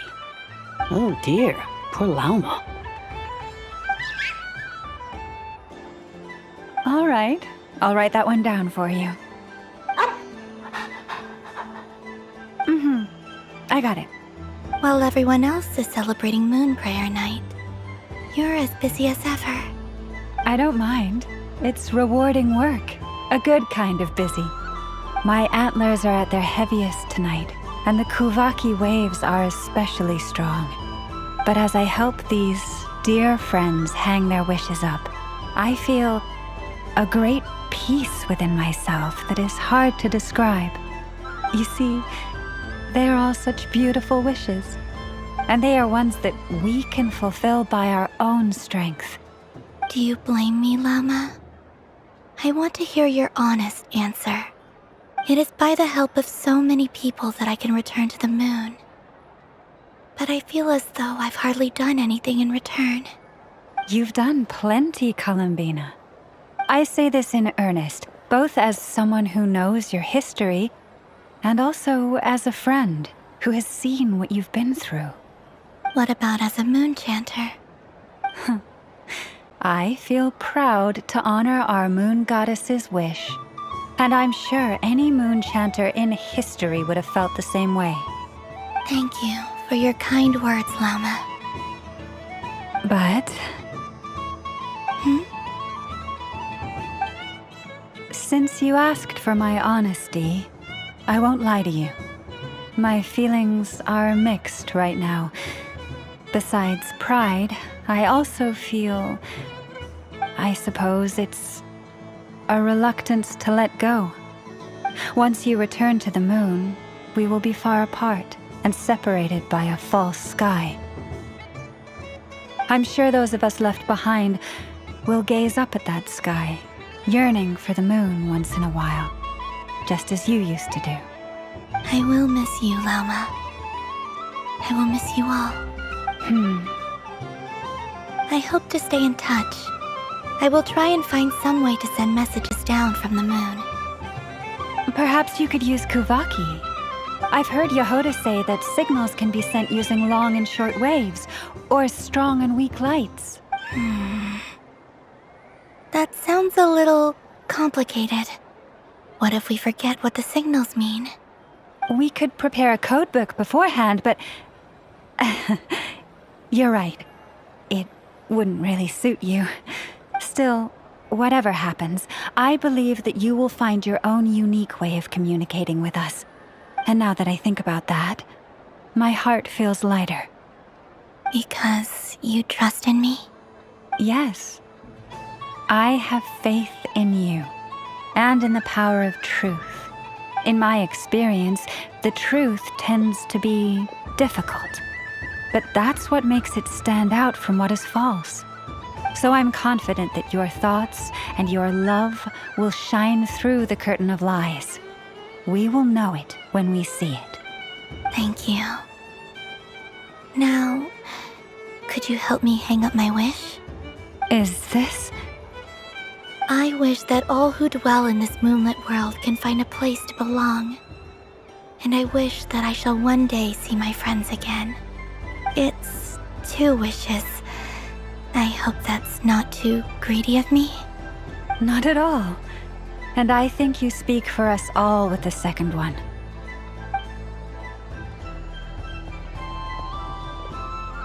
I shall continue to pray until the day that all of these wishes come true.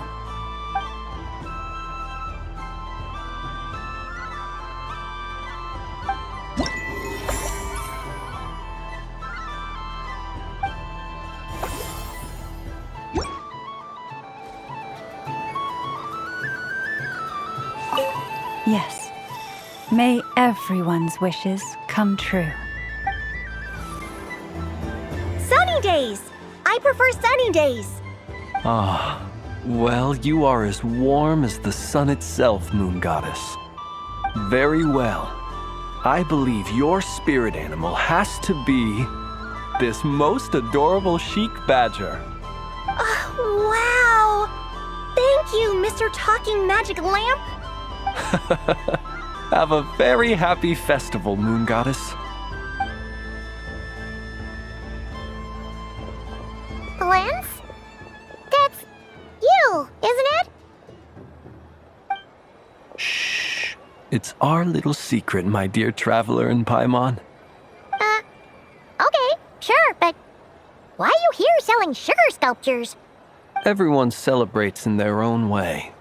After gazing into the abyss and spending time around gravestones all year, what better way to relax than to see sunny smiles on the faces of the living? Besides that, I like to think of myself as a fair judge of character. I dare say matching personalities to confection suits me rather well. That's not what Paimon was talking about. Aren't you afraid that your true identity might be exposed? Should I be? There is all manner of magic in the air this moon prayer night, thanks to the work of the great mages. I see Miss Columbina is hiding in plain sight. Why should I not do the same? Why miss this rare opportunity to enjoy a special evening in my true form? Fair enough. You got a point there. People who don't know you will probably think you're just a talking lantern. Well, now that we see eye to eye, what brings you here? Not a search for your spirit animal, I presume? Well, actually... Here, see for yourself. Oh, this is... How wonderful. A beautiful idea. Yeah! We just met Varka, and he said that having everyone draw their own section was kind of boring. So, he did your bit for you. Ah, Varka. Ever the maverick. I see his artistic skills are truly one of a kind. In that case, I shall paint something on Mr. Albedo's behalf in a short while. What? Why not now? Ahem. Welcome home, Moon Goddess. Phew, that was close. Hello, Flins. She recognized you right away! What keen eyes you have, Miss Columbina. Especially considering they are shut. I did not see you. Rather, I sensed you. I can sense the fluctuations in Kuuhenki all around me. One would expect no less of the Moon Goddess. Might I interest you in some candy? Yes, please. Excellent. I shall make some for you right away. Something the matter, Miss Columbina? What about my spirit animal? All the other children carrying sugar sculptures are talking about it. Wait, is she taking the test seriously? Ah, my apologies. How could I neglect that? You are quite right, Miss Columbina. Every one of us has a magical creature living in their heart. Would you permit me to help you find yours? Yes, please. Do you prefer the day or the night? Night. Which of the 4 seasons is your favorite? Winter. Think of a perfect day. What is the weather like? Sunny, rainy, or perhaps cloudy? Rainy in the morning, sunny at night. What kind of answer is that? Forests, lakes, and open seas. Which do you prefer of these? I like them all. Imagine you opened your very own shop. What would you sell there? Moonlight. Wow! Paimon would totally shop there. It wouldn't cost anything. You'd just need to visit. Aha! I believe I know what your spirit animal is. Here, for you. Oh, it's a Kuuhenki! Indeed. A free-spirited being with a deep love for all things here in Nod-Krai, who selflessly lends her aid to as many people as she can reach. It is the perfect fit for you, Miss Columbina. Thank you. It would be my honor. But you shall have to forgive me. We have known each other for quite some time. I doubt there is any answer I could give that would come as a surprise to you. So instead, would you accept this sugar sculpture as a token of our friendship? It's a lantern. Hey, why don't you two go enjoy your candy over there? Paimon wants to try out this spirit animal thing too. Right, Flints? Come on, play ball. Gotta get this drawing done. But I want to hear Paimon's answers. But it'll probably take ages. Paimon's a complex soul. And we don't want your candy to melt while you wait, huh? Oh. Okay then.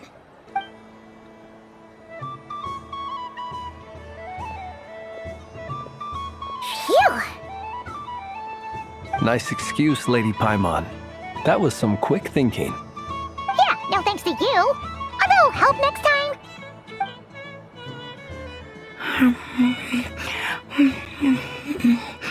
It's sweet. Is that Lockaberry? I wonder what flavor the Traveler got. This way, this way! It's the candy-selling lantern! I'm coming! Of course. Traveler, maybe we can share? Yes. I found out recently that people share their food sometimes, so I'd like to try it. Or is that a no? Thank you.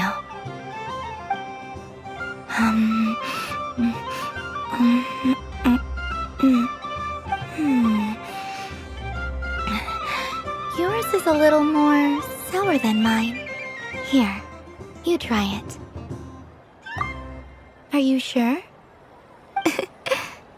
Amazing. My sugar sculpture has shrunk, yet my heart is filled with feelings of sweetness. I will remember this feeling. Sure.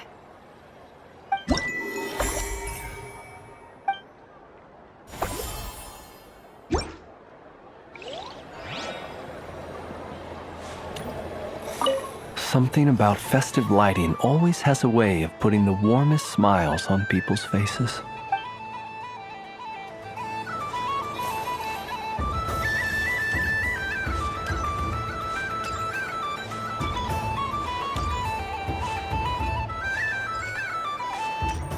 There are so many attractions here. Since I rarely get out, I might as well make the most of it.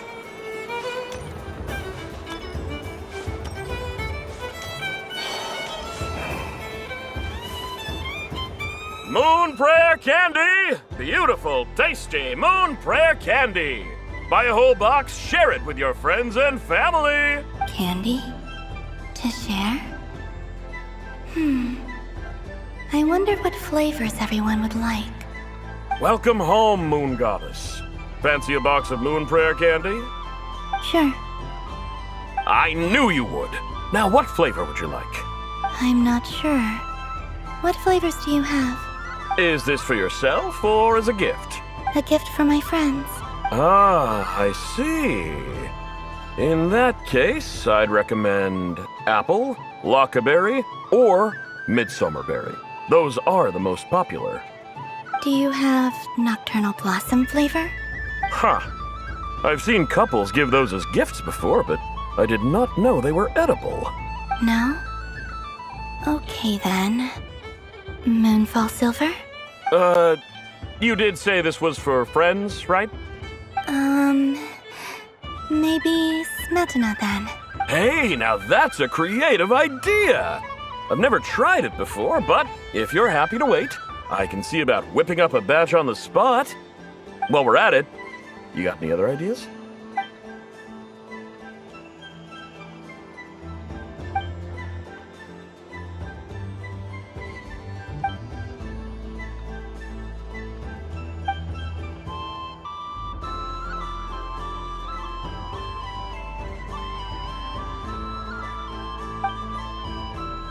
Here you go. Every flavor you asked for is in there. Thank you. I should be the one thanking you! You brought me a whole bunch of new business. It's like a genuine blessing from the Moon Goddess. I hope you and your friends have a lovely night.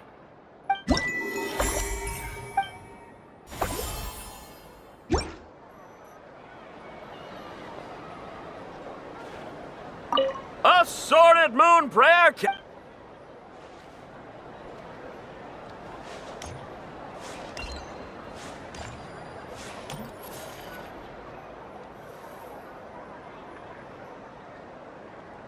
What is going on over here? It looks like fun. Hold it right there! You can't run away from me, Moon Goddess. Are you talking to me? Of course. Do you see anyone else here dressed up as the Moon Goddess besides me and you? Hey, come on! Call me by my title. Happy Moon Prayer Night, Moon Goddess. And the same to you. Anyway, there's no time to waste. Get ready for the duel of a lifetime. Duel? Meet my partner, Stacko. Well, don't just stand there. Let's see your partner. Partner?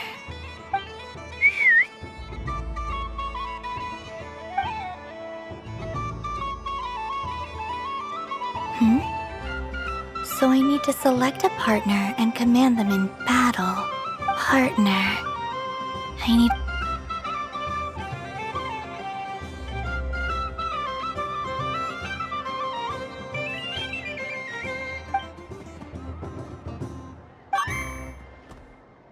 Whoa! Am I seeing things? Where'd you get a Kuuhenki? They're super rare. That's great. But you can only bring one partner to battle against me and Stacko. No ganging up allowed. They all look so eager to be picked. Which one should I choose? This one usually lives in Nasha Town. She likes falling asleep to the sound of striking hammers. And I bet she's quite familiar with robots' weak spots. They all look so eager to be picked. Which one should I choose? This deer came to celebrate the festival with the Frostmoon Scions. It wants to help me with its antlers. They are its pride and joy. They all look so eager to be picked. Which one should I choose? I'm not sure what this bot is trying to say, but it seems very happy. That bow. Does it want to dress up as the moon goddess too? They all look so eager to be picked. What? This one usually lives in Nasha Town. Testing! Testing! Oh, this is an emergency broadcast! An exciting battle is about to take place right here at the Nasha Town Special Arena! In this corner, we have the Moon Goddess and her robot partner. And in the other, we have the Moon Goddess and her Kuuhenki partner. Only one Moon Goddess can be victorious in this ultimate battle of destiny. But who will it be? There's only one way to find out. Now, without further ado, let the Battle of the Moons begin! I don't care who we're up against. Stacko and I ain't gonna lose. Let's strike first. Stacko, formation shift. Ho ho ho! The robot has kicked things off with a change of formation. But how will this affect the battle? Nobody knows. The other party chooses to attack. Let's see how their partner performs.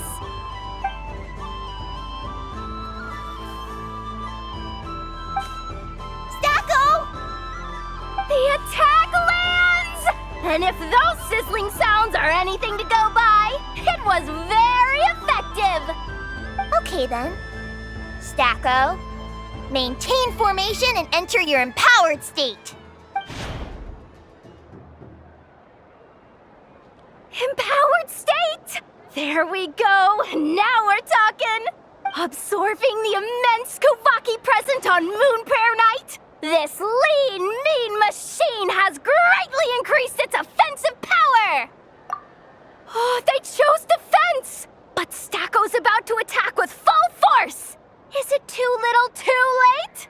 The battle is heating up fast! I'm about to start sweating machine oil over here! Go for it, Stacko! Set Kuuhenki to maximum!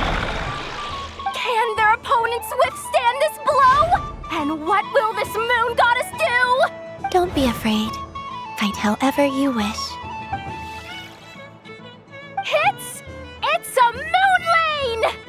A deft use of a moon lane allows the Kuuhenki to dodge the blow, and now it's spiraling around its foe in circles! One loop, two loops, the robot's screen is bugging out! It's getting dizzy! Stacko! Oh, Stacko is down for the count! Our winner is the Moon Goddess! The slightly taller one, I mean. You did your best, Stacko. I'll take you to Aino's for a checkup right away, don't you worry. Well, you beat me fair and square, I guess. Honestly, I underestimated you. Won't make that mistake again. I think my partner deserves most of the credit. Just you wait. When I'm a little bit older, I'm gonna come back a whole lot stronger. Be ready for a rematch.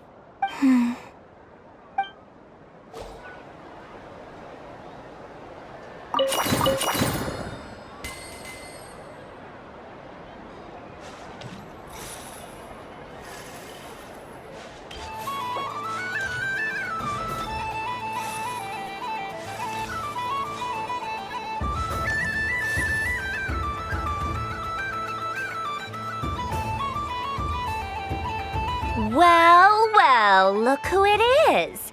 I heard someone went and disappeared on us the moment we let her out of our sight. They looked all over for you. Frankly, I didn't think you'd be back for Moon Prayer Night. Were you worried about me, Sandrone? You would like that, wouldn't you? Do you even hear what you're saying? It seems to me like you disguised yourself with festive headgear, just so that you could come see me on Moon Prayer Night and make sure I'm okay. You didn't even bring Polonia with you. You? I thought you couldn't see. I cannot. But I sense the confusion of those around us rippling through the Kuuhenki currents. Based on what I know about you, let me guess what you're wearing. Is it cat ears? Hey, shut up! I'm only here to protect the Fatui's interest in this territory. Running into you was pure bad luck. Really? But you were the one who asked Arlecchino to help everyone find my name.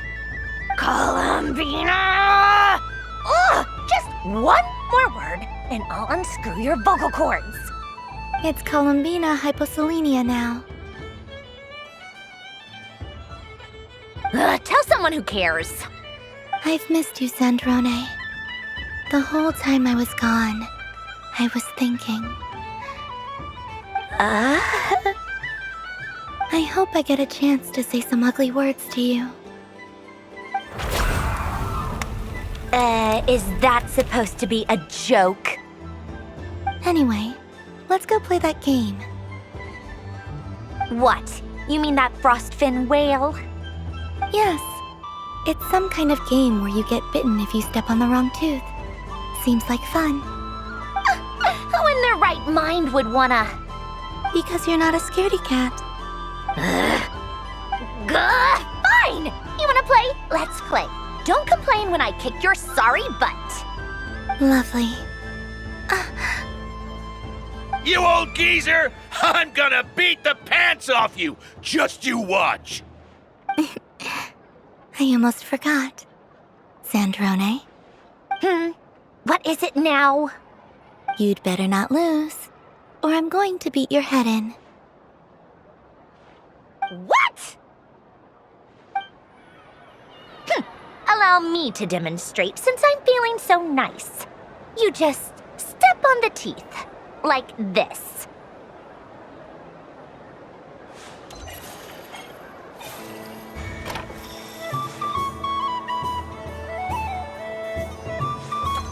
Which should I pick? I'm getting a bad feeling from this one. Sensing Kuuhenki doesn't count as cheating, right? I want to switch. Your turn, Sandrone.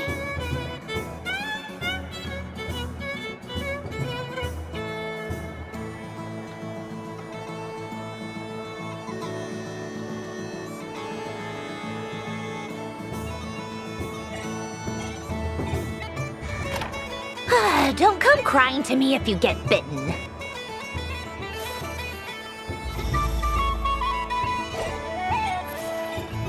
There are less and less teeth remaining.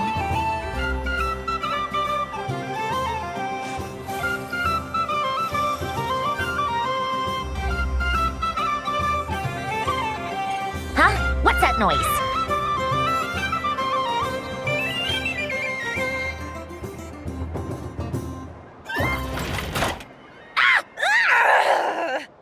I think you might have picked a bad tooth, Sandrone. Shut it! Do you need any help? It seems like you're stuck. No! It's just a blasted toy! How is its grip this strong? Stop laughing! All right. Well, you lost.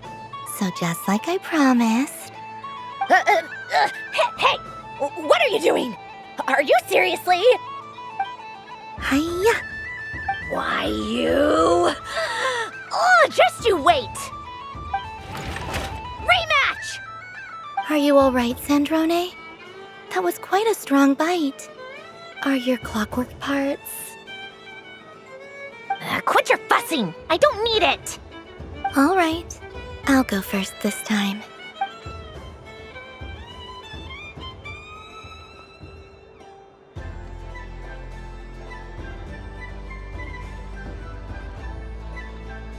I see it now. She can sense which teeth are rigged. So I just need to avoid the same ones that she does.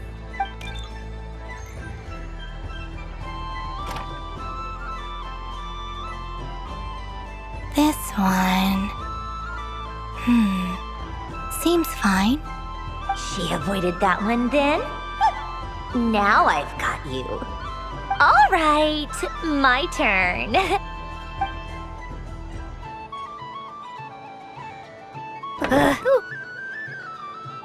What? Looks like you lost again, Sandrone. Wait! There's more than one bad tooth! Bonk.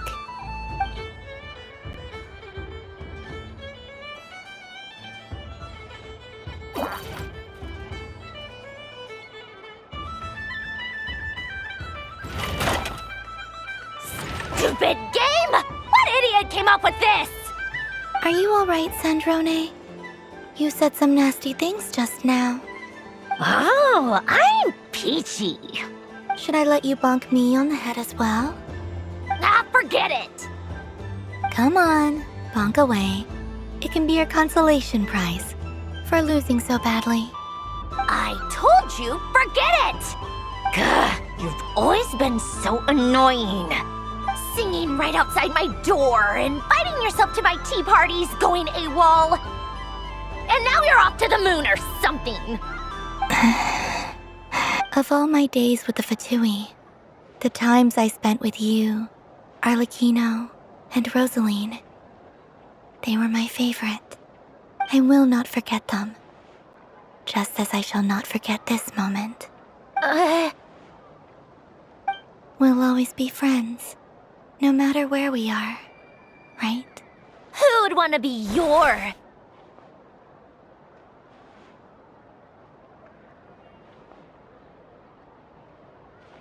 I'll miss you, Sandrone.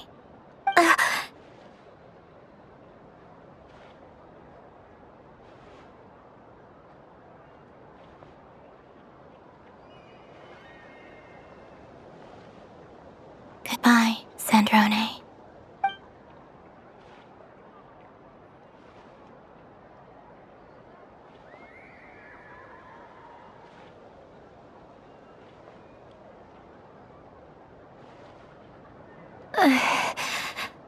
I'll miss you too, Columbina.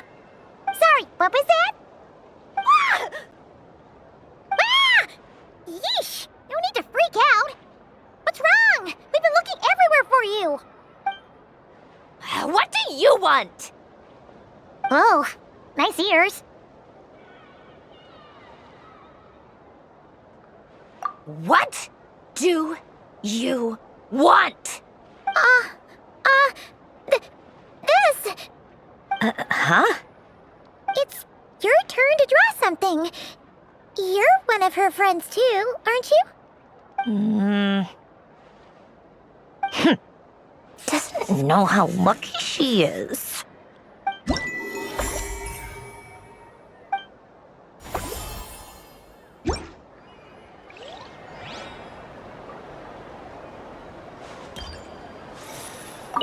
What's there to see on that moon anyway?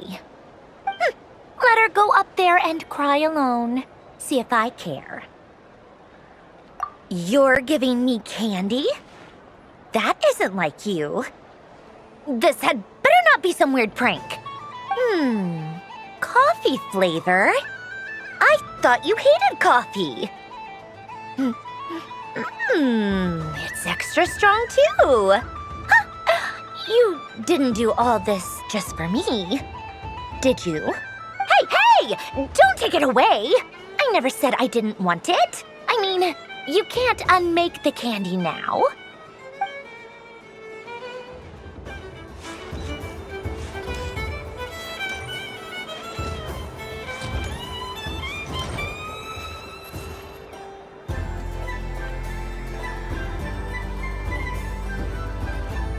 This doesn't make any sense. How am I losing every single time? Wait, Nefer, you're cheating, aren't you? Yeah, that must be it. I am not cheating, Aino. Uh-oh, sounds like Nefer's turning into a big baloney bot. I think it's time for some serious maintenance. Moon Goddess, help me. Miss Columbina, Aino is attempting to cheat. What the? I'm not the cheater. You're the cheater! How dare you throw it back at me?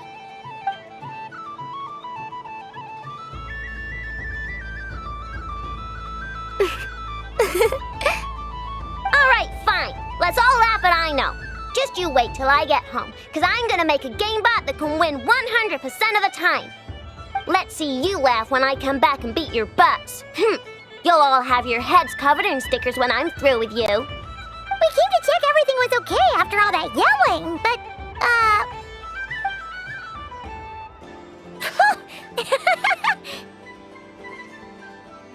Whatever it is, it sounds like cheating is allowed. Kuuhenki Concentration. Each player starts with differently colored Kuuhenki. Each round, they draw one Kuuhenki from their opponent. When a player has two Kuuhenki of the same color, they make a pair and can be discarded. Any that can't form a pair must be kept. The round ends when a player can't form any more Kuuhenki pairs, and that player gets a sticker.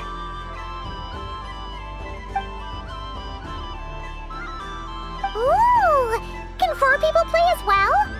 That is fine, so long as the turn order is fixed beforehand. Alrighty then. In that case, the 2 of us will join as one team. Okay, but if you lose, you're both getting stickered. I don't want to hear any excuses. Sure. And if we win? If you win, only one of you gets to sticker someone else. I have taken to calling this. I know logic. Hey, lay off me, alright? Okay, so we're starting the game from scratch again, which means all my stickers so far don't count. Looks like Luonatar is the Kuuhenki of honor for this game. Anyway, let's go clockwise, starting from Inefa.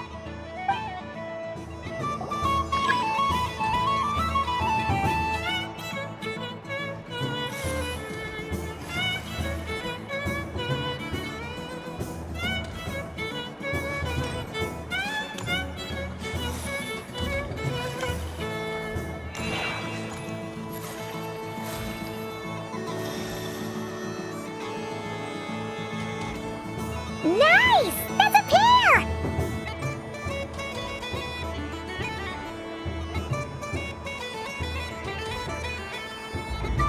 Go, go, fly!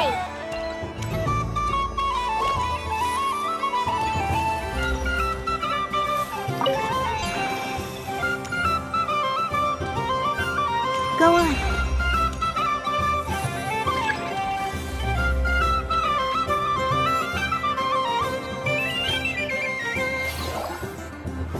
I have a pair.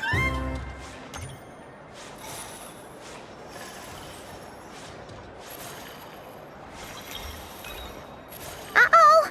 We gotta pick up the pace!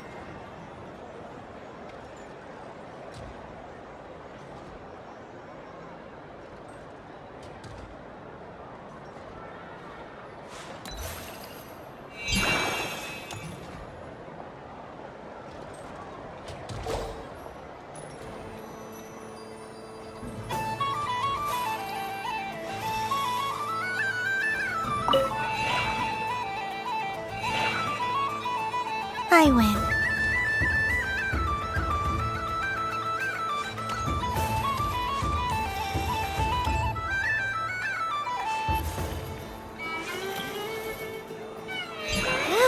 That was too close.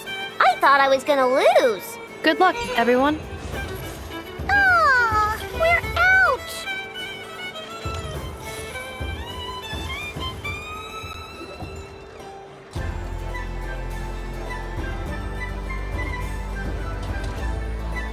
Let me pick a good one. What's it gonna be? You're looking very pleased with yourself there. What happened to being a huge Grumposaurus? I won. Duh.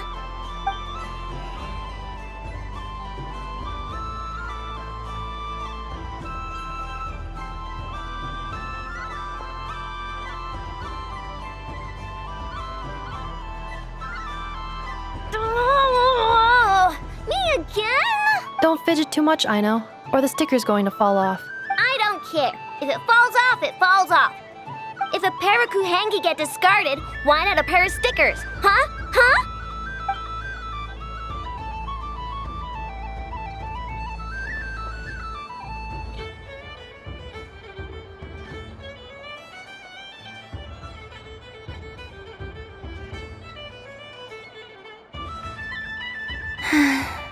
I've lost. Sticker, sticker, sticker!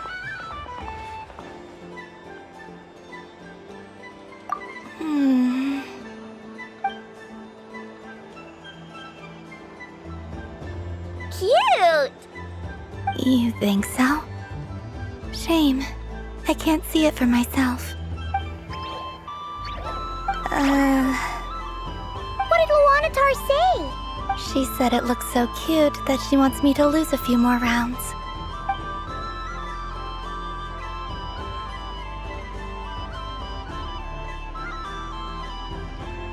Who put these stickers on Paimon's eyebrows? Ugh, she can barely see!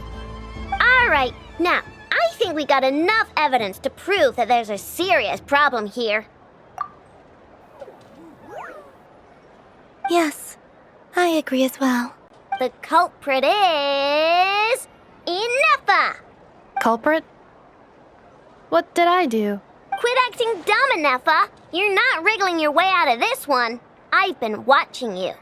Not only did you remember whose side Luanatar started at, but every time someone drew a Kuuhenki, you were logging it and calculating every last possibility. Which Kuuhenki pairs were gone, who had what color Kuuhenki in their hand, even our facial expressions. You were keeping track of it the entire time. Exactly! What Aino said! Putting aside the fact that running calculations is not against the game rules, do you have any evidence to support your allegations? But that's not against the rules either. So she admits it. She certainly does. Alright, everyone grab a sticker. It's time to get Nefer back. But... Take that!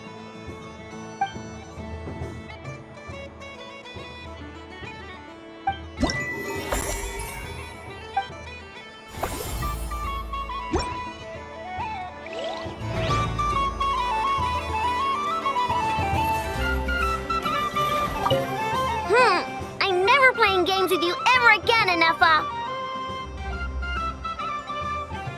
Ooh, moon prayer candy. Sweet. Is it okay if I grab a whole bunch? Psst, Columbina, turn around. Use your huge cloak to block Nefer's vision. Yum. Oh, this one's even yummier. Ugh, the flavors are blending in my mouth. Ew. The show will now begin.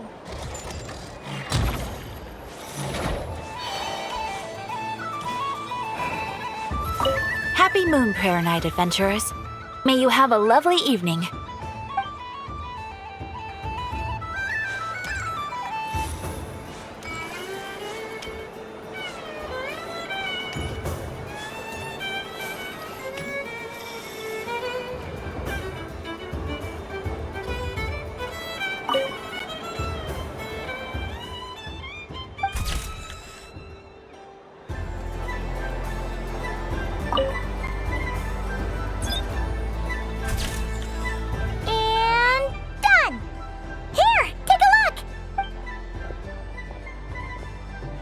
I think it looks quite funny. Well, Paimon thinks it's super cute. It looks like a silly chic badger and a rhyme-horn deer that's about to fall asleep.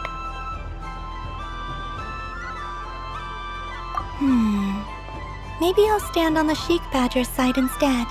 It looks like we've attracted the attention of quite a few animals. Let's make room for them.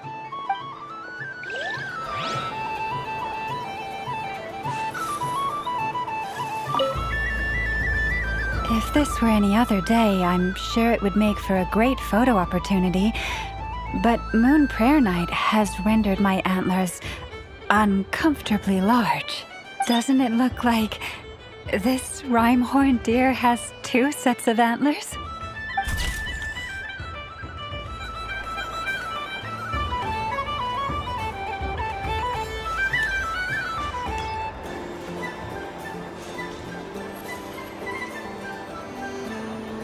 But I was aiming right at it. Aw, what a pity. I saw it with my own eyes. You were so close. So very close. That That's not true. It dodged out of the way right as I was about to snag it. I'm sorry? You heard me. This paper frog can move. I swear. Dear, oh dear, what are you saying? How could a paper frog move? Unless you believe there really is magic in this world. But even if I, the mere humble merchant that I am, knew such magic, surely I would not use it on a paper frog. I'd sooner give Mora legs, so it could walk right into my purse. My dear, dear customer, why not have one more try? This time I'll give you 12% off, a very generous discount for one of my most regular customers. Just think about how much experience you have under your belt now. You're sure to win the next one. Darn, I used up all my coins. I'll be right back. Just gonna fetch some more from my house. Take your time, but don't take too long. This event is Moon Prayer Night only. Miss it, and you'll have to wait a whole year before I'm back. Next customer, please. Welcome.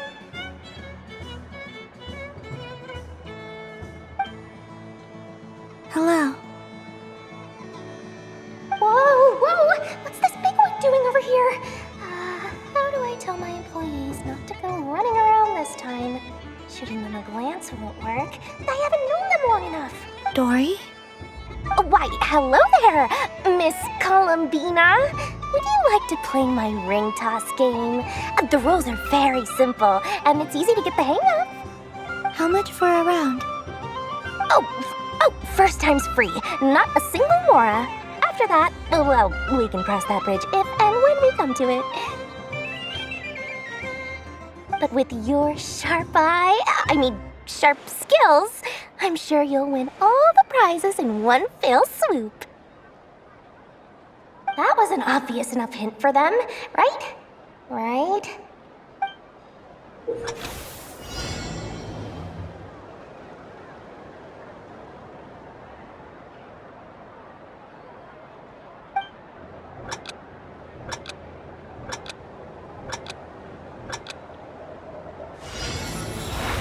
Here comes the ring!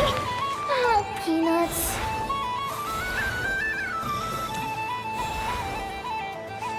Change tracks! Roselle, should we move or not? Just a tiny bit. All right, then I'll... Oh, sugar plums, not the clock hands. How do I move the legs again?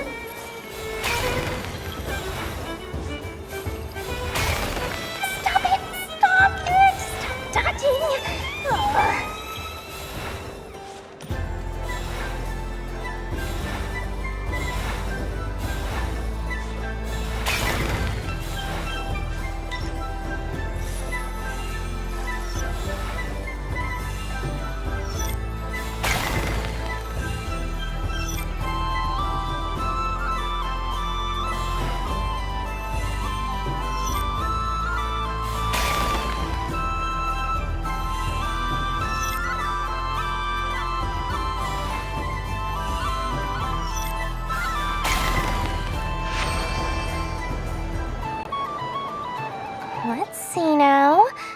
Wow, very good. That's the highest score we've had all night.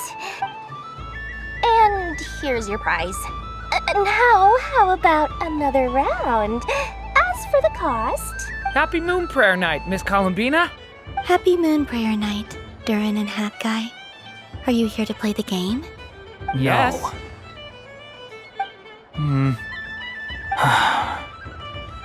You said we were just coming here to say hello. I did, but then I recognized a few more people as I got closer. Do my eyes deceive me? Is that... It's our little dragon! He's all grown up! Someone's popular.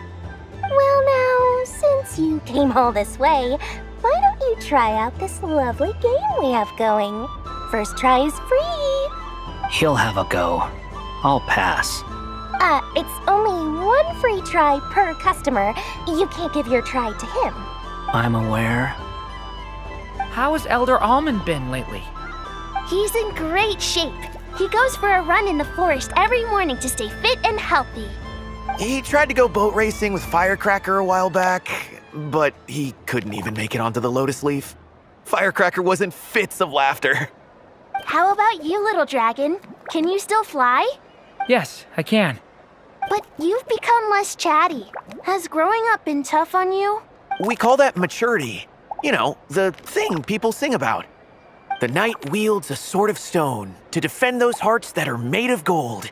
Stone is very heavy. That's what keeps them from talking too much. That's awesome! I want to be a knight when I grow up too. Ring, here I come! Oh, the hat-wearing man. I never thought I'd see you again. You seem more determined than when I saw you last on the train. If you say so. Oh, I do say so. The people you once helped see it clearly. It's because you are once again on the right track. May the engine in our hearts propel us to the station of our dreams. I can move! I can move now, Roselle! What are you doing, running into the rings like that? You got them all so quickly. I have never seen anything like this in all my travels. Is this guy actually an old friend of theirs? But how? They're origami animals and clockwork people from a fairy tale. Getting to know them would be quite an arduous task, unless they share a hometown? I have to get to the bottom of this. Next time I see the great mage Alice, I shall demand answers. Thank you, Dori. I had a lot of fun. Now for your prize. Where did I put it? Give me a moment to dig it out. Oh, sweet grand prize. How I wish I didn't have to let you go. Good thing I've already turned a profit from the customers earlier in the night. Otherwise, I'd have wasted all my hard work. Okay, I'm back. What? I leave for 2 seconds and someone's already claimed the grand prize? Oh, well, these things happen, you know? Perhaps you'd be interested in one of the other prizes instead. We've got all kinds of wonderful goodies here. Is this the thing you wanted? Here, you can have it. Huh? But... Don't worry about it. It will be happier with you. Oh, thanks so much, miss. Moon Goddess. Oh, goodness gracious, Columbina. Give me strength. How am I supposed to make any more money from this child at this rate? Daddy, look! That's the game I was telling you about! Forget it. She is the Moon Goddess after all. I'll think of some other way to swing this. Maybe I can try to hook this new kid. Huh? Oh, someone already won the grand prize. You can take mine if you want. What? Why? Why are all these bleeding hearts coming here to ruin my business? Happy Moon Prayer Night, everyone. Happy Moon Prayer Night.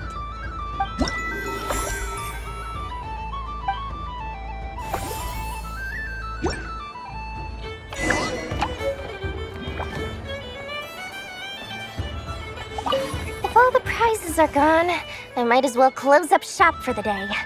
But you haven't had your fill of fun yet, right?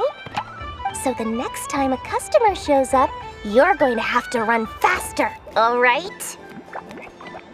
And remember, run out of the rings, not into them. Oh, a gift for me? Lord Sangamabe really is going up in the world. Wow, candy from the Moon Goddess herself. If I back this up, no, what am I saying? Box this up in exquisite gift boxes? Yes, I can make a fortune. Maybe I don't even need to go to all that trouble. Any old boxes will do. I just need to tell my customers that this candy is blessed by the Moon Goddess. Yeah, that ought to do it. Sounds like a plan. Time to have Irwa earn his keep when I get back.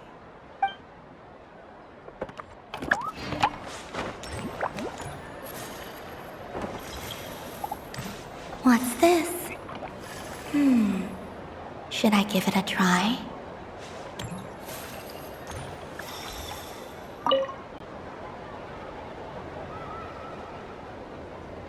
Come on, Citrus. One more round. Just one more. But my neck. Oof. It's acting up again. You should take a break. Health comes first. Yeah, don't push yourself. We'll find someone else. Hey, don't look at me. I'm the referee. What are we gonna do then? Do you need any help? Yes, we do. We need one more player for our game. All right. Could you teach me how to play? It's really simple. You just throw the dice and move by that number of tiles. First one to reach the finish line wins. Rolling a hamster means you move one tile. A paper frog is 2 tiles, and a flying squirrel is 3 tiles. 'Cause they go the fastest. Okay, I get it. So, we're all set? In that case, please take your places and let the game begin!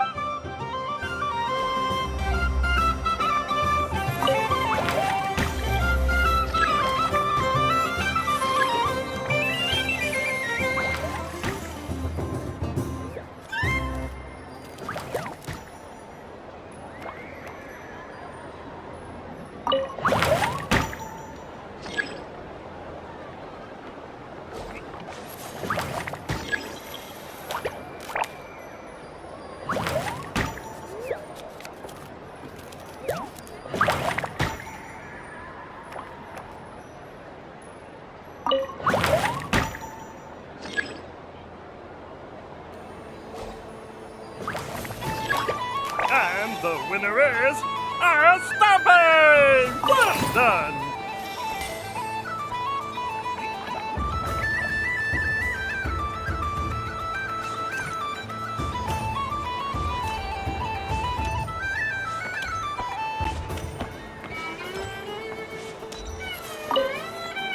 Done being a do-gooder yet? Thanks for coming here with me, Hat Guy. Are there any games you'd like to play? It's your turn to pick. I'll come with you. Why does that hamster think you've grown up? You haven't changed at all. I know you don't mean that. You're just taking the opportunity to make fun of me, aren't you? Even if you won't admit that taking some time to compose yourself is important, I can see that you're doing it in practice. Otherwise, you'd have taken off your hat and flown away by now. Looks like Albedo's socialization program has been far more useful to you than all those Vahumana textbooks. A moon prayer candy for me? Huh, thank you. It smells like baked apples and butter. Reminds me of Good Hunter, a restaurant in Mondstadt. I always have to resist the temptation to go there unless I'm ordering food. I understand your homesickness, Miss Columbina. I have a double dose of it, because both Simulanka and Mondstadt are my home.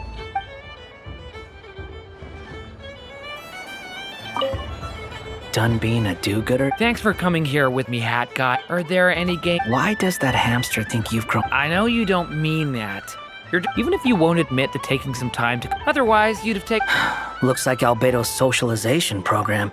I thought you'd actually spend your precious time doing something more worthwhile. Everyone has to take one? Well, fine. I'll take mine.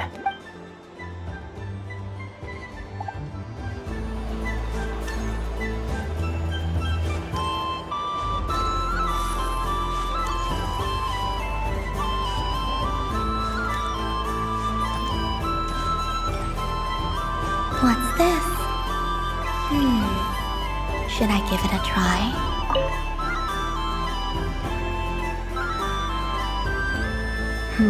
I don't have enough data. Need more samples. Who should I ask for help? Is this one of the amusements? Or is it a research project? Bit of column A, bit of column B. I'm currently running some synchronization tests on these bots.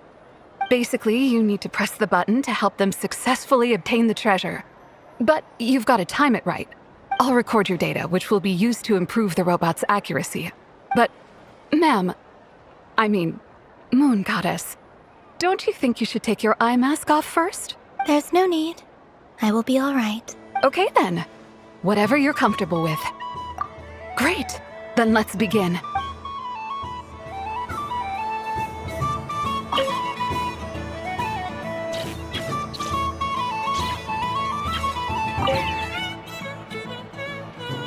Would you like to try again? I'll record your date.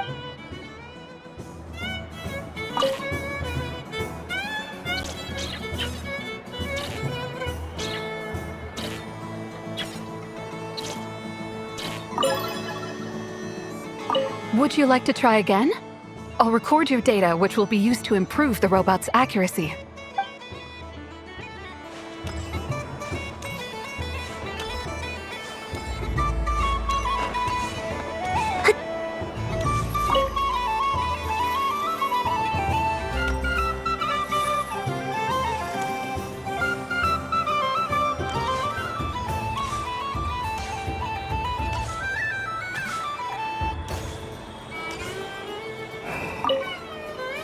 I've seen Linny and the other children play this game before. Candy. Would you mind if I took a handful extra? I'm sure the children will enjoy them. I must say, Columbina, you really have changed. You never used to show this much consideration for other people, even when prompted. I'm sure Sandrone would agree when I say, I like the present version of you better.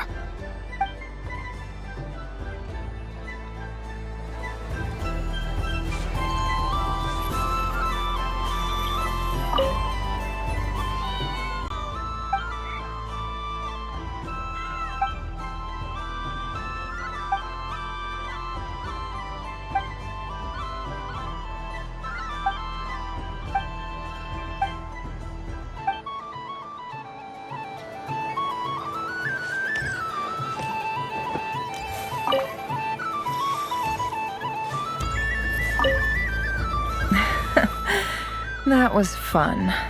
It's a shame Ashru doesn't like playing with water. Oh, a gift? You shouldn't have, Miss Columbina. Very nice indeed. Candy is one of many luxuries that the desert folk could never afford. How I yearned for candy when I could not have it. Yet, now that it is readily available to me, I never seem to crave it. May your moon prayer night be one free from regrets.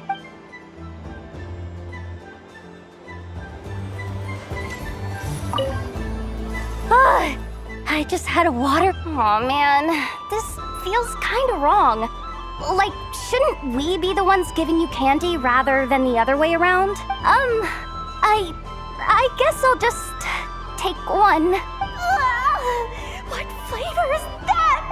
It tastes like getting a mouthful of muddy grass. After being rear-ended by a blunt-horn rhino, then face-planting the ground. I'll never get this taste out of my mouth. It's delicious.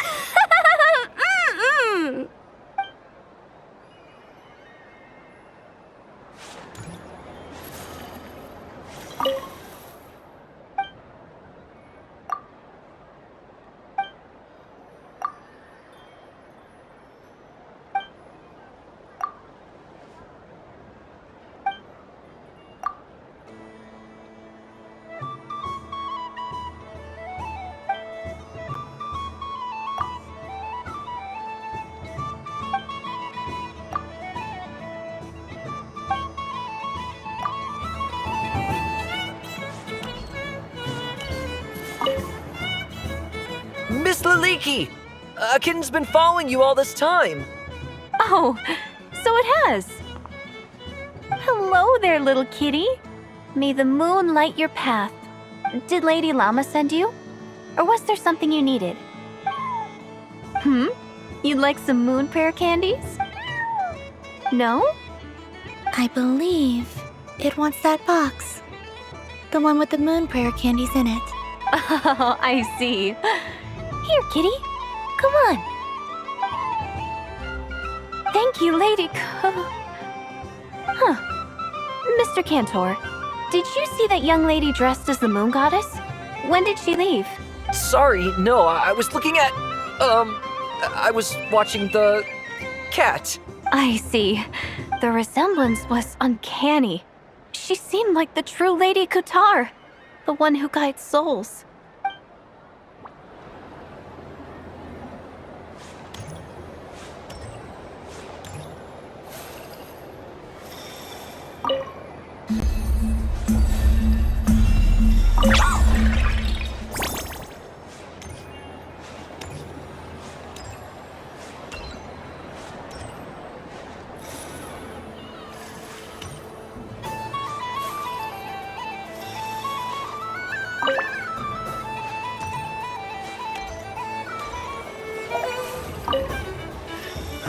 It'd be rude to just... Huh?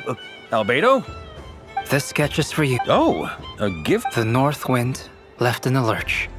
Thank you. It seems I've picked lemon. It strikes a good balance between sweet and sour. This has piqued my curiosity. What if we were to add citrus and other spices, then enhance the flavor via caramelization? I wonder what the end product would be like. Perhaps I should take the time to try this out.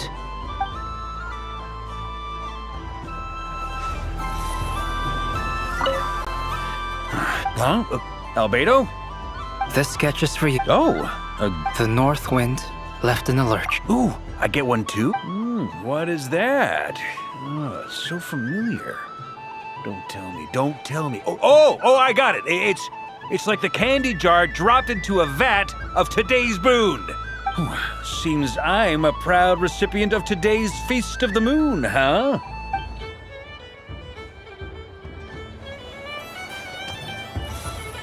The death card made of the moon for fretting is of no avail. Ah, you're such a polite child, Miss Columbina. But we elders have already partaken of our fair share of stories in this world. Enjoying candy, keeping up with the hip and groovy trends of the day. Oh, these things should be left to youngsters like... I hope you don't misunderstand me. I do not intend to lecture you or reject your kindness. It is simply that the mere sight of this candy is starting to give me a toothache.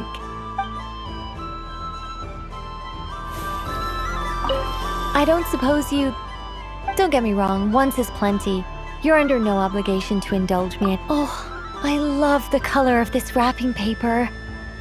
But the bow on that one is just so perfect. Oh, this is a tough choice. I know the wrapping paper doesn't affect the flavor, but it does set the first impression, which can influence your mood as you eat it. And actually, that does affect the flavor. I have to listen to my heart and pick the one that I can really build a bond with. It's the only way to eat candy. Oh, but look at the shape of this one. How lovely. Ah, this choice is getting harder and harder.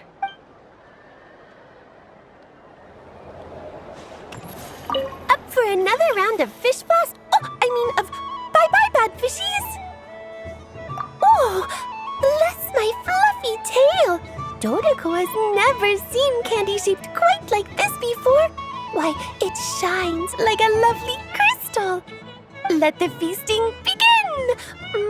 Oh, sweet as a tomato bathed in sunlight. Thank you very much.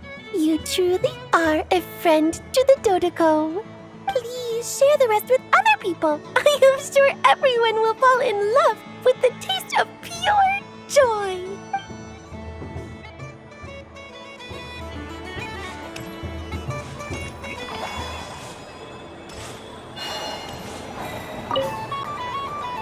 Traveler. Hey there, Columbina.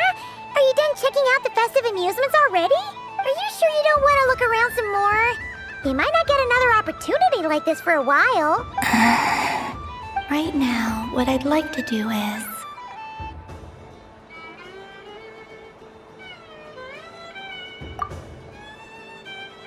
Oh, candy for us? Thanks a bunch, Columbina. Don't mind if we do. Whoa, this one's intense. But it's so tasty. What about you, Traveler? How does yours taste? Oh, sounds good. Paimon's drooling now. Are there any more Smetana candies in the box? Yes, I believe so. Okay, gotcha. Let's see.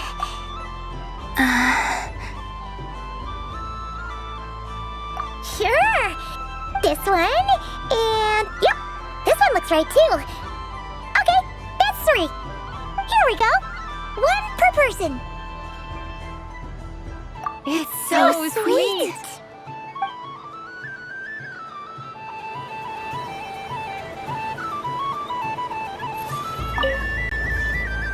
Traveler, Paimon.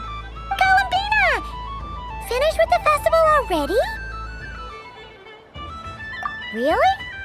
You're sure you don't want to have a little more fun out there? Final answer. Yes, I am sure.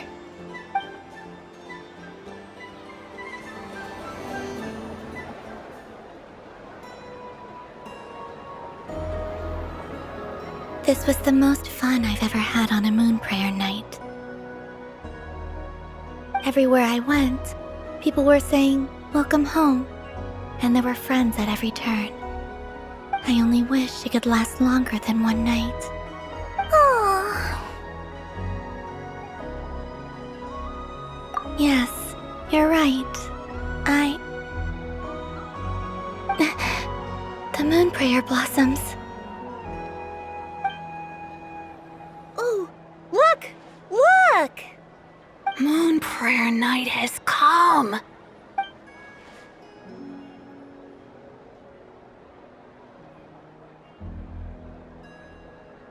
The moon.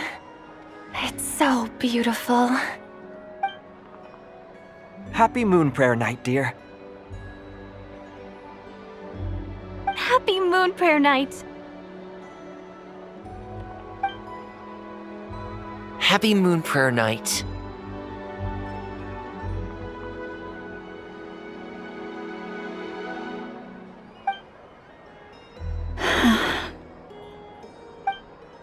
Aww. Huh.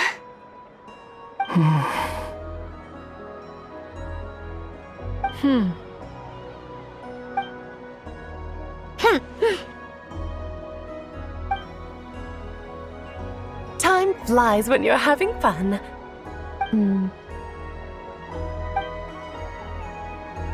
Oh. Looks like the time has come. Columbina. You're heading off then? Yes, to the ruins you mentioned, and from there, back home to the moon. Wait! Aino? At least... Take one of our craft shop's crumb cookies up to the moon with you. You know, for a snack. Sure, why not? The Curatorium of Secrets believes in proper farewells. No story should be left without a satisfactory endnote. Nefer. Farewells are an important affair for the Ratniki, too. We never know when we might meet again. Ha-ha! And here I thought grand farewells wouldn't suit tonight's mood. But I suppose friendly passion is not to be stopped, eh?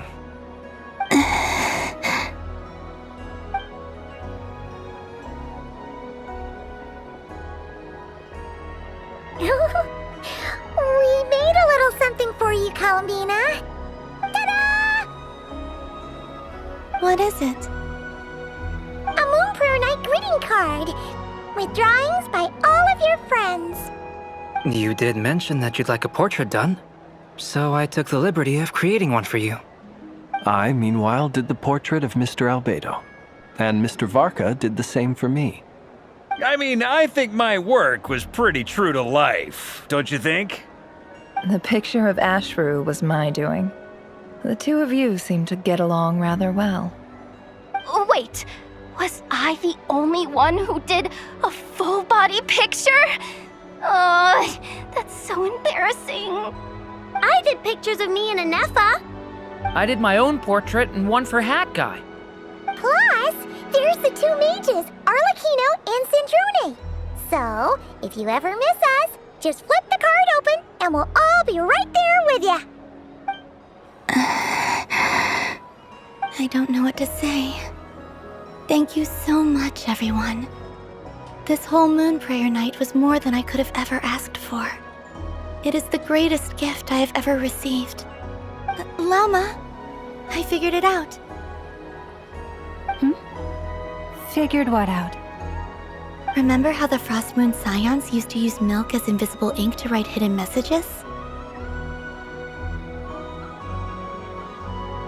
That was a very long time ago. Oh, are you saying? Yes.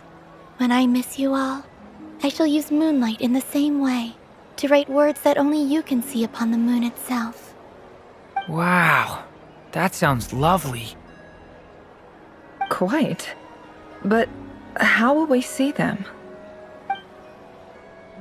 Simply open your windows on nights when the moon shines bright, and the moonlight will naturally flow towards the words I have written. That sounds most fitting indeed.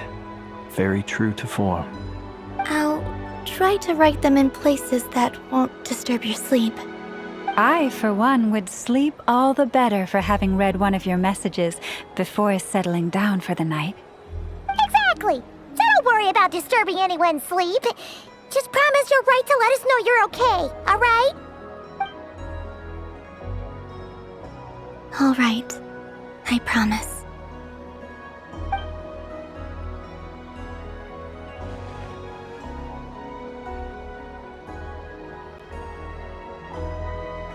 In that case, Columbina? I'm ready.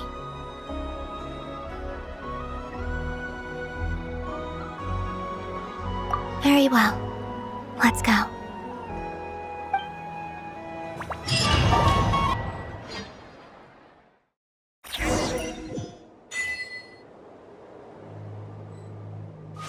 In just a few moments, I will be gone.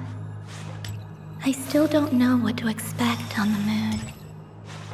Will I really be able to send messages to my friends? The Kuuhenki, the animals of Nod-Krai. I'll never get to see them again.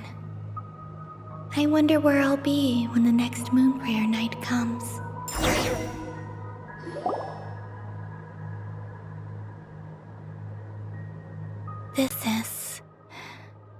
This is where the people of Hyperborea used to communicate with the moons.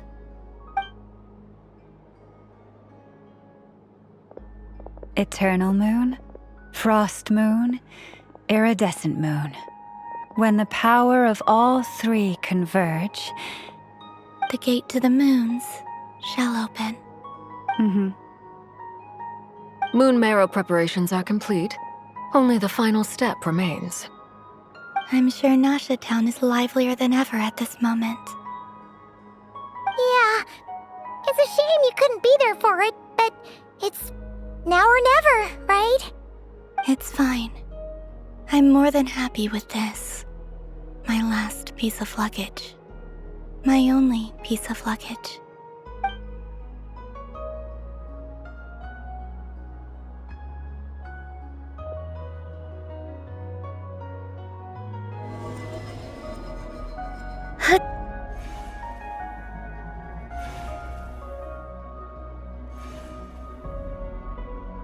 I can already feel the moon calling to me.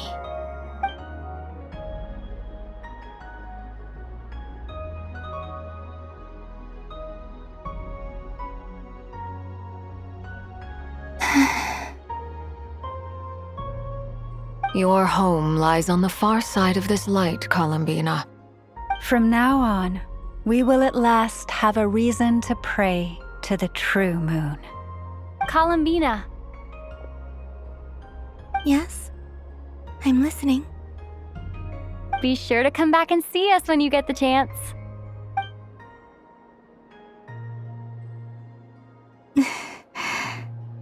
Of course. But if that chance doesn't come, then remember that you have friends on this planet. People who will miss Columbina. Yes, I will. Thank you for everything you've done for me. And remember, come night or day, the moonlight shall always connect us. Well then, farewell, my friends.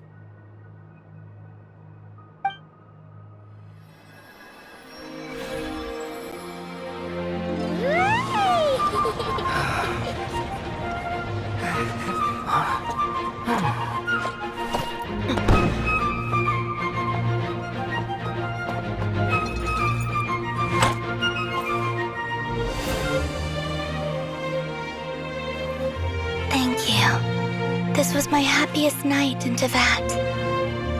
Farewell, Columbina.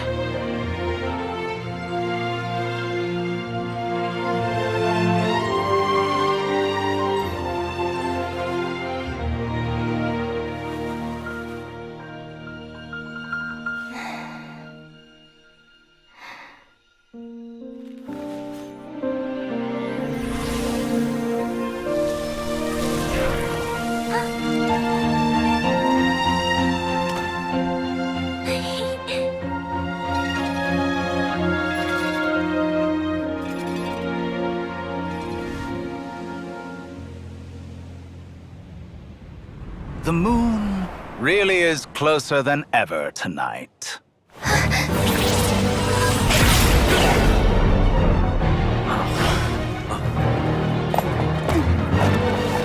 Columbina.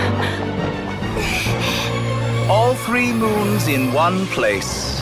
Time for one final experiment. Reason, life, death, time, and space. They all believed I would fail.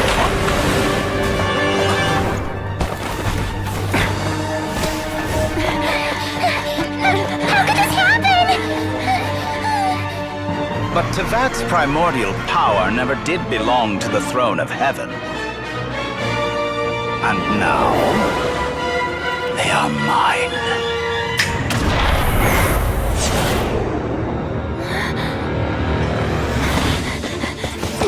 Oh.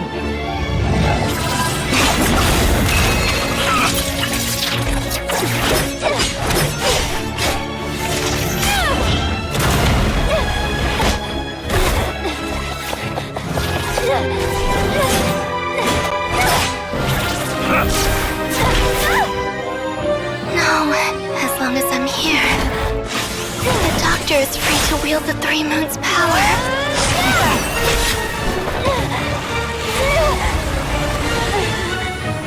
It's the only way.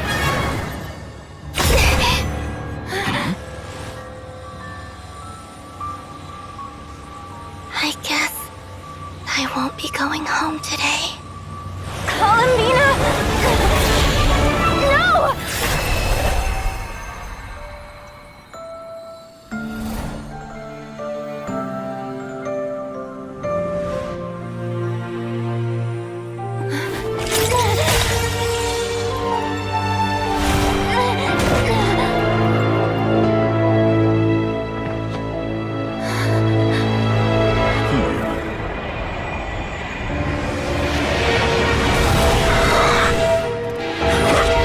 Stubborn world, do not try to control me!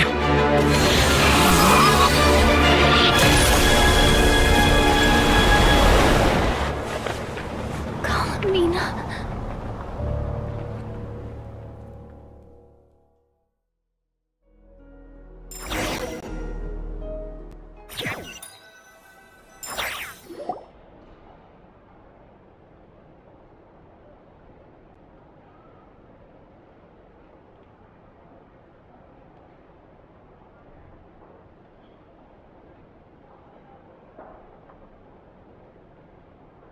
Are you all right? Do your wounds still hurt? I had someone prepare a little medicine that could prove effective. Take it if you need to. In that case, let me relate the contents of the call we made to Alice after the incident occurred. That Dotori is a crafty one. He distracted the Hexenzirkel by creating a huge fuss at Tevat's borders. I'd assumed that the cause was an abyssal intrusion from the outside world, which in fairness is a rather common occurrence. But after learning that you managed to influence the phantoms in Nod-Krai, I realized that perhaps this interference could have come from within Tevat instead. But we weren't able to change their fates. True, you couldn't change how their stories ended, but you did build some variables around yourself. Variables? Yes, things you heard that you could not otherwise have learned, ideas that would otherwise have never crossed your mind. All these things are variables. Of course, most variables usually pale into insignificance with the myriad of possibilities floating around. But the moment you start treating them as building blocks and intentionally stacking them, that changes things. That's what Dotori did, and it's how he created the necessary conditions so that when you activated the portal tonight, it played right into his plan. However, we have no way of knowing exactly what he did. Yeah, we also need to ascertain Columbina's status. And that about sums it up. As I suspected, Dotori has disappeared completely. If it's any consolation, he wasn't able to control Columbina as he might have wished to. Oh no! What? She did what? All we saw was Dotori appeared and used some kind of power. The next thing we knew, he and Columbina were gone and you were falling into the sea.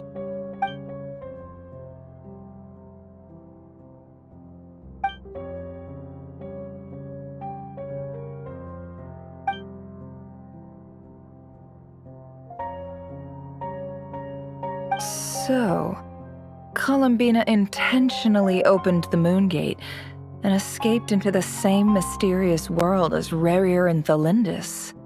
Sounds like bad news.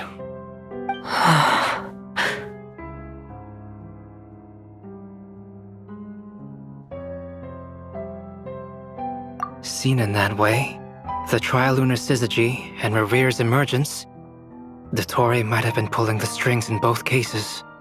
According to Miss Alice, he is attempting to transcend his destiny and finish an experiment that only a god might complete. An utter lunatic. Wait a sec, where's Hat Guy? Seems like he'd want to be here for this. He took off with the Dodo communication device after we spoke to Alice. He said he had a hunch that he wanted to investigate by himself. The look on his face was terrifying. I've never seen him like that before.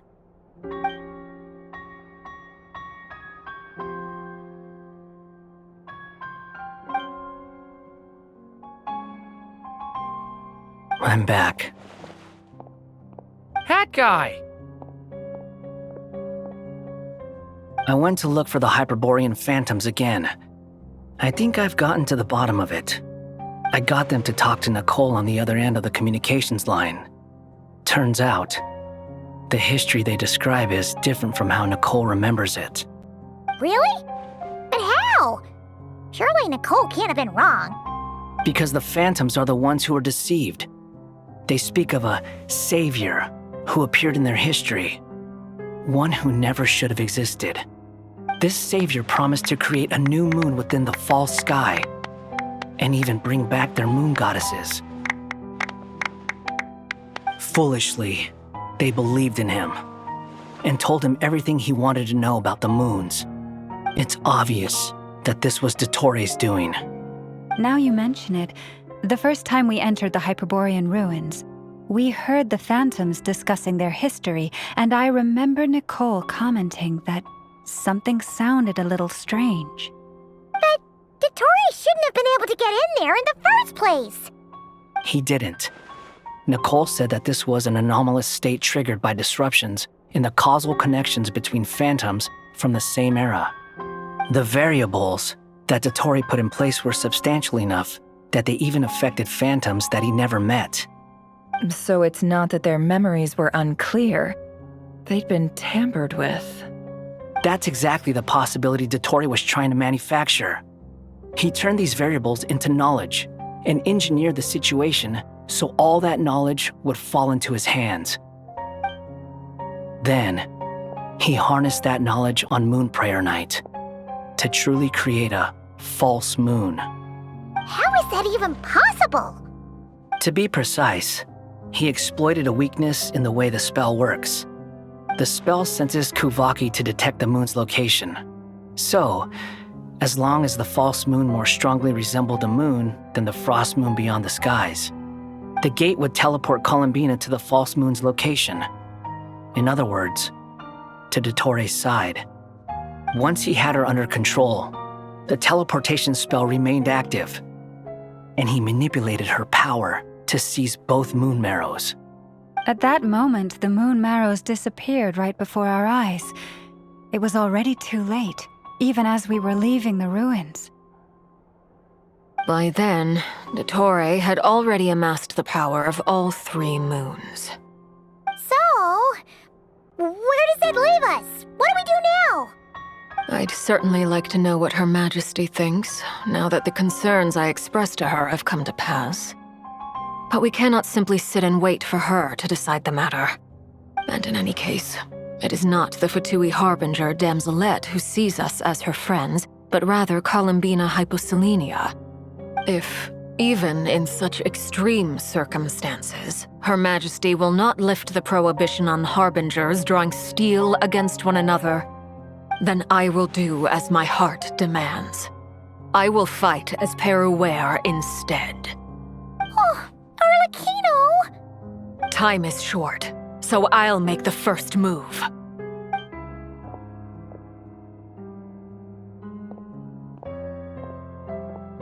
Whew. Even Arlecchino seems to be losing her cool now.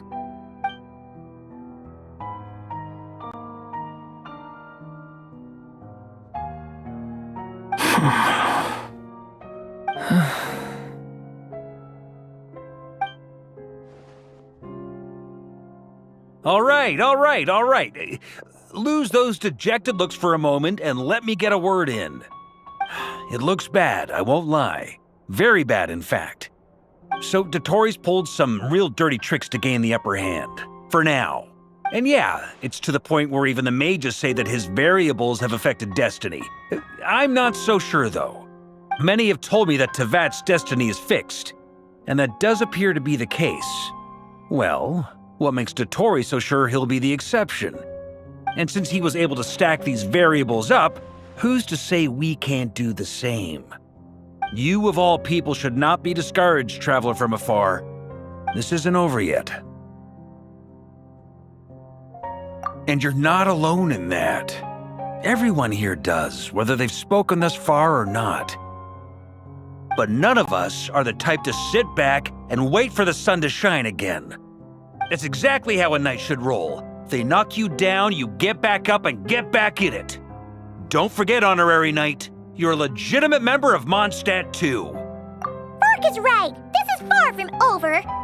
Dotori's already way overdue a butt-kicking given his past shenanigans. And after this, he's earned himself a double dose. That's what I'm talking about. How's everyone else feeling? I'll use Kuuhenki to investigate Columbina's whereabouts. I am not ready to give up either. Leave the intel gathering to me.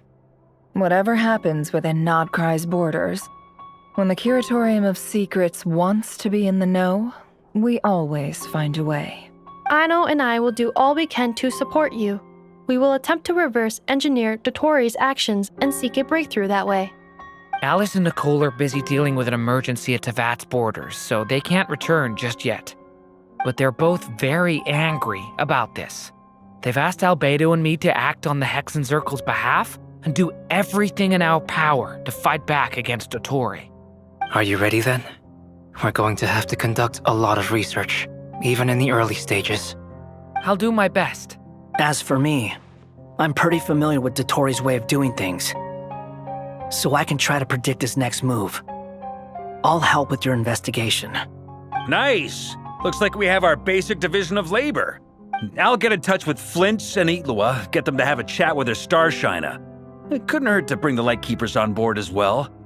At the same time, I'll pass on instructions to the Knights present in Nod-Krai to assist the Lightkeepers and other organizations in ensuring the safety of those living here.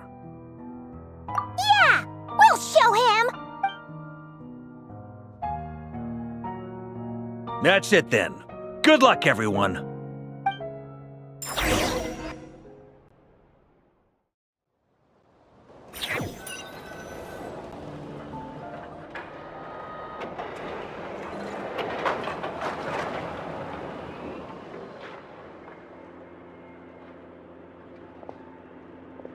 I never thought that Columbina would become my real name.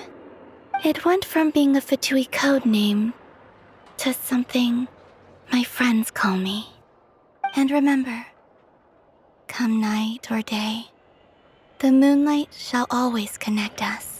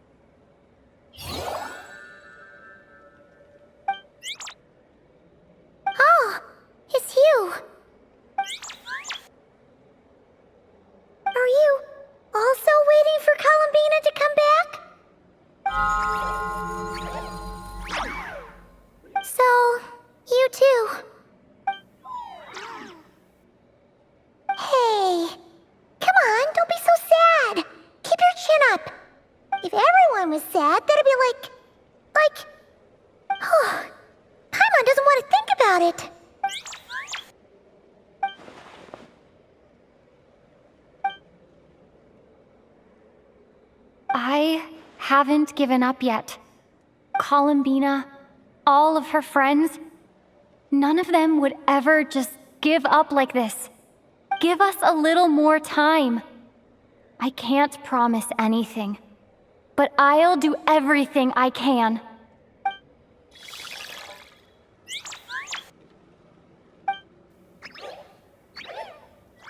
Are they cheering for us? Thank you! Do you need us to help you with something?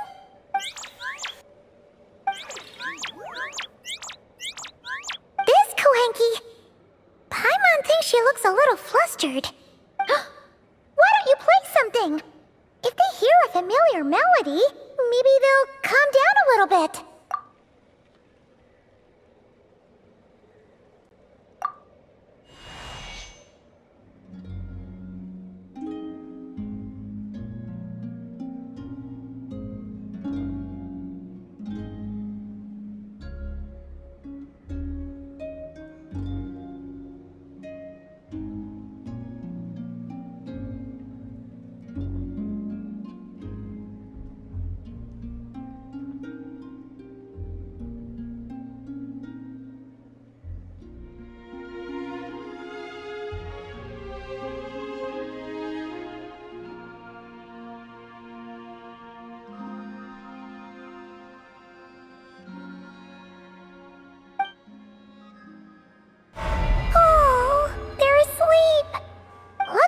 haven't had a good rest in a long time. Shh, let's leave.